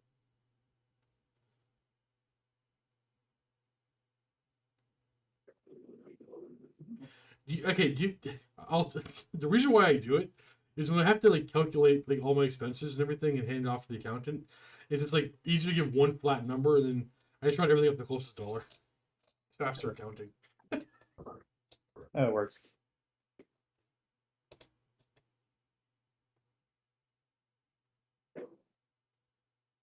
And then like multiples of like if a number ends in a 5 or 10, it's just easier, right? So or 0, I mean. So if I owe you $21, I'm gonna pay you 25. Yeah, that's cool. For accounting. Not because I'm slow and uneducated.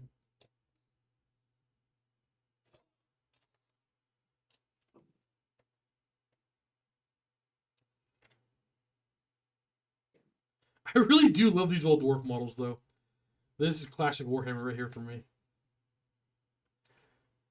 Who remembers Warhammer when dwarves had swords and spears? All your dwarves are metal. No, but I do remember metal dwarves. They had spears, dwarf spearmen, and swordsmen.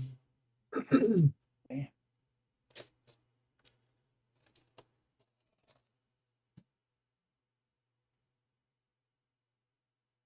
Okay, I don't know what that exactly means, Matthew, but is that like the government?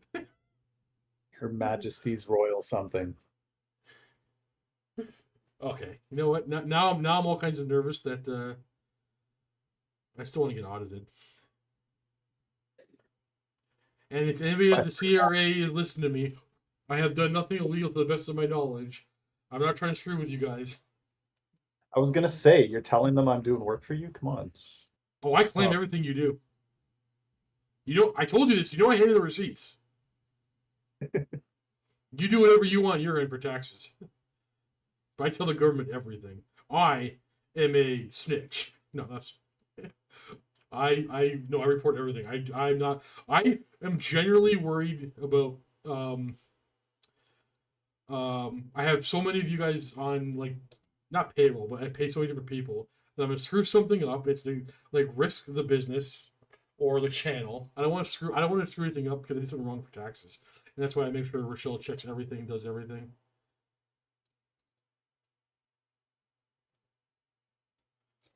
To be fair, if it was my primary business, I would too.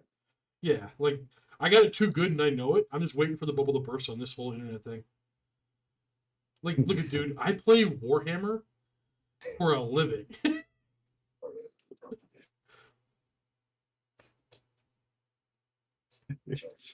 At some point, they're just gonna come up with a like, what the fuck do you think you're doing, tax? You think I don't have that legitimate fear? I know. Okay, here's something to scare you. I'm really scared. You're about to be. The U.S. population of what, 330, 350 million or whatever? Okay, hold on. Can I tell you what you're about to tell me? I know exactly where you're going. They have, we have 10 times the revenue agents they do, with 1/10 of population. Are we in the same Telegram meme channels? Just knock it off. I don't have Telegram. Don't tell me you're alt. Alt? You're No, I actually read it in it was either Instagram or Twitter. I can't remember which one. One of those things. crazy. And then I crazy. immediately Googled it. I'm like, Google says this is true. I'm like, oh my god. 80,000 IRS agents. Canada, 60,000 IRS agents, a tenth the population I don't know, for man. CRA agents. That's But- way but too many. To be fair, dwarves do different things. Do they do more? I don't know. Maybe our our Canada revenue agents are also livestock agents. I don't know, something stupid like that. Maybe they have more like responsibilities, or not just like tax stuff. Or hopefully 10 times as lazy.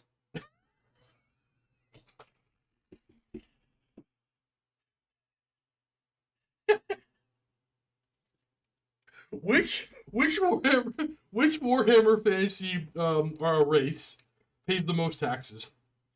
Is it the Empire? Um, Oh, it's probably the okay. Bretonians, right? It's gotta be the Bretonians.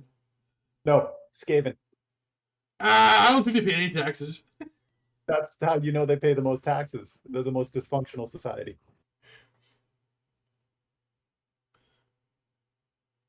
Taxes are the cost of our incivility, not the price of civilization.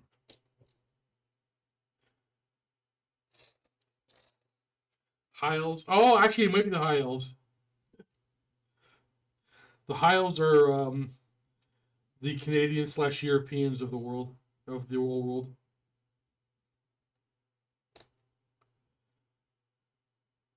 Dark elves are North America.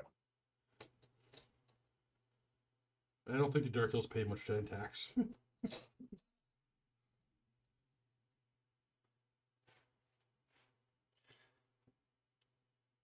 Oh, it's the orcs. It's the orcs. It's the orcs. Orcs pay the most tax. Gotta pay the tooth tax.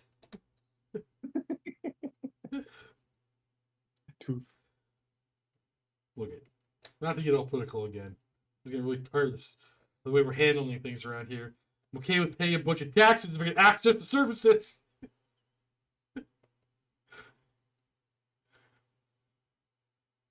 How's that healthcare going? Oh, jeez. There's like 5 major metrics in taxpayer funded healthcare systems in the world. There's like 30, there's something like 30, 29 or 30 countries in the world that have taxpayer funded healthcare systems. Okay. And Canada ranks Dead at last? the bottom Yeah. or near the bottom of every single one of the 5 major metrics. We're governed Putting by them on idiots. average the worst taxpayer funded healthcare system in the world. And the major metrics are things like cost per family of 4, access to services, distance from services, wait times, variety of services offered. Easily, we rank in like the 25th to 30th in every single category. Well, I'm upset that there are actually places that get it worse than us. That's real bad. That's real bad. On average, there is no place that is worse than us that has a taxpayer-funded healthcare service. I guess that's good that others don't have it worse. Like God, never mind.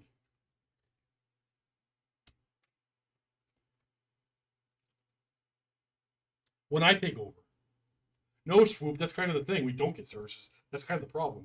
When I take over, when I'm duly elected King of Canada, you're the king, right? Something like that.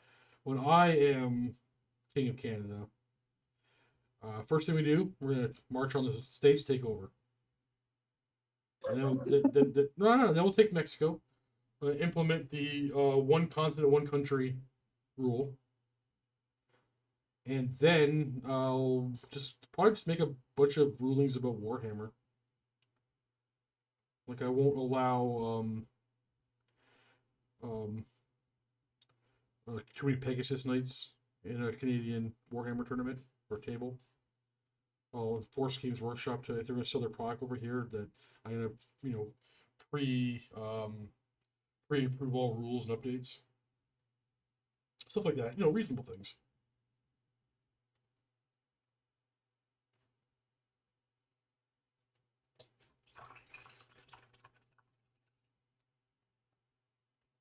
Yeah, but that's because there's only 1/10 of its HP. You'd be surprised, HP. The standard measure is firearms per 100 people, right? Yeah. Canada, up until recently, in the last like several years, we were in the top 3. It was like America, Serbia, Canada. Then we were around the top 5, and we're floating somewhere around 7th or 8th right now in firearms per 100 people. And more people every day are filing for their position and acquisition license. Sorry. They didn't rename the capital Nagaron. Yes, of course, you're 100% doing that. Do I have your vote? Wait, which city is getting renamed? Ottawa. Nagaron. Ottawa. Ottawa? Yeah. 100%. Yeah, okay. Yeah, okay.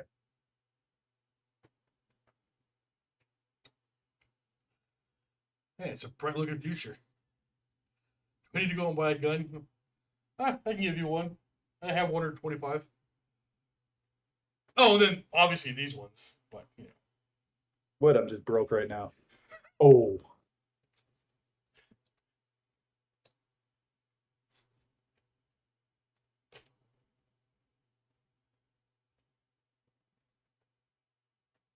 I need to paint a lot of models to buy the gun I want. I don't know. Everything here ends up being illegal eventually, so I'm just done buying anything. Also, I haven't gone shooting in I don't know how long. Forever. A couple of years at least. Mhm.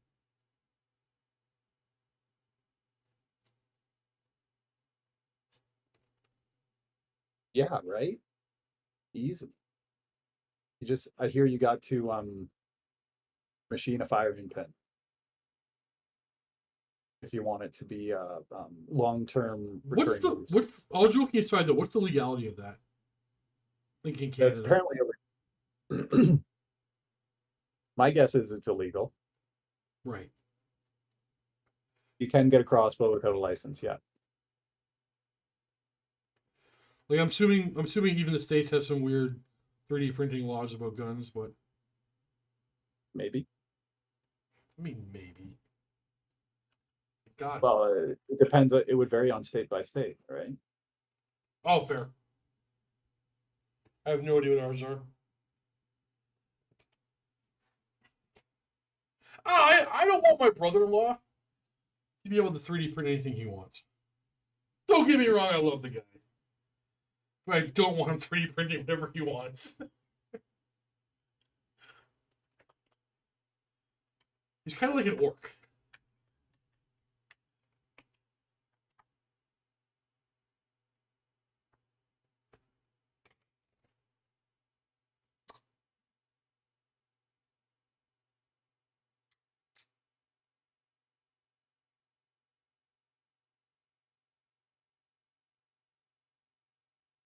Well, I think I finished up the Hydra. I don't think I'm going to get any painting done on the Manticore. I'm done for the day. You will? Yes, I'm out. All It's been a pleasure. I'll Happy see you May next 2-4. time. Later, All buddy. right. Have a good one. I'm going to keep painting the road. You too.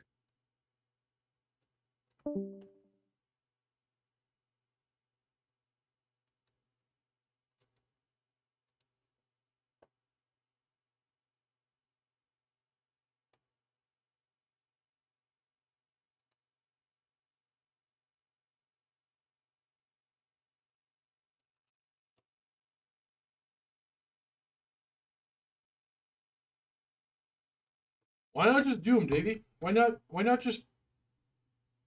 One day never comes, right? Wait, no, sorry, tomorrow never comes? Why not just pull them out right now and start painting?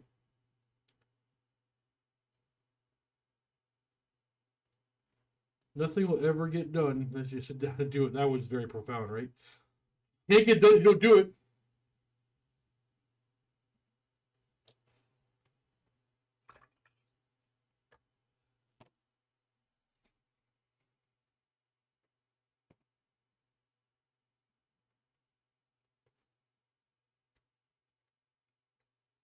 I I disagree, HP. I think you have failed the minute you didn't try.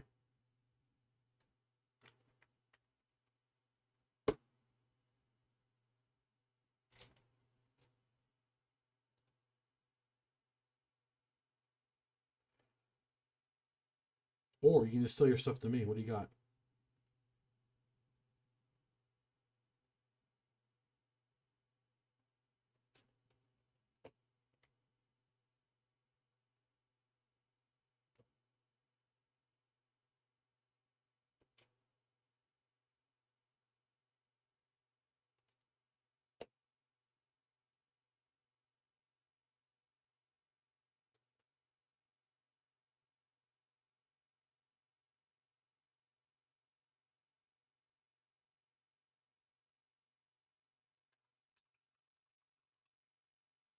Ooh.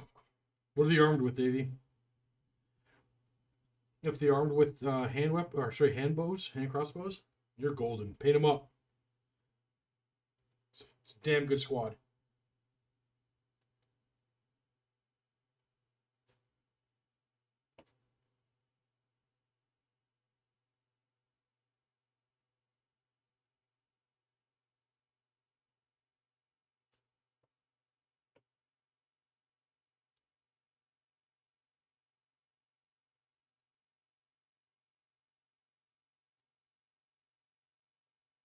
In fact, all joking aside, I kind of do need more of them.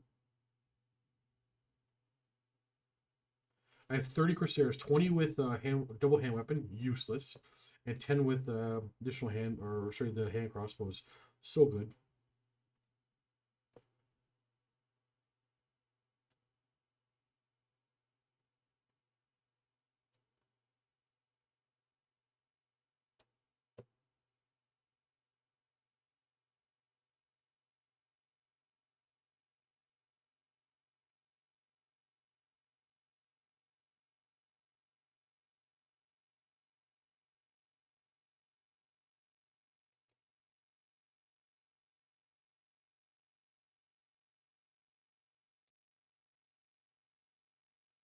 This character's never going to see the table, I'm sure of it.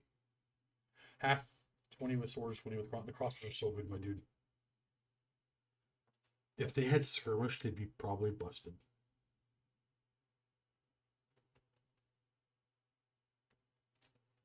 But I guess you can say that for a lot of things in the game. If this had skirmish,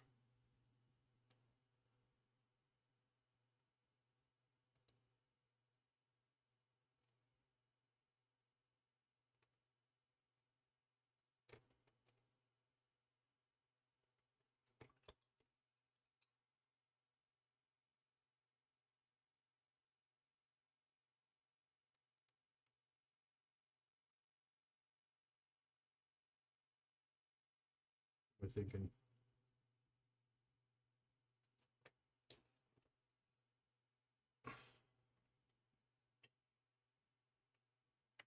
Ooh, you want to summon that, Davey? Oh, wait, no, I have one. Never mind. No, wait. I don't have one. I might or might not have one. I need to get him painted if I have him.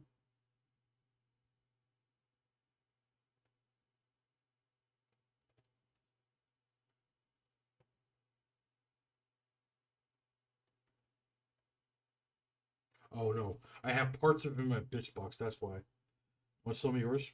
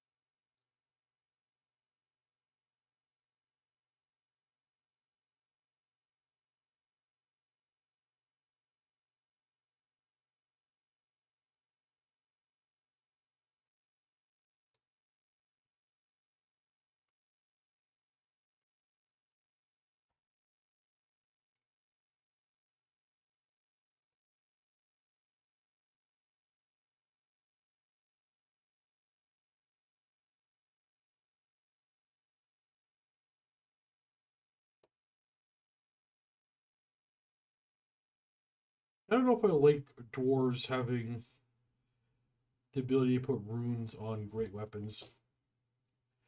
Great weapons are already the best weapon in the game. Double hand weapons are shit. Why did dwarves have to put runes on them?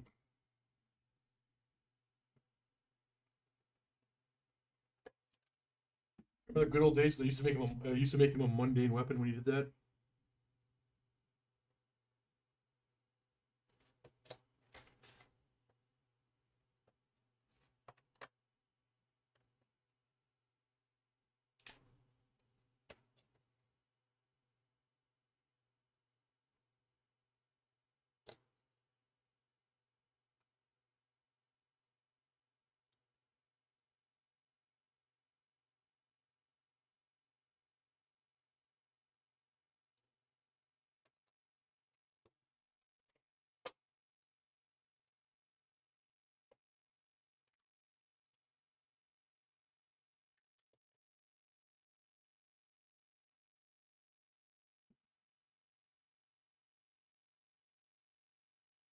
Yeah, I think the Dark Elf army that I have, I purchased it from somebody that played it for AOS.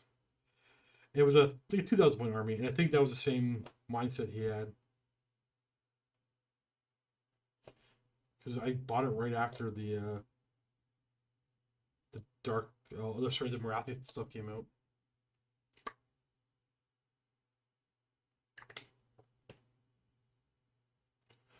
Where is there's one dirties?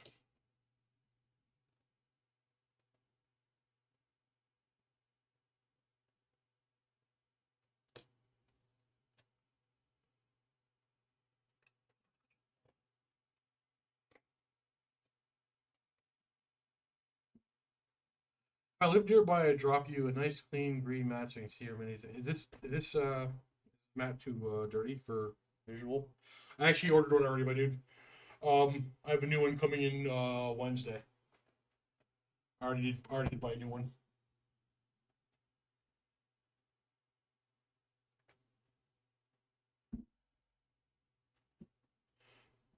Like this is like a year old. Like my new one will get like this real soon. It's not that bad. You can see everything I'm doing.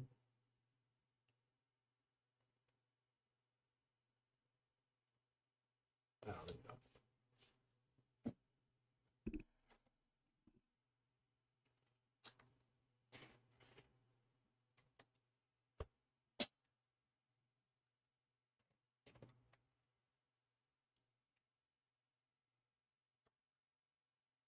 I don't go to physical stores anymore. I order everything off of Amazon.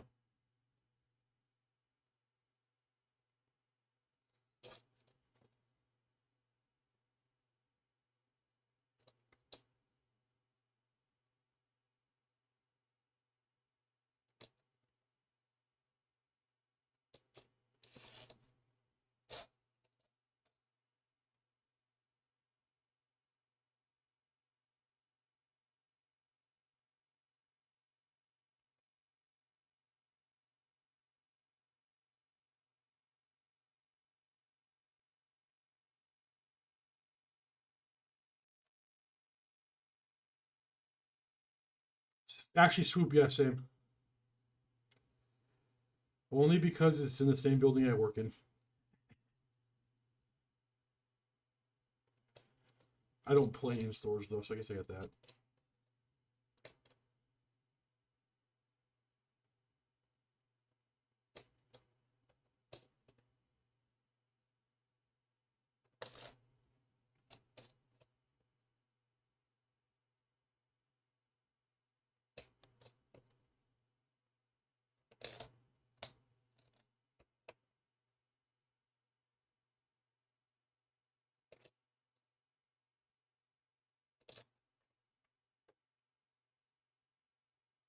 Most cost-effective army to start right now, assuming you don't want a 3D print, which I'm glad you don't.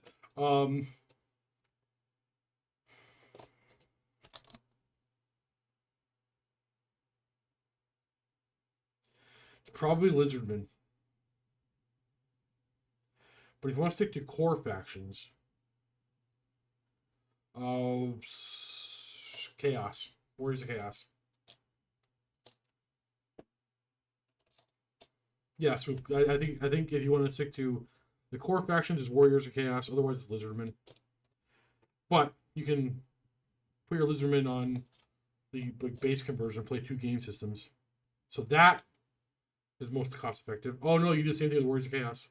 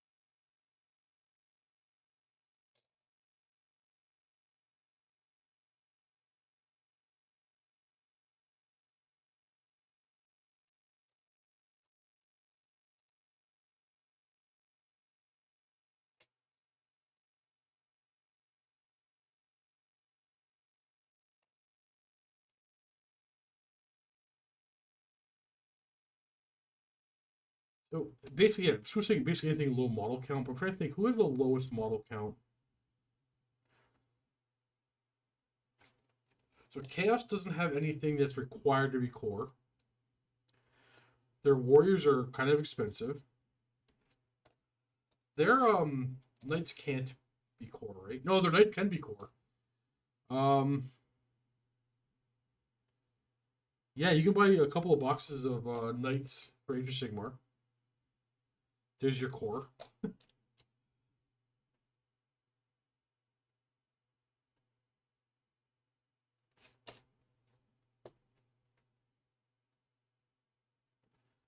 Characters you can.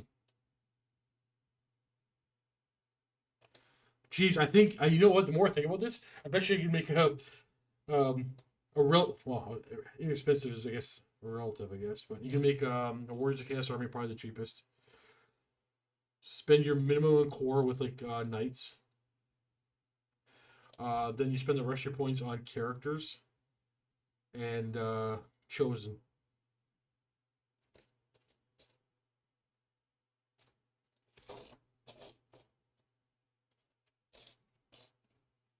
Those crossbows.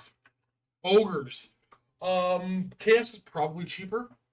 Here. Ogres, their core can be dirt cheap.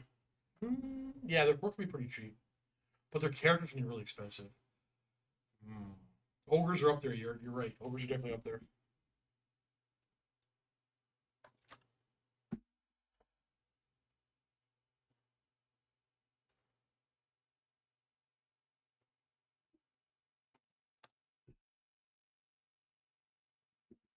Anything easy to 3D print? Yeah, there are a few. Lots actually. Orcs, Chaos Dwarves, Tomb Kings. There are a lot. There are a lot of armies that are easy to print actually.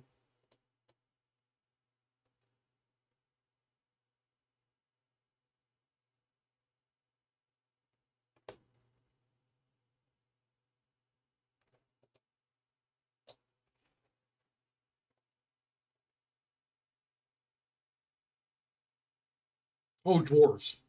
There's a new dwarf army. I think it's out or about to be out for 3D printing.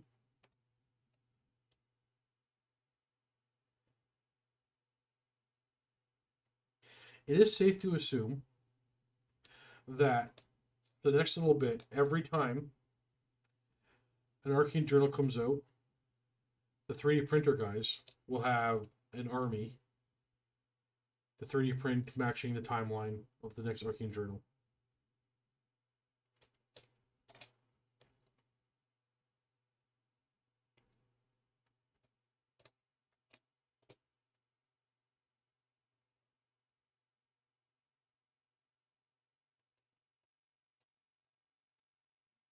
Lots of good proxies available. Depends. Yeah, that's true too.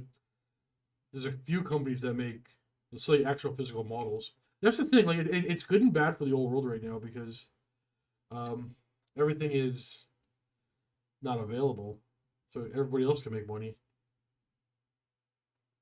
But Games Workshop had to prove the market was there, and I guess they did, right?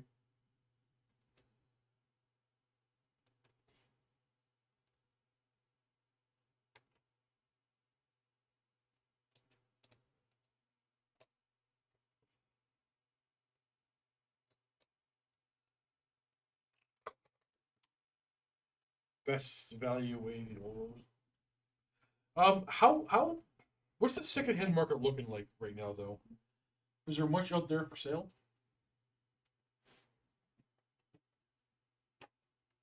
I'm just not expecting things to be easily sourced at the moment. Cavalier Green.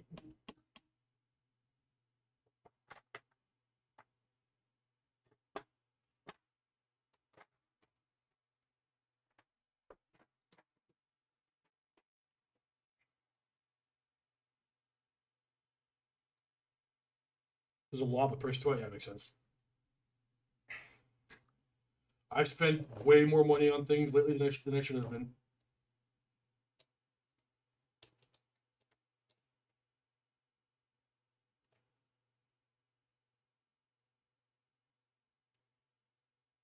But I need it, right? I need it.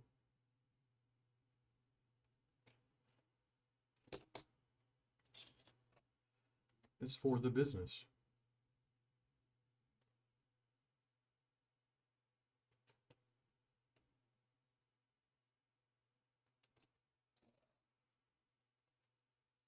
I keep saying that don't waste your money on eBay, and I keep going on eBay and buying a bunch of stuff. Just wait, it's all coming back around, but I want it now.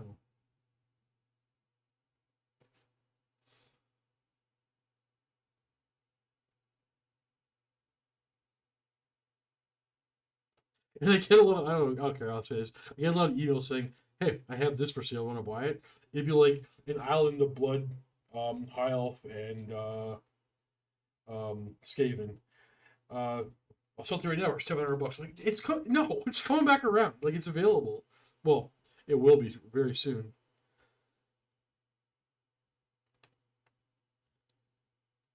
Don't buy Island of Blood for $700, anybody.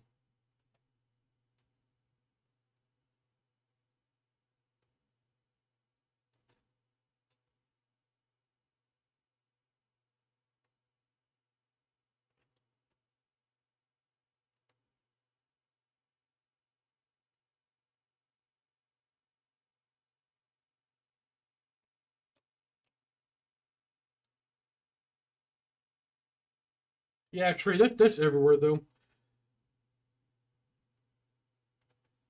Other the big question, Trey, is your store. Do they have any of it on the shelf?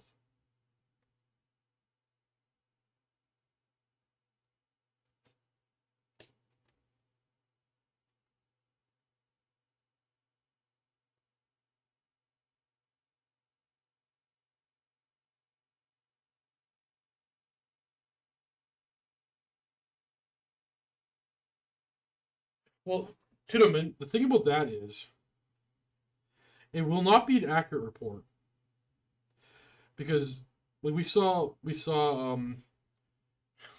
lot of AOS sell to fund. Well, we can't know for sure, but we know it was to fund. To start fantasy armies. Like Warriors of Chaos were out of stock everywhere. Beastmen were out of stock everywhere.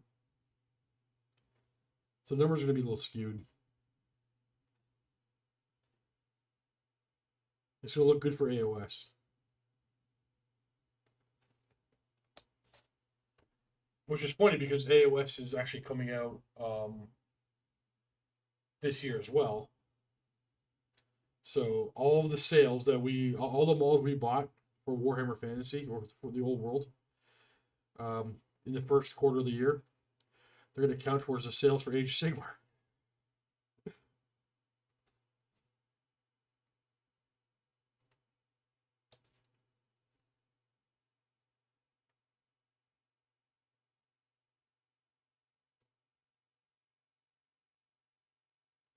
And if Age of Sigmar is a fine game or a good game, then who cares? I guess. I just want this game to do well. Because I love it.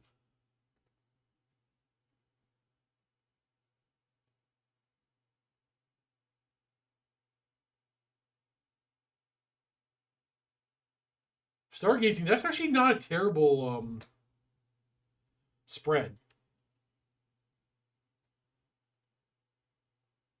That's more AOS than most stores give for shelf space. And honestly, like, if people don't, if the old world isn't for everybody, then the game shouldn't get a lot of shelf space, and it shouldn't get a lot of resources from Gaming Workshop. Just because it's my favorite game doesn't mean, you know, I'm unrealistic with it. I want it to do well. I want everybody to love it. But there's also an argument for me in my channel that it's not necessarily bad for me if this doesn't do that well, because I have near 100% of the audience. I know that's an exaggeration, but like I have a big chunk of the audience. If this game does super well, Mini Wargaming covers it more. Tabletop Tactics Titans, they all cover it more. Everybody covers it more. Now I gotta share my audience with all them. There's only so many hobby dollars left, right? And only so many YouTube dollars. We're seeing there's so many YouTube channels with subscription services. Like you can't support everybody.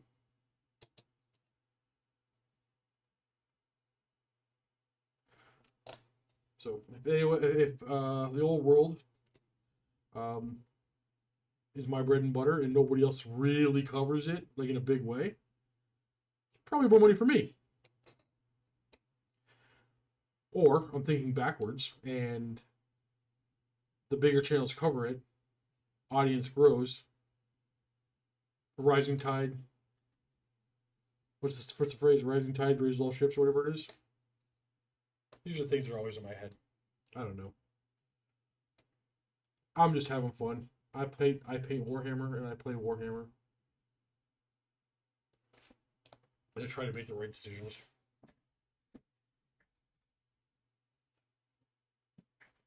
Well, Tidabin, I have been doing the old world for years.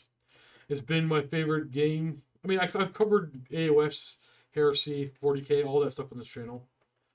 Old World is the only one that's been my constant.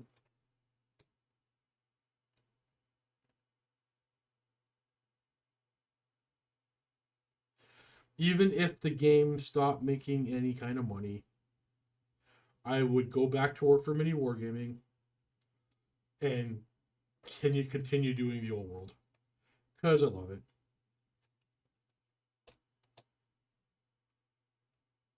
Yeah, HB, it's true. Like Michael is. I'm gonna have to start giving him a raise. He's the number one draw on the channel. So I don't know. Were you there when I took that picture of him? So I said I'm gonna make a shirt. So his face, he's doing this in the picture. So I probably am gonna turn that into a shirt, but blur out his face. I know, HB. Like, tired of being upstaged by Michael.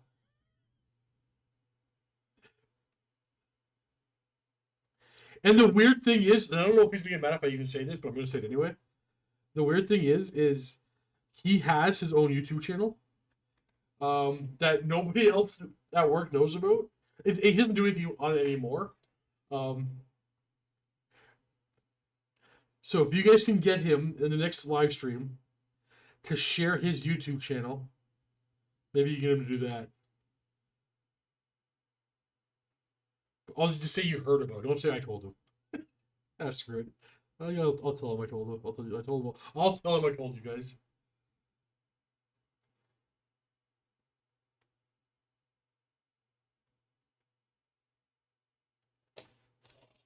And honestly, his whole don't want to be on camera thing is at this point, I think he's creating a character.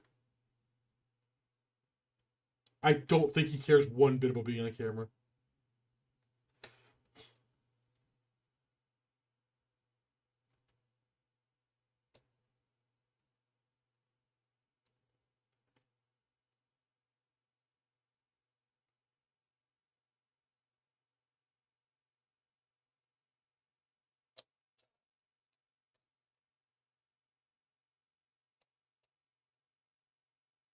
He's a good guy though. Hard worker.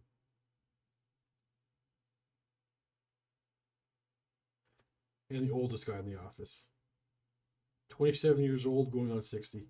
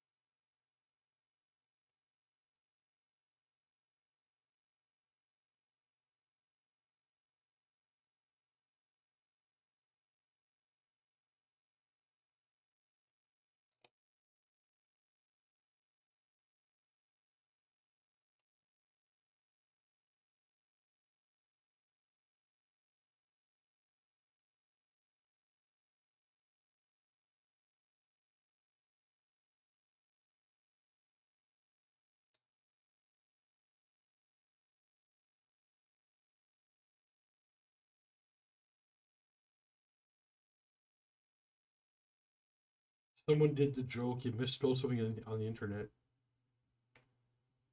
How dare you?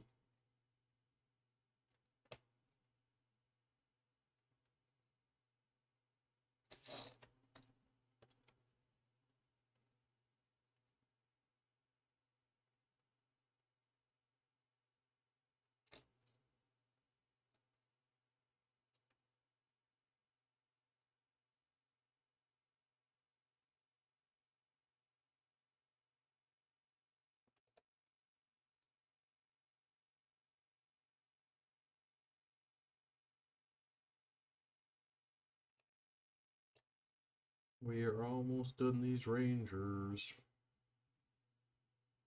Yeah, that was a mistake. Oh well. Live with it, move on.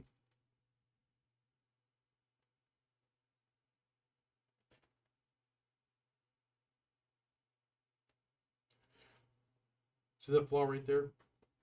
It's part of the miniature now. We live with it, we move on. Don't fix it.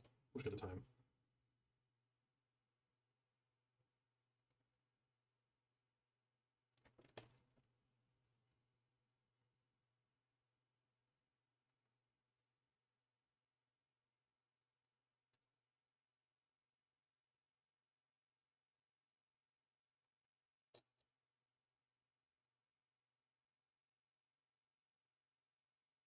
One of the wash appears to be a little shiny. It's gonna need a dull coat to bring it all back down.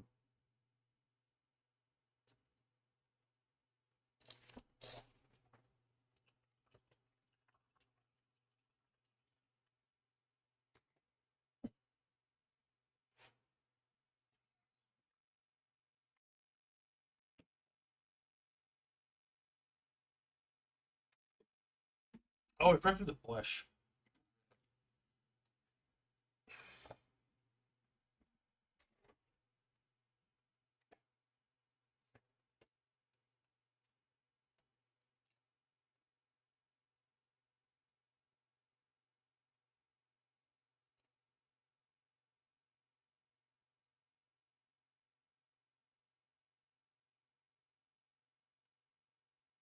I'm gonna make these noses and cheeks pop.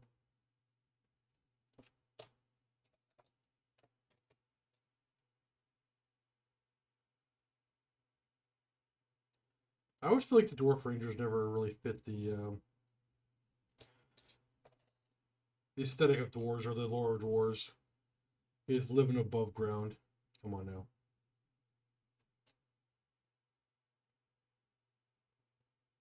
You know what? They might be the other army. They have to be, right? Because why else put them in the book? They have no models. We need to get dwarf ranger models as well.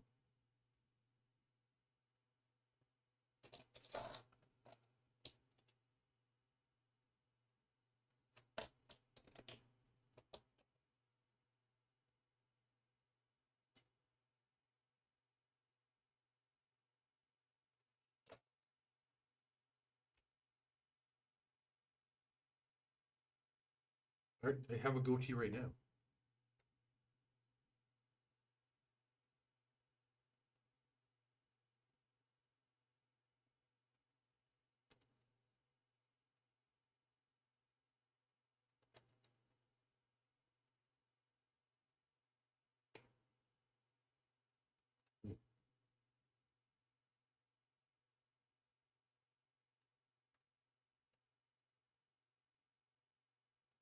We missed the whole hand.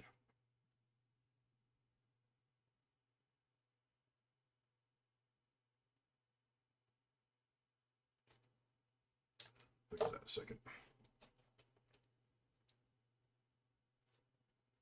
Is Thoric Ironbrow alive right now, HP?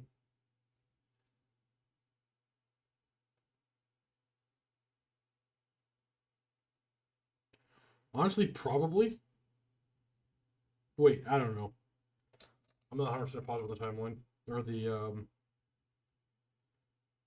like, when all the characters are alive. Because I know a lot of the characters that we're familiar with aren't alive in the modern. I guess it's more the modern now, but, like, the classic Warhammer Fantasy timeline. Was Thoric alive during End Times? I honestly don't even know. I'm assuming he was.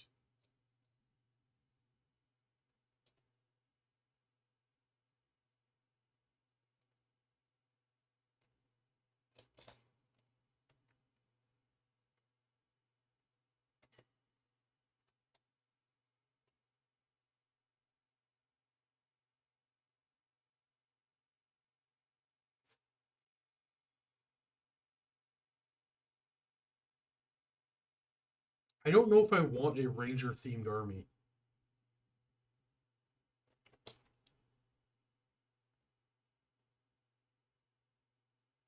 Because it'll just be the best way to play dwarves. And I don't want the I don't want the arcane journals to be the best way to play anything, even though I guess it's inevitable.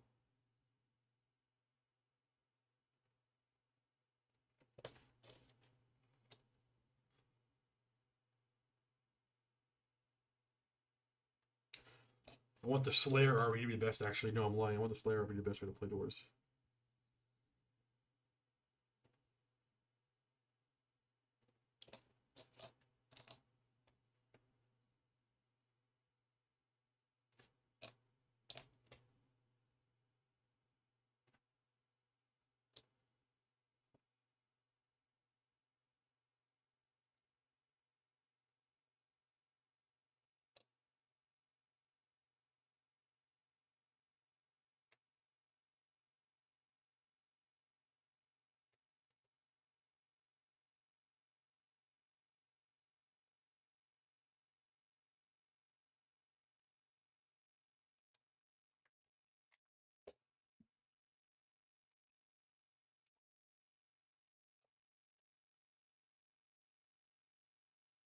And then if Bugman comes back, damn it, I'm gonna have to buy another dwarf model to paint as the champion because I have Bugman right here was gonna be the dead eye for this unit. Talk about first world problems, everybody.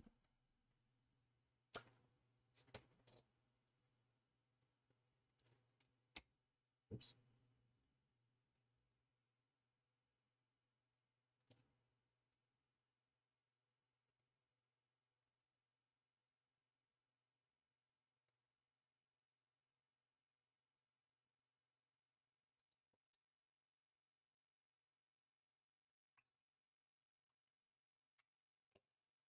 They've already confirmed Bugman. Son of a. Tell me you're kidding. Like a new Bugman model or the old one? Oh no. They convert. No. Sorry, they confirmed it as made to order. Now that his rules are coming back, right? But why would they bring out his model if he doesn't have rules? Well, everybody, can you check your bits boxes and basements and stuff? I need one dwarf ranger, or one dwarf with a great weapon, or crossbow to put in the squad. Because now I have 19. Because I think I'm actually painting a Bugman to be Bugman.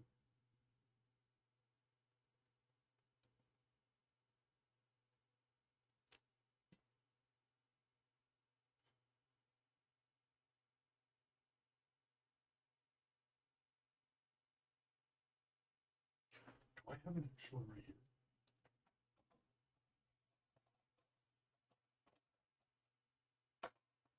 Holy shit. Nope. I do. All right. Next thing we gotta do is take this guy and make him match those guys.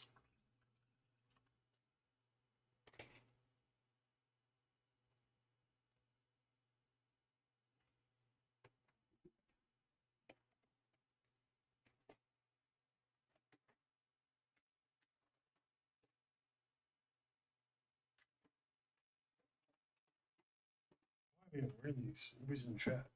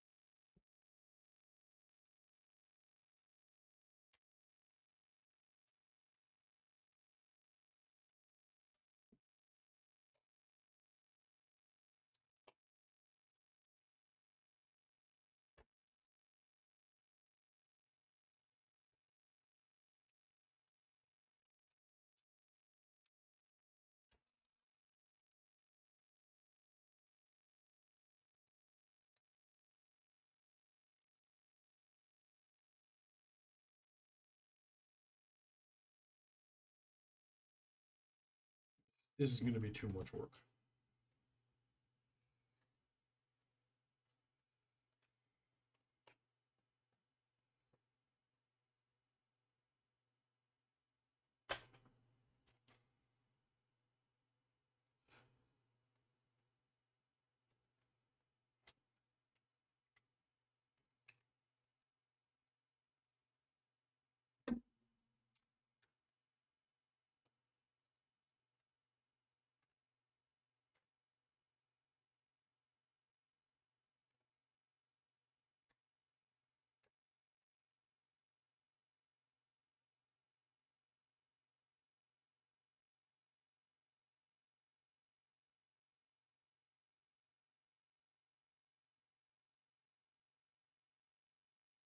Hey, hey.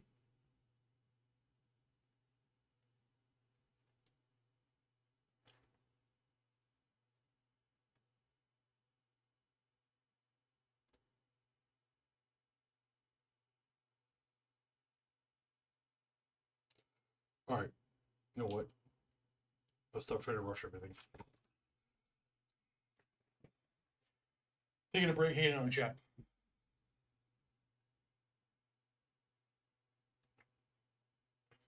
Oh. Yeah, we're locked in. He's been cut and glued. Painting him to match these guys it'll take just a few minutes. And that'll be the new oh, there's no crossbones back and I threw away my crossbow bits. Because I'm an idiot.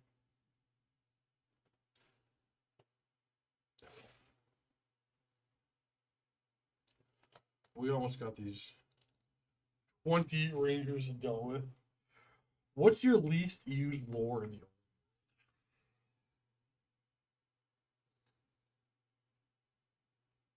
Me, it's necromancy. Because I only play one army that can use it. It's my empire can use it, but I never take it. Battle and illusion are the best lores. For sure. Demonology's up there. Elemental gets a lot of use, and I love Wa for my orcs. So that's five of the. Talk about six of the eight. What's left? I no, I love high. For anybody to take high takes high. What's the one missing lore? But I haven't thought.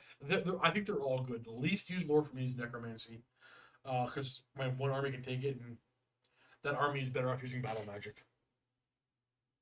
Let's go over here.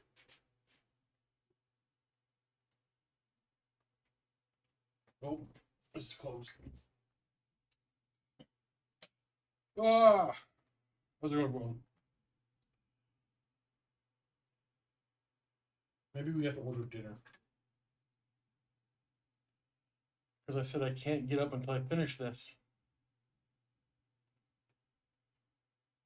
No,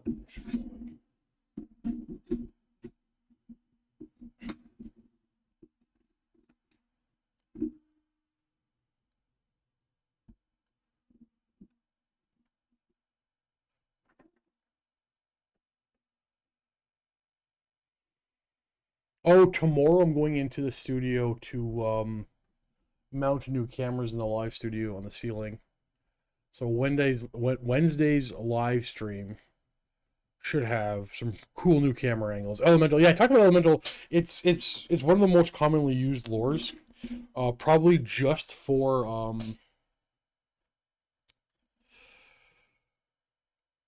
Arcane Rust. This Wednesday, well, these dwarves will be. I'll be using these dwarves on Wednesday. And then Luke can play whatever he wants. I was gonna paint up a chariot for him to play Beastman, but I'm not gonna have time to get to it this weekend. Well, this week. So it'll be dwarves versus something. I'll be using these rangers.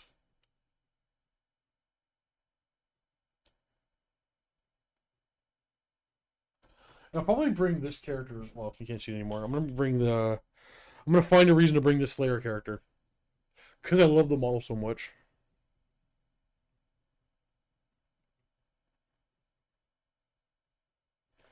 I got like Goblin Ewer right over there. I gotta rebase that too.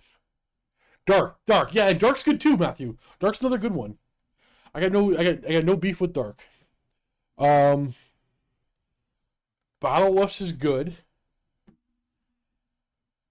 Jeez, I don't think there's a.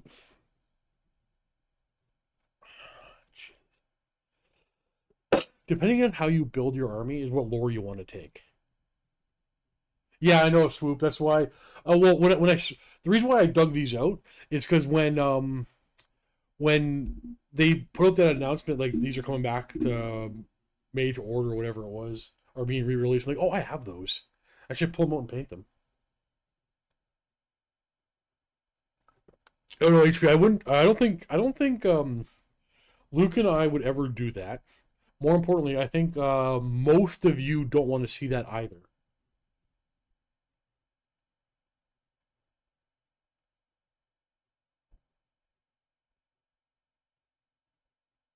I think I need more highlights.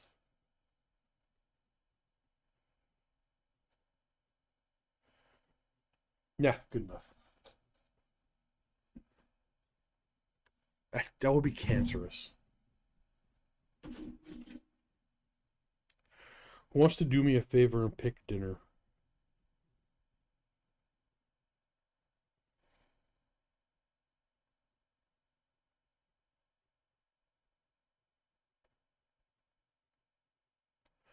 I'm ordering food. Chinese? I eat Chinese. Well, I ate leftover Chinese for lunch.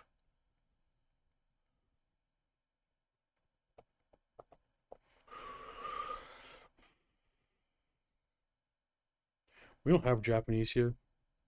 I live in Niagara Falls. It's a small, well, it's a city, but it's not that, big. We got a lot of pho. Too much of it here, actually. Like half the restaurants on Skip to do, like on the food apps are pho, or however you pronounce it.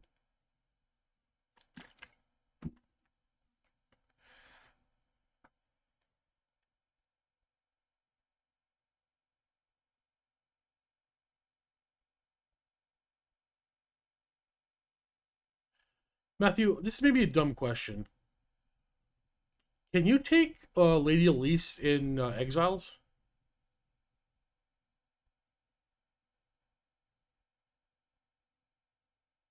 Wait, probably not. Probably says somewhere on her thing you can take her in a. Yeah, never mind. Um,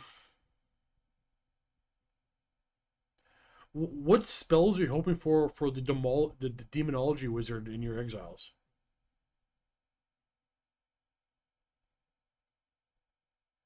Like if you're, I don't. Can the mounted exile wizard join a unit of knights? And if it can, demonology isn't a terrible lore for that wizard. Tim Hortons for dinner? Why am I acting like snooty about that? Is it even in here? Oh, right here. Their coffee's garbage now, though.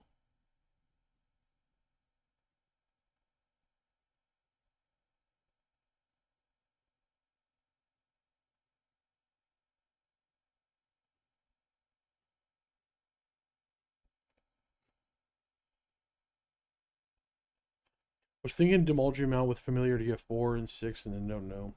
Yeah, not really, Swoop. Not really. Wait, where am I getting? Where am I? Dale, see, here's the thing, Dale. Dale lives relatively close to me, but also not at all.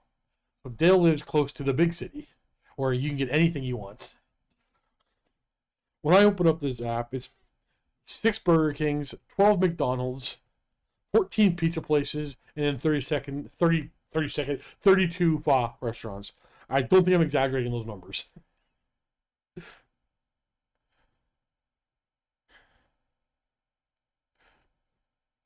I don't think I have any pull port options, Dale. Good question. Believe he could join Knights, but not have to check. Yeah, double check that because I hadn't considered that actually. Any demonology Knights. Oh, you know what? Do you have the? Hold on. Dang it! I have to open up the Arcane Journal because now I need to know if Lady Elise can even be in Exiles list because I convinced Luca to put her in the Exiles list for our competitive tournament coming up. And now I'm thinking, oh, she might not be able to join them. Lady Elisa card is a prophetess. She may be included in any Kingdom of 20 army made using any army composition list that includes this option. What the hell does that mean? Dale, that place is about 40 minutes away from where I live right now. I live in Niagara Falls. Wait, Lady Elise Ducard is a prophetess. Period. She may be included in any Kingdom of Bretonnia army made using any army composition list that includes this option. What does that mean?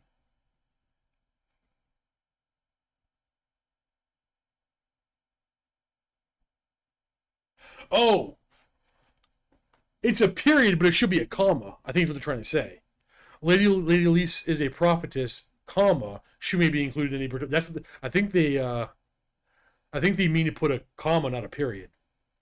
I think this is just bad writing, right? Because that second sentence doesn't mean anything. Here's the whole sentence. She may be. You know what? Why am I doing this?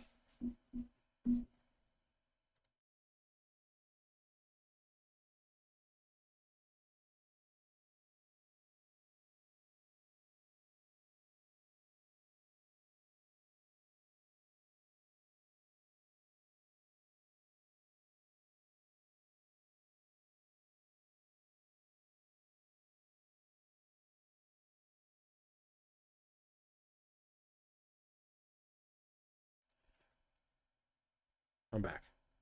Yes, he did. Because there's no audio on that scene. Because I had to rebuild everything when I was moving the mics around. Either way, you guys saw it. Okay, so I think can you take a prophetess in Exiles? So the answer is going to be no, right?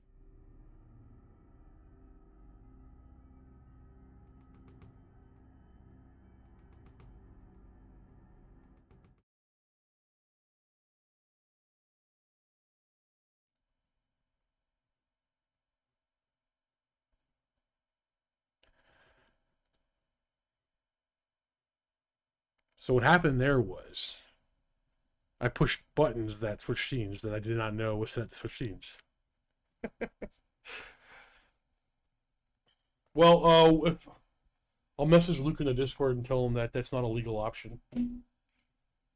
But I think she's so good. Like, I don't know if I can't consider a Bretonian competitive list without her. But that means you can't play Exiles with her.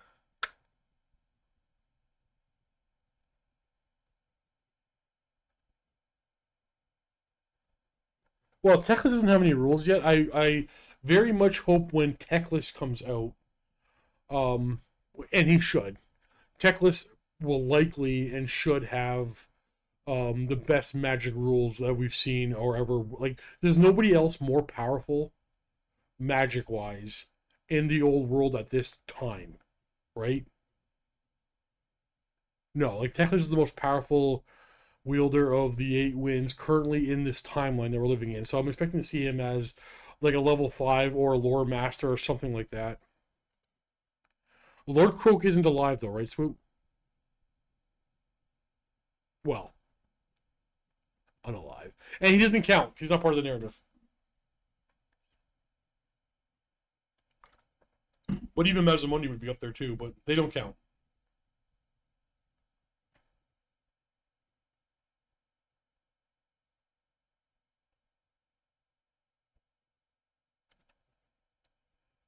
Oh yeah, Marathi. True.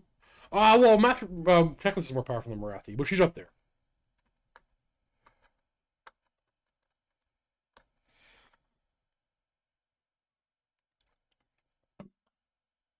Got it.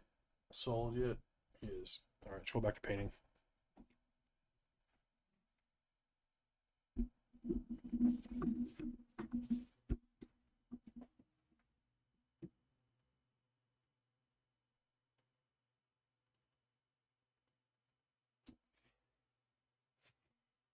After we finally have a named Orc Shaman. Well, we had one. It comes with a lore familiar, which I think devalues him. Because I'm assuming that everybody's going to interpret it the same way. If you take a lore familiar, if you take that's that new Orc Shaman, the name Shaman, you can't take a lore familiar because he has one. Right? Is that how we all see that?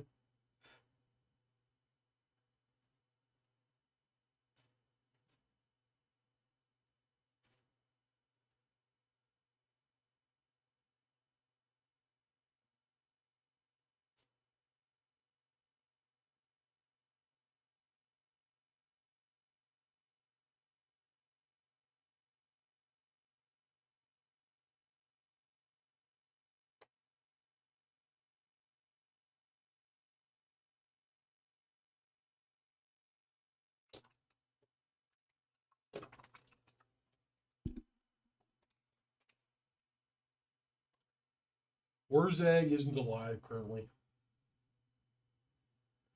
Wurzag hasn't been born yet.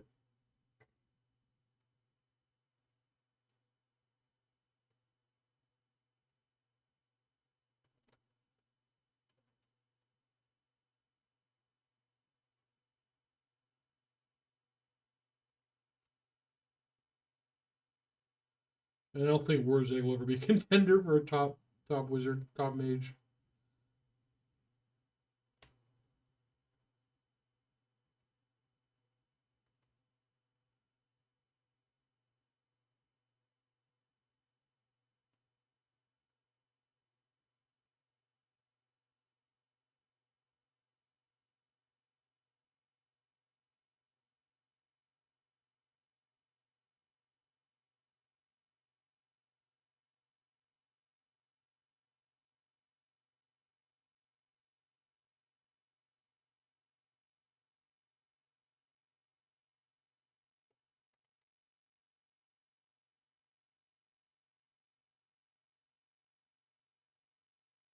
The reason why I have this guy left over is I rebased everything. I'm like, I'm gonna play great weapons. I had 25 of them. I played them 6x4. So I only rebased 24. I guess I was lucky.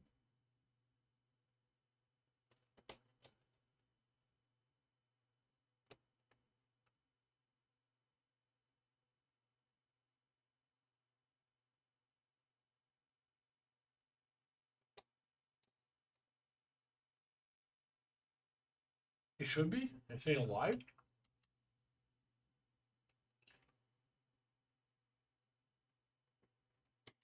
Yeah, Jedi Boss. I think I would like. I like the rules to represent that, but unfortunately,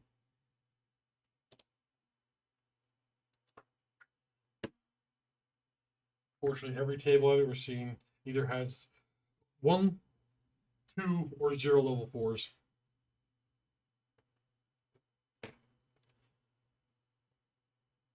So like 1 or 2 level 4s or no magic at all.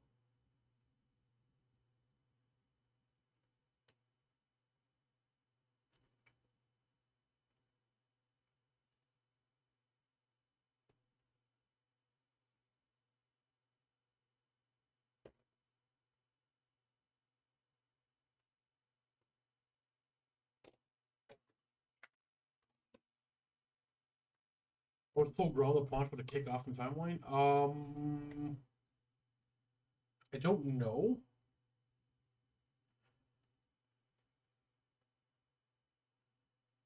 Maybe somebody will probably answer the question before I find it, but I'm gonna Google in 2 seconds. So I know Grom the Paunch was way in the past. I thought Grom the Paunch already lived and died. But we can Google it.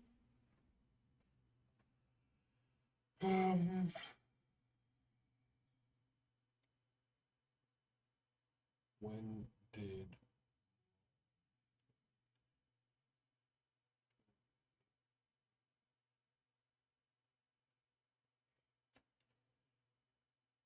I spelled Ulthuan once, right in the first try. So he invaded Ulthuan in 2410. What year is it? Yeah, he already died. He died like 100 years ago. Grom the Punch is long dead. What year is it? I bet what year is it in the game?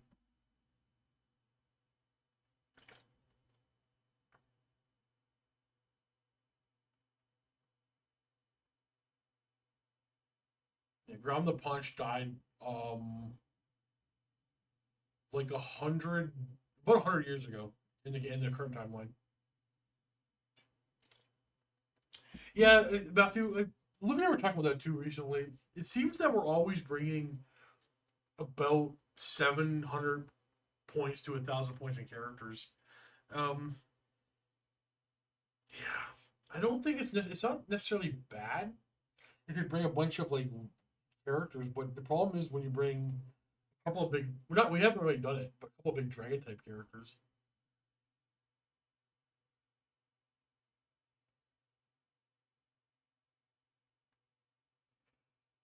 Well, they keep.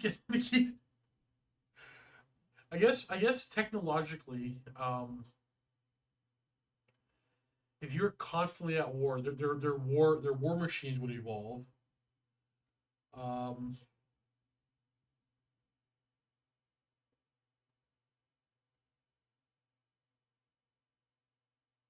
Maybe they're just so constantly hit hard, battered that no time for actual growth, no economic growth, right? Like currently in the current timeline, there's the War of Three Dukes or whatever they called. There's a civil war happening. There's a civil war happening right now in the old world. You're not even doing dragons. I know that's the thing, right? Like if we're 700 points because we're bringing like a level 4, a fighty lord, even if it's on a horse or something. Then there's a couple like a BSB, which you don't always need. Then you have an extra hero in this unit, and you want an engineer. Yeah, you can easily spend a lot of points on characters.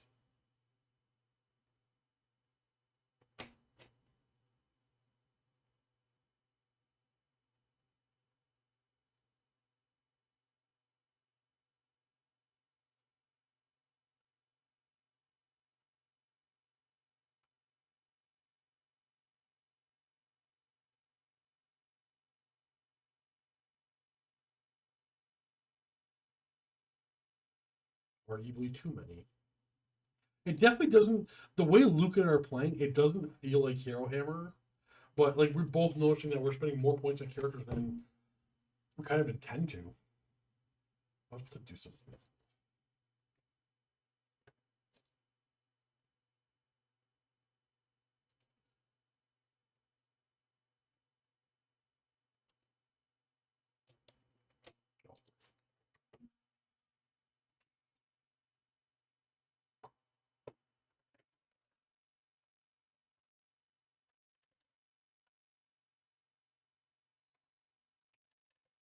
I printed this rack to roll my contrast paints and my washes and stuff, but I can't quite see everything. Can't find my printer.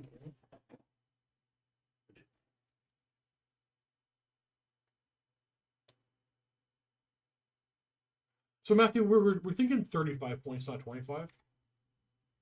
But also, there's another thing that we noticed as well, is we're also typically spending the minimum amount of points in core for every army.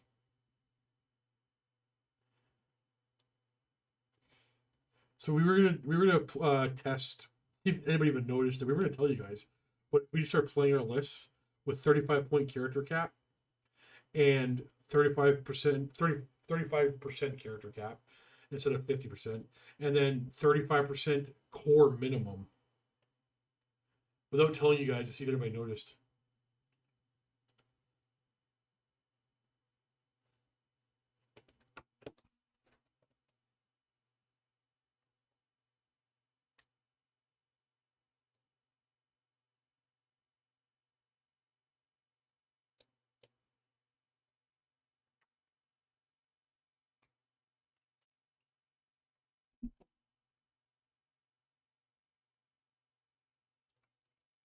I chatted about. I can't remember. It's I don't have a rule book here. It's on the second page of the Empire lore, the left side, third column down or third paragraph down, if I remember correctly. It might be the fourth page, but it tells you like the counts that are warring, which ones are fighting. I read that like 3 months ago. And then the reason why it sticks in my mind somewhat where it is in the book is because when Matt and I were working on, well, Matt was working on ideas for a campaign, and we were looking up like who's currently like vying for power in that area.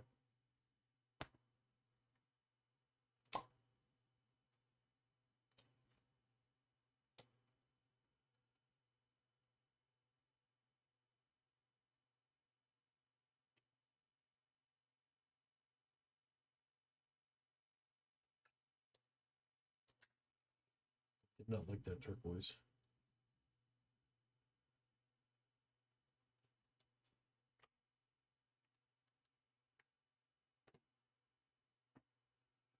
Nolan Total Orbit.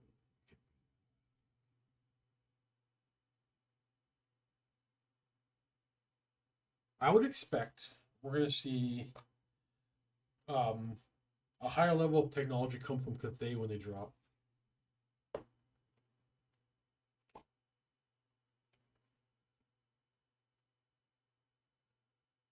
I mean, like higher level than the Empire.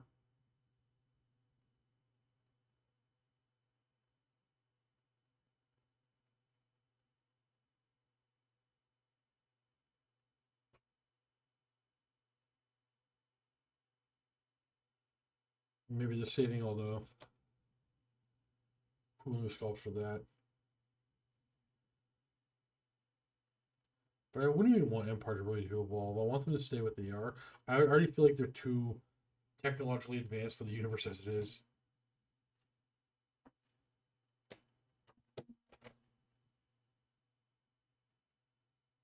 I want to see wizards and crossbows.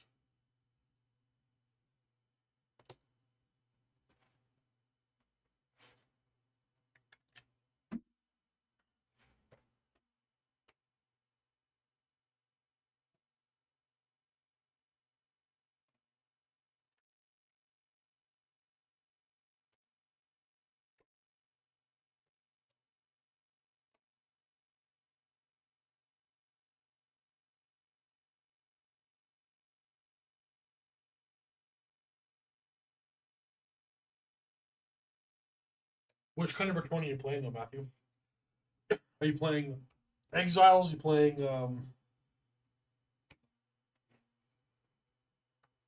just regular old Kingdom? Westerland, Osterland, and Reichland. Wait, is it them? But there is a blurb about Sterling in there too, right? Right, Swoop? There's something Sterling. Something's happening with Sterling, or just happened to Sterling. I think. Guess it's been a while since I read it, but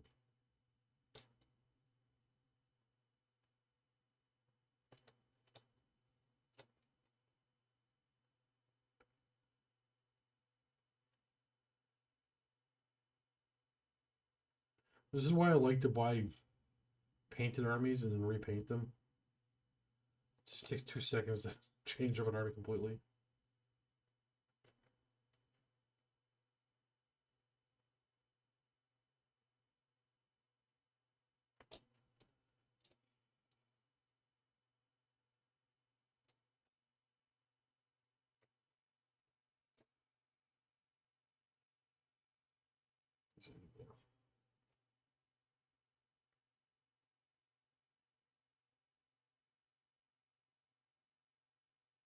Well, I mean, it's not a real history, right? It's a fake Warhammer Total War history,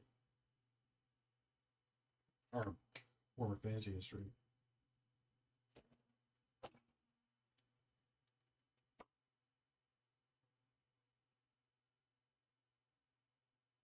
So they can do whatever it is they please.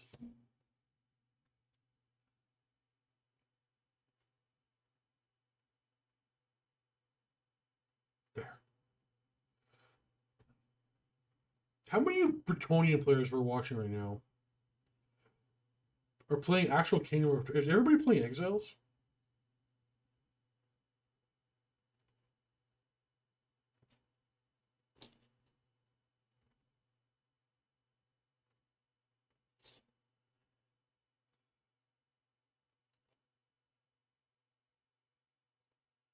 Exiles does seem pretty good. I'm a purist, though.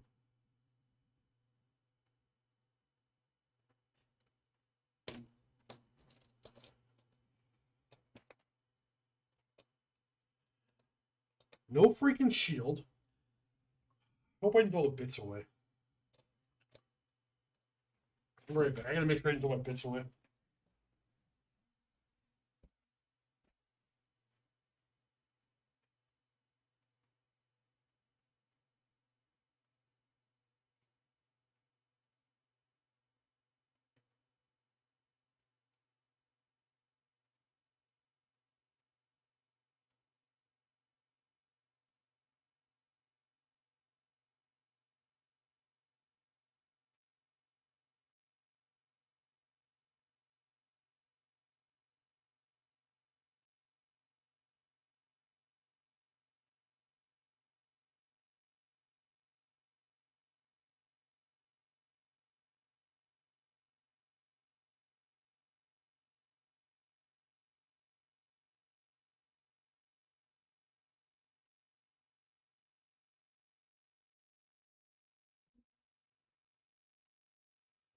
Yeah, I'm pretty sure I did.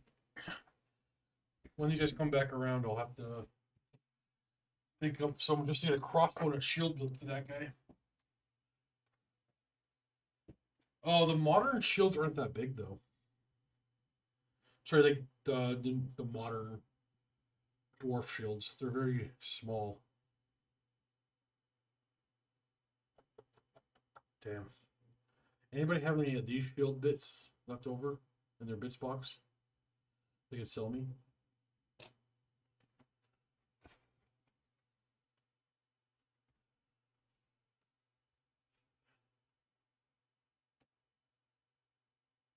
Turbulent for Kingdom? Do you really, Swoop? Does with this symbol on it?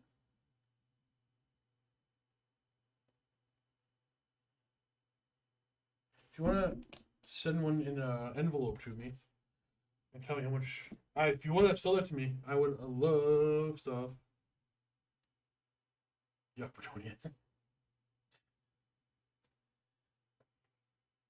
Where is my silver?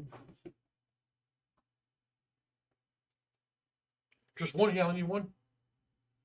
Just one for the back of my Ranger Champion. My Deadeye.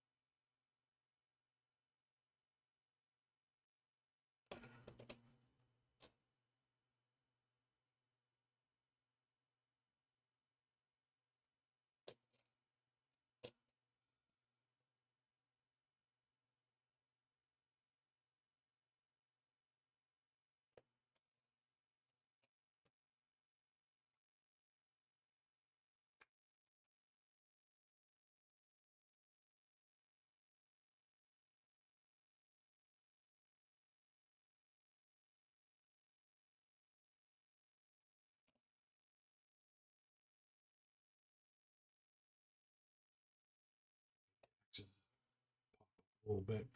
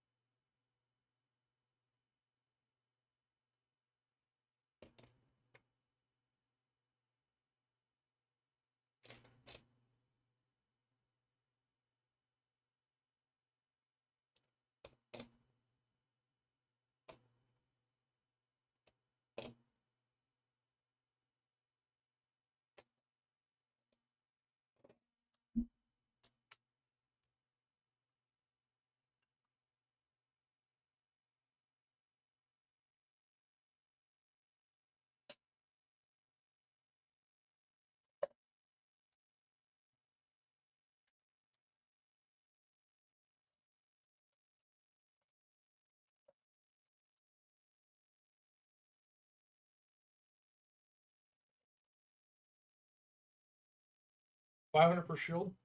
It's a little higher than I wanted to go, but that's the cost of, this Dwarf Ranger unit. It's not the most expensive thing I've had to purchase. I'm sure you're aware of my $700 Goblin unit.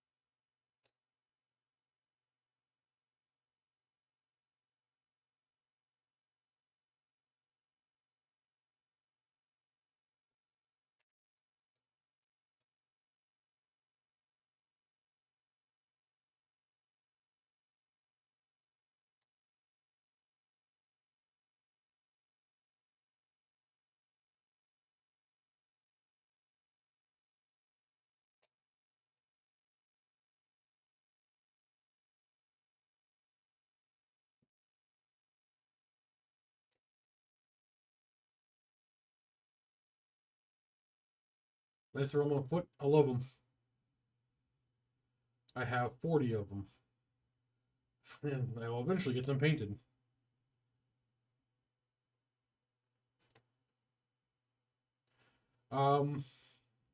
At first, I thought the best way to play them will be with hand weapon shield.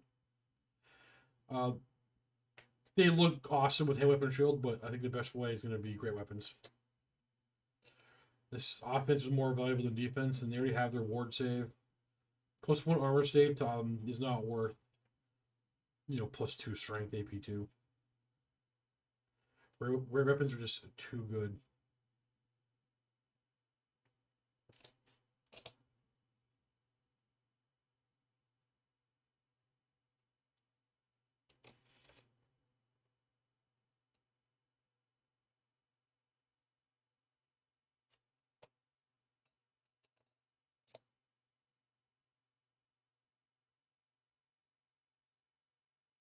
They would be in most of the Bretonian battle reports if they were painted.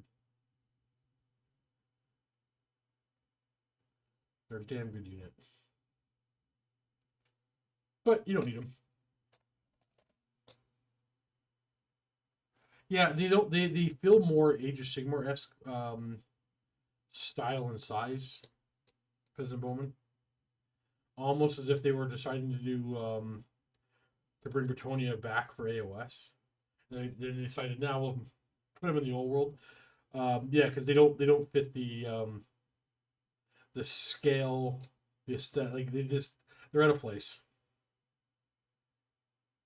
But like they look like Bretonian models. They look like Age of Sigmar Bretonian models.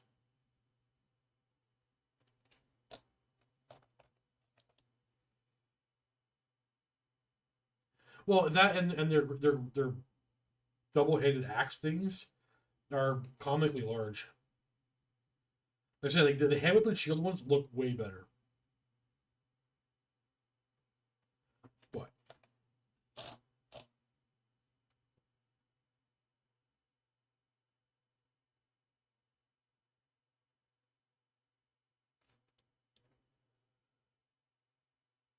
how's it going, Entropy?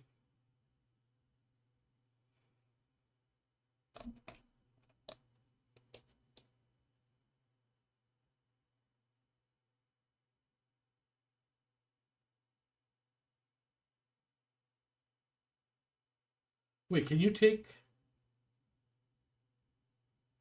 Can you take great weapons and shields? If you can, and it's only 1 point a model, I probably would. Hard to beat sword and board. No, it ain't. Sword and board's almost useless this edition. No, no, it is sword. And, this is another conversation Luke and I had in great detail. We talk too much about Warhammer, even when we're not, playing Warhammer. The hand weapon and shield combo is terrible for everybody. Like even black orcs, or some of the best stats for cheapest points, they can take full plate armor and shields. That's a 3-up armor save on foot. You're still better off taking great weapons instead.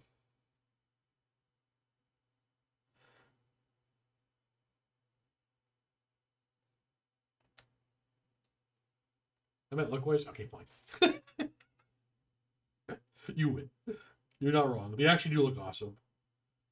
No, everything I said is more of this pot's almost empty. It's more of a not a frustration thing, but like I just wish hand weapon shield. So Perry made hand weapon shield like the only weapon we saw for a whole edition. In 8th edition, it was only hand weapon shield, hand weapon shield. Actually, no. From 6th edition, 6 and 8th edition is only hand weapon shield, hand weapon shield. 7th there was a little bit of difference because 7th was all about cavalry, but spears and great weapons are the only weapon worth wielding. Oh no, spears, great weapons, and flails. But even halberds, just not enough of a punch for the units that can take it. Every unit that can take a great weapon typically has, not typically, but I guess maybe typically has enough save or a rule to maybe get them to swing. Warriors of Chaos. I can get behind Warriors of Chaos, like the basic warriors with halberds, but I think they're probably better off with great weapons. So I don't like halberds on Empire because they just die before they can swing. But the Bretonnians with their great weapons, sorry, I'm all over the place. This is where my brain works. The Bretonnians with their great weapons, they have at least a blessing of the lady. So if the opponent swings first, heavy armor, blessing of the lady, they're probably, they're still going to swing at things. And you all think I was talking about Bretonnia there, but in my head, all I was thinking about was Empire Halberdiers, which I can't figure out how to use them. This has been a moment with Steve, how my brain works.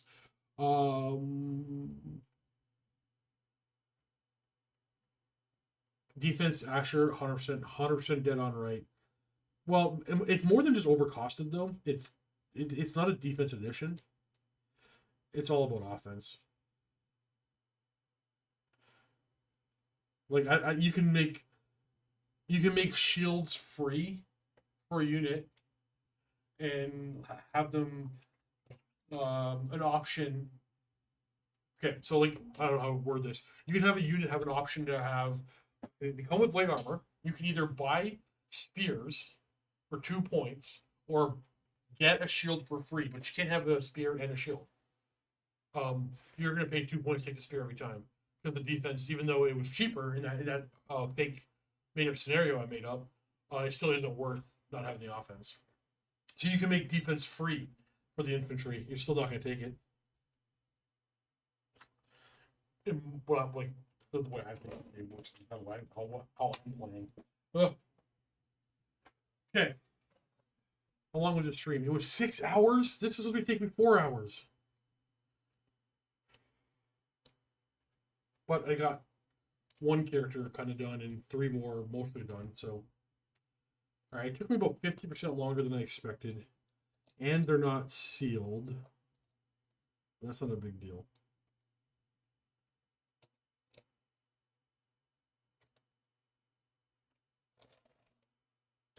Champion of really.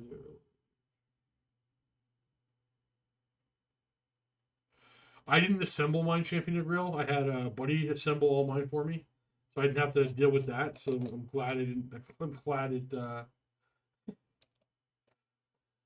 That's something I had to actually experience. I hate assembly.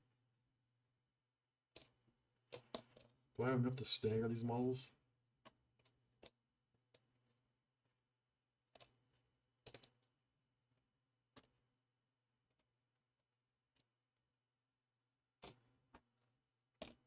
Simply. Yeah, I do teasy. I do thin my paints. You just don't see it.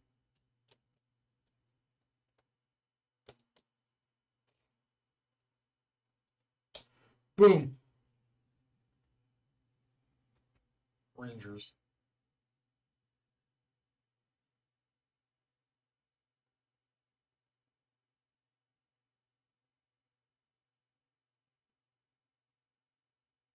Looking good enough. Swoop, that's the goal. Good enough. We don't need a rune on here. I'll put something on later when transfers come out. And I still got to do all of the like the actual basing stuff, but I'm doing the whole army at once. Well, it's easy. Like, one, I'm not an artist. It's all very slap it on and move on, and it's a lot of There's no second guess. Okay, so I find when I'm painting something and I want to make look good, or I'm trying to figure out what I want to do, I'm thinking about every brush stroke and the way I want things to look, and I don't want the paint hit this spot. When I kind of moved past that, where I'm just trying to like throw the paint on, throw the paint on, throw the paint on, because there's nothing you can't fix. Like this model was fully painted, and a couple of seconds later, I can make them look like the rest of these guys. There's no like I'm okay with making mistakes as I paint because I fix it with the next step. So it's literally everything's a rush job. Like there's a little bit of over dry brush right there in the bottom of the battle axe haft, the shine. Those things don't bother me anymore. Like there's no eyeballs. There's no like fine edge highlight. Like this guy's beard, a little rainbowy. I was trying something, didn't really work, but good enough. Like the fur, no dry brush, belt not painted. All the shoes are just base black, no highlights. But it'll look good enough for the camera. Just like the things that are highest up, like beards, I try to dry brush. I gave extra little shine on the shields in the top half, and a couple extra highlights on the crossbows, and then a silver dry brush on the top of the axes. Just the very top, the very, very highest points of the model. The slightest highlight to make it look like there was work done. Like even like the axe halves, like there's a highlight on them, but like it's not all the way around. But this guy, I probably should dry brush up his beard a little bit. But I really dig this wall. I gotta paint his rim and call him done.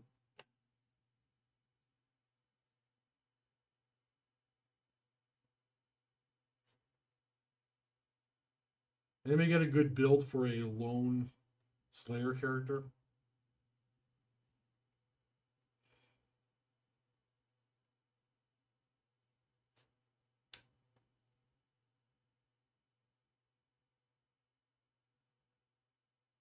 Should I run him in a unit?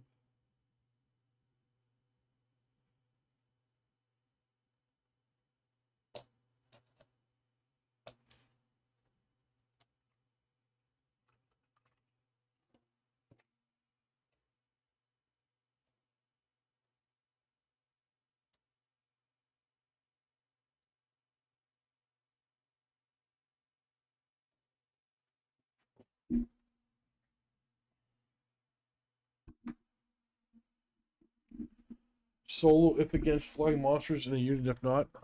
Fair point. I have no idea what Luke is going to play.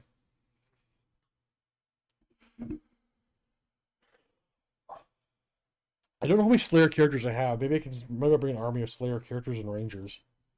Would that be a terrible army? Jonesy, those are my Ranger conversion. Oh, great axes, shields, and crossbows. And then Luca wanted a full command in there. He liked the Deadeye, a banner for some reason, and musician. I don't know if you. I guess I would take him. I would definitely take musician for Rangers. I don't think HP. You know what? For half a second, that really annoyed me. I refuse to drill out my barrels. You hobby elitists.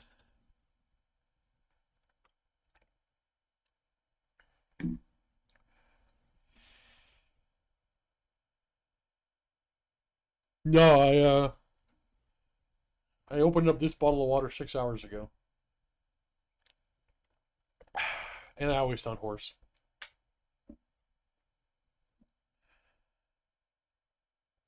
Swoop, is there any good weapon combos? Wait, I'm gonna take 2 seconds and play with that idea, and then I'll call it a day and do some dinner. This is the overworld builder. Do I have this?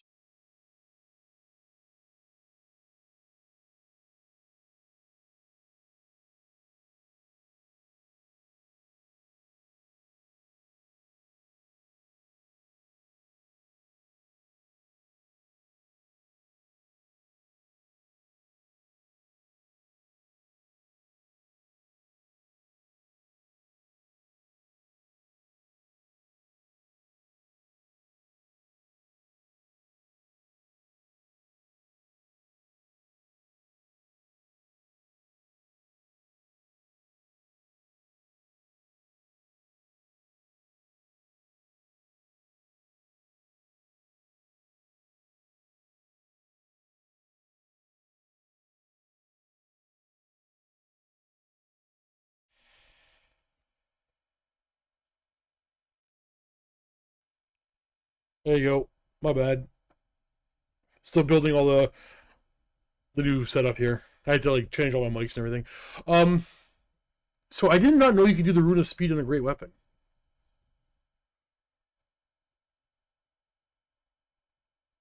Or sorry, I got the rune of speed. The rune of swiftness. Damn, I like that.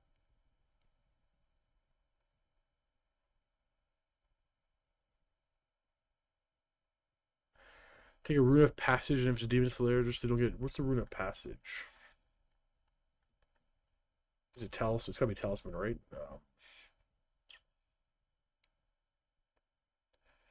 The rune of passage is only -1 movement. I think it's only 5 points. It really a move through cover um should allow you to use the highest die when charging.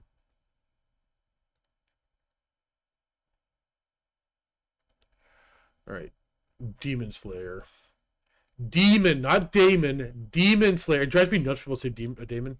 I don't know why.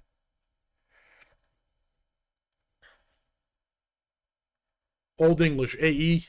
E sound. E. I don't drill on mine. Alright. Later tonight, boss. Matt, Demon Slayer. Weapon runes and talisman. So we got a guy who is toughness 5, 3 wounds, no save. Alright, so we have death blow. Slave of demons. Okay. There's nothing. Is there anything we can do to make him fair, Stephen Mercer? You're not wrong. Is there anything we can do to add any kind of defense to this guy?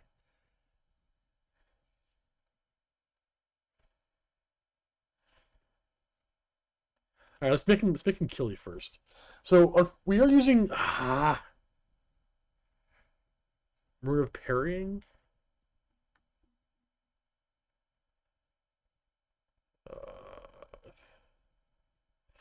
Is -1 to hit worth it?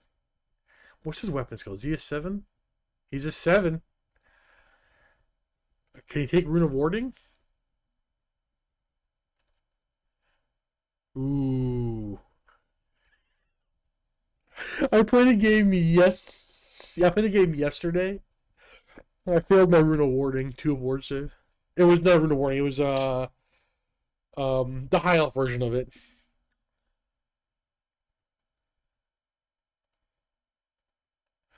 So are either of these weapons a great weapon? They're so very clearly 2-hand weapons.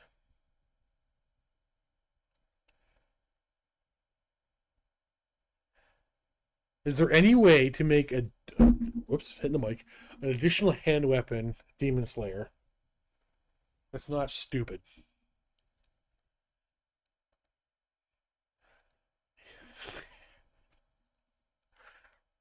No, this is no way to do that. There's no reason you'd want to do that.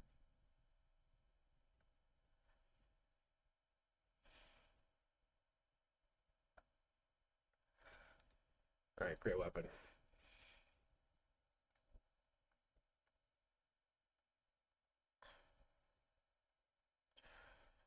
Master of Smiting is not a reasonable option.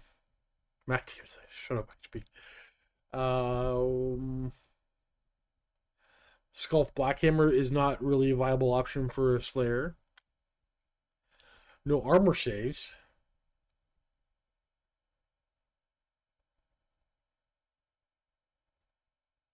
Nah.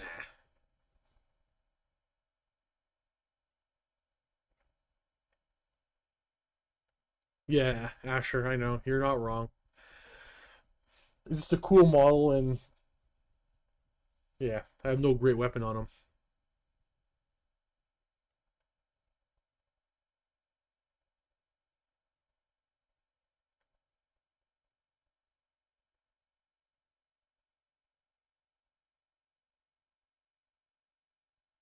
Damn, you know what?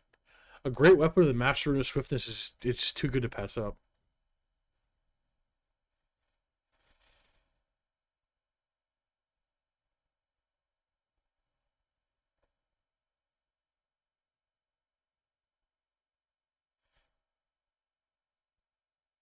Alright.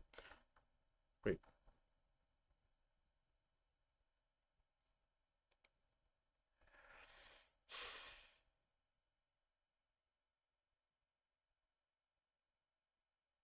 Okay, you know what we're gonna do? We're gonna make multiple demon. I'm gonna bring multiple demon slayers in this list. Are they like locked to something? Like how many you can bring?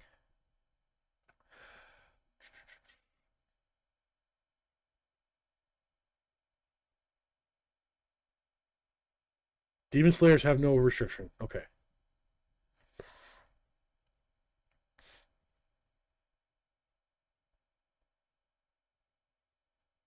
No, Asher, not with that attitude. You're charging plenty.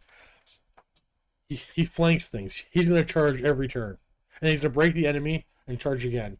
So we're gonna make multiple demon slayers. I'm gonna come back to this guy in a second. We're gonna make no, that's Dragon Slayer. We don't want that. That's a inferior Slayer. This guy here is gonna use the model with additional hand weapon, but he's gonna be a Fury type thing. So we are gonna do Master of Alaric the Mad. Any stipulation on this one? Stop it. Oh, these are... I'm going way too far.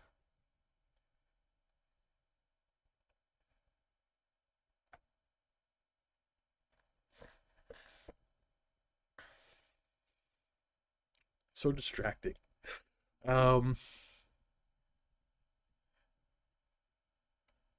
Can't find the weapon runes in the talismanic runes section. That's reasonable. What's my initiative? Initiative 5. Okay. So we're going to keep it with the hand weapon.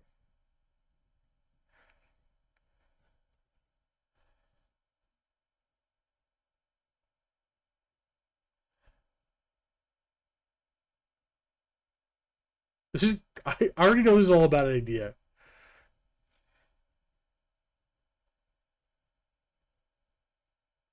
Two Runes of Fury.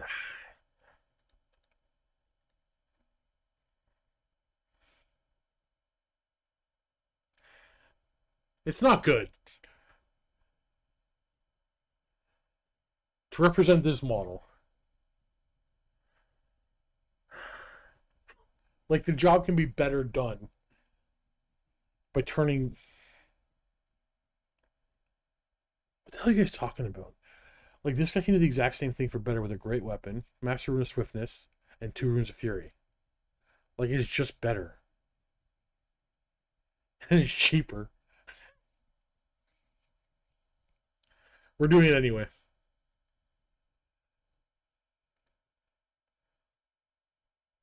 20 Rangers.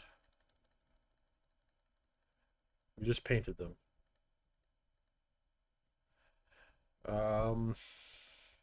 Shields and great weapons.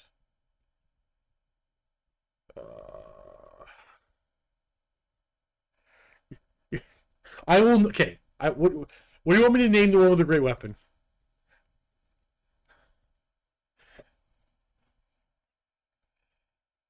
There's a way to do this here. Okay, the one with the great weapon.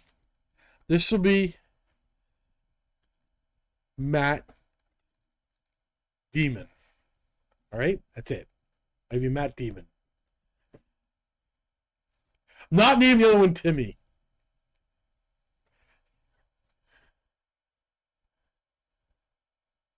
All right, fine. We'll do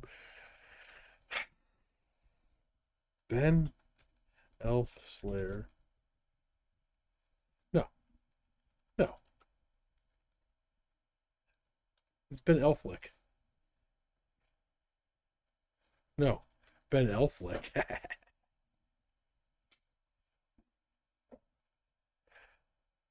I think I need to eat.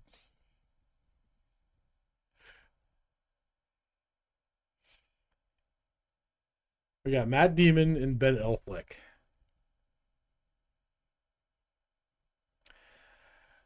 We spent a lot of points on them. Are there any runes of warding we want?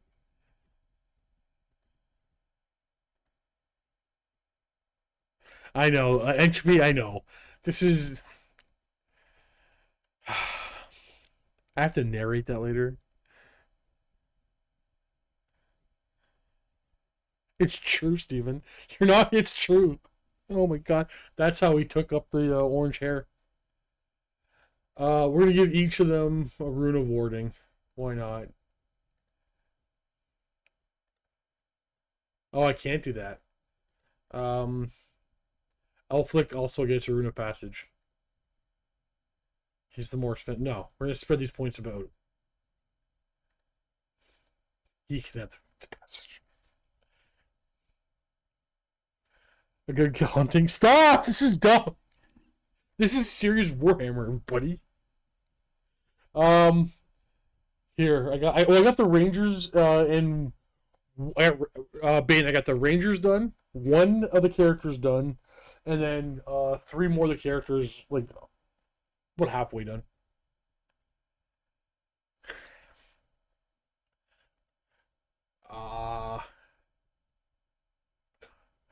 We're gonna bring the rest of these points in Quarrelers. Or should I just bring 2? Should I just bring 2 years of Rangers? And be, you know what? Screw it. I'm doing it. Are they rare? Are they rare? Oh, they're rare.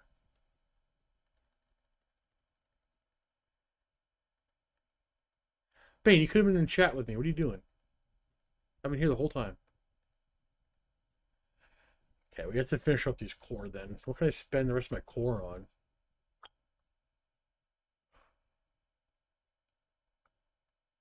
You know what? For Luca, basic warriors, hand weapon, shield. Squad's 20. No, I need more. What am I spending my points on? Veteran. Just in case. No, sure. Oh, what if that's good though?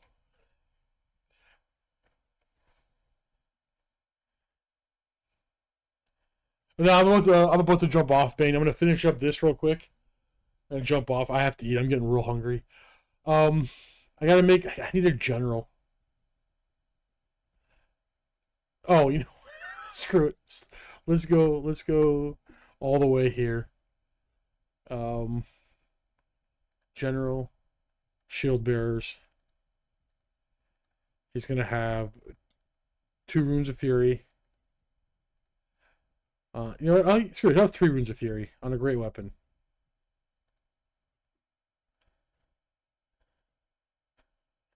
Entropy.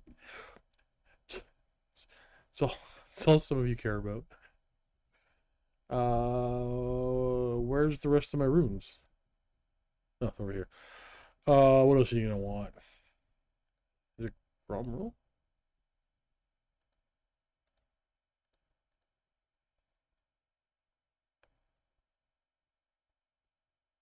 Is a ward save better than I'm done with chat. Is the word save better?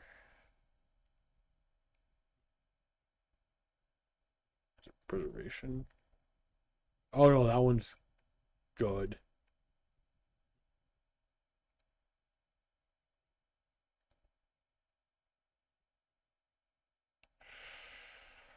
I don't know if we can afford this. We can't. You know what? Screw preservation. Let's do this. If he kills us, he kills us.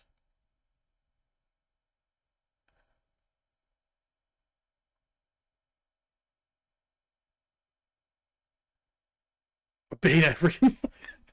Marduk is so good.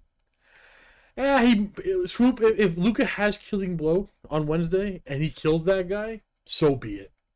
So be it.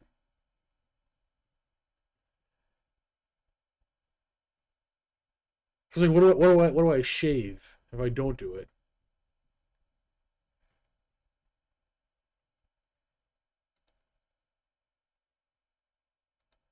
We lose a Rune of Fury.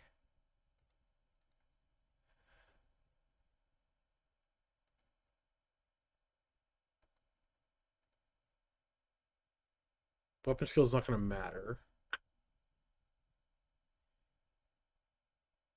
A 2+ ward save? Once per game? Adam is too expensive. It's way too expensive to be good.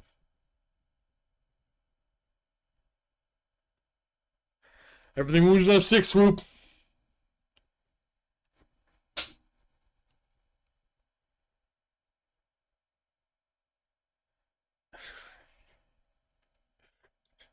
Which one, Giovanni? We got Ben Elflick. He has a Rune of Warding, the Master Rune of Electromat, and 2 Runes of Fury. He's gonna stick on a hand weapon. We also have Matt Demon. He has a Master Rune of Swiftness, 2 Runes of Fury, and a Rune of Warding and a Rune of Passage on a great weapon. Clearly overpowered.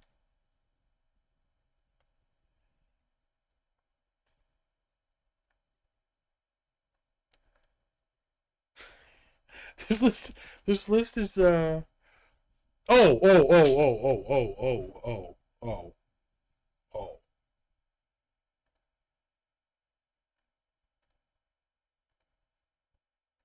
My bad, everybody. All right. No Casey's. There's no more room for any more Demon Slayers. Oh, Slayers. Do we need regular Slayers? Yeah, Giovanni. Should I just fill the rest of the points with the regular Slayers? The answer is yes. Is this list terrible? Is this gonna make a bad stream? I don't want to make a bad stream. Or bring minors.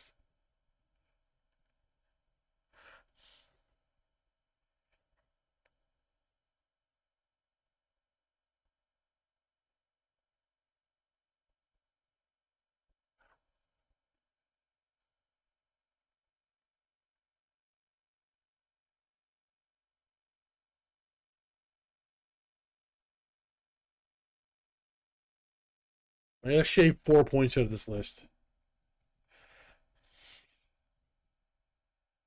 The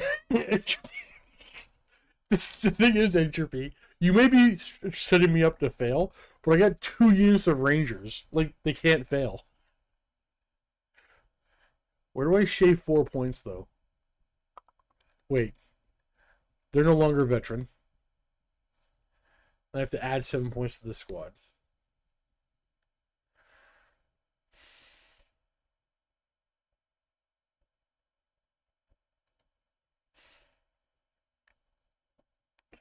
I have 7 more points to play. No, I refuse to not bring a musician.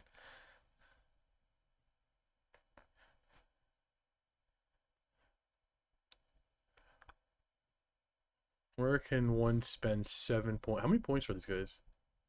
Too expensive. They're gonna have a magic rune. Nope, they're not. Oh, we don't need no dead eyes. Why would I spend the points? Stop. We're not doing stupid jokes the whole video. No! All of you, we're done. This is the list. Guys, okay, hold on. I don't want to make I don't want to intentionally make a bad stream. Sometimes I make a bad stream. This isn't intentionally bad, right? We have a unit of Dwarf Warriors with the King, who's super killy and unkillable. And then flanking him will be 2 units of 10 Slayers. And 2 Demon Slayers. So Luca won't want to fight any of that. And then we got 2 giant units of Rangers with all the trimmings. And then 3... This actually might be not a bad list at all. Like, the Demon Slayers are iffy.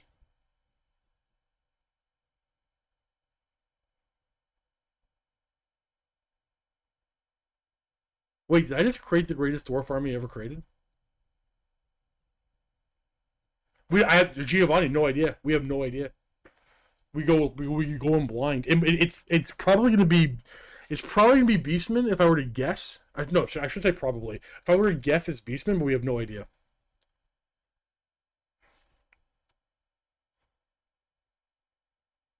No, Asher, the Demon Slayers are. Luca will respect. Okay, at least it's Luca, and he'll respect the Demon Slayers. He loves fighty characters. I just don't do well with them. And no, I know Matthew, and Luca loves his shooting list.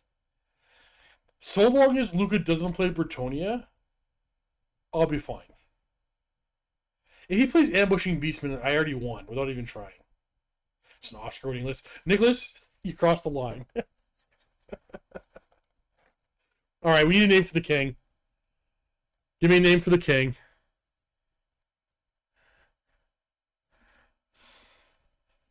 Yeah, I know.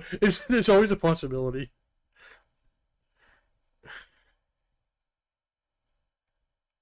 No, Pegasus Knights would just Pegasus Knights would kill the Demon Slayers before they could do anything. So a Bretonian list would fly around, use Pegasus, kill the Demon Slayers, and then avoid the rest of the army for the rest of the game.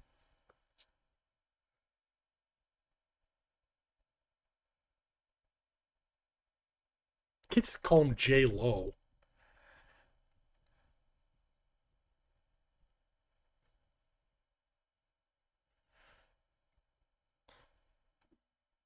I'm gonna screw up. I thought I saw something.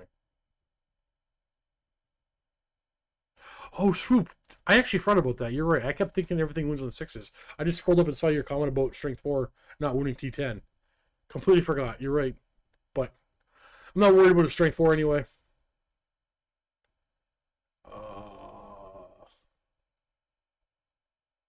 I'm not going to call him the dude. Robert Williams. Can we make that? I don't know if I make that work. Well, how do I pronounce that? Young Drooper. Oh, wait. No, Asher. I'm sorry. I actually know the answer to this. This was easy. It's Michael.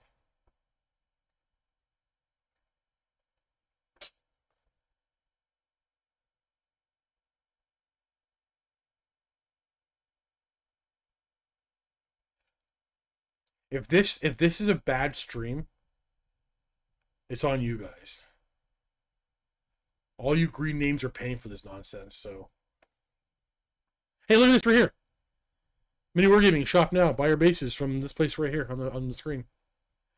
You can use coupon code MOUNTAIN10 for 10% off everything in the rank and flank section.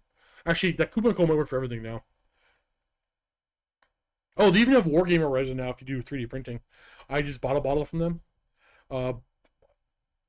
I guess I can't show you. I printed up a bunch of tombstones with the Wargamer resin and glued them on my vampire counts. Actually, some of them are here.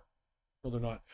Vampire counts ready to finish off the basing because I did a bunch of cactus for my lizardmen before I rebased them, and they broke off like crazy. This Wargamer resin is super tough. That they don't break. Well, they don't break.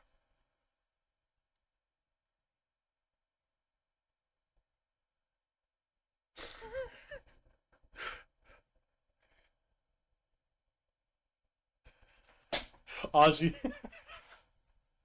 How did Luca lose twice in turn one? I take no blame. I'm putting it all on you, Bane. I bought a bunch of STLs to mainly get my AOS Troll Army to work with both games. Yes, Steven, I love the movement tray converter things. So, or should I movement tray converters, like the base converters, so you can play both game systems. My new Skaven that come up for Sigmar 4th edition, I'm gonna put it on those bases. I can play both game systems to, go along with the massive army Stormbolter sent us. And then I think I'm gonna even though I don't want to, I'm gonna rebase my Warriors of Chaos to play both game systems. I love those magnetic bases. Like, oh, I wanted them years ago for my Beastmen, because my Beastman army was built for Age of Sigmar, but I really wanted to play them in Fantasy. So for years I didn't play them in Fantasy, even though I had the army. As I screwed up, put them on square bases, and never really looked back. But if I can put all my bases on all my armies on both bases moving forward. All right, everybody. I have I put in a 6-hour paint day. I'm gonna take a break and eat. I'm gonna come back and paint later, but probably won't stream it. If I do, I'm here. If not, I'm not. Anyways, see you guys, Wednesday. If not, later.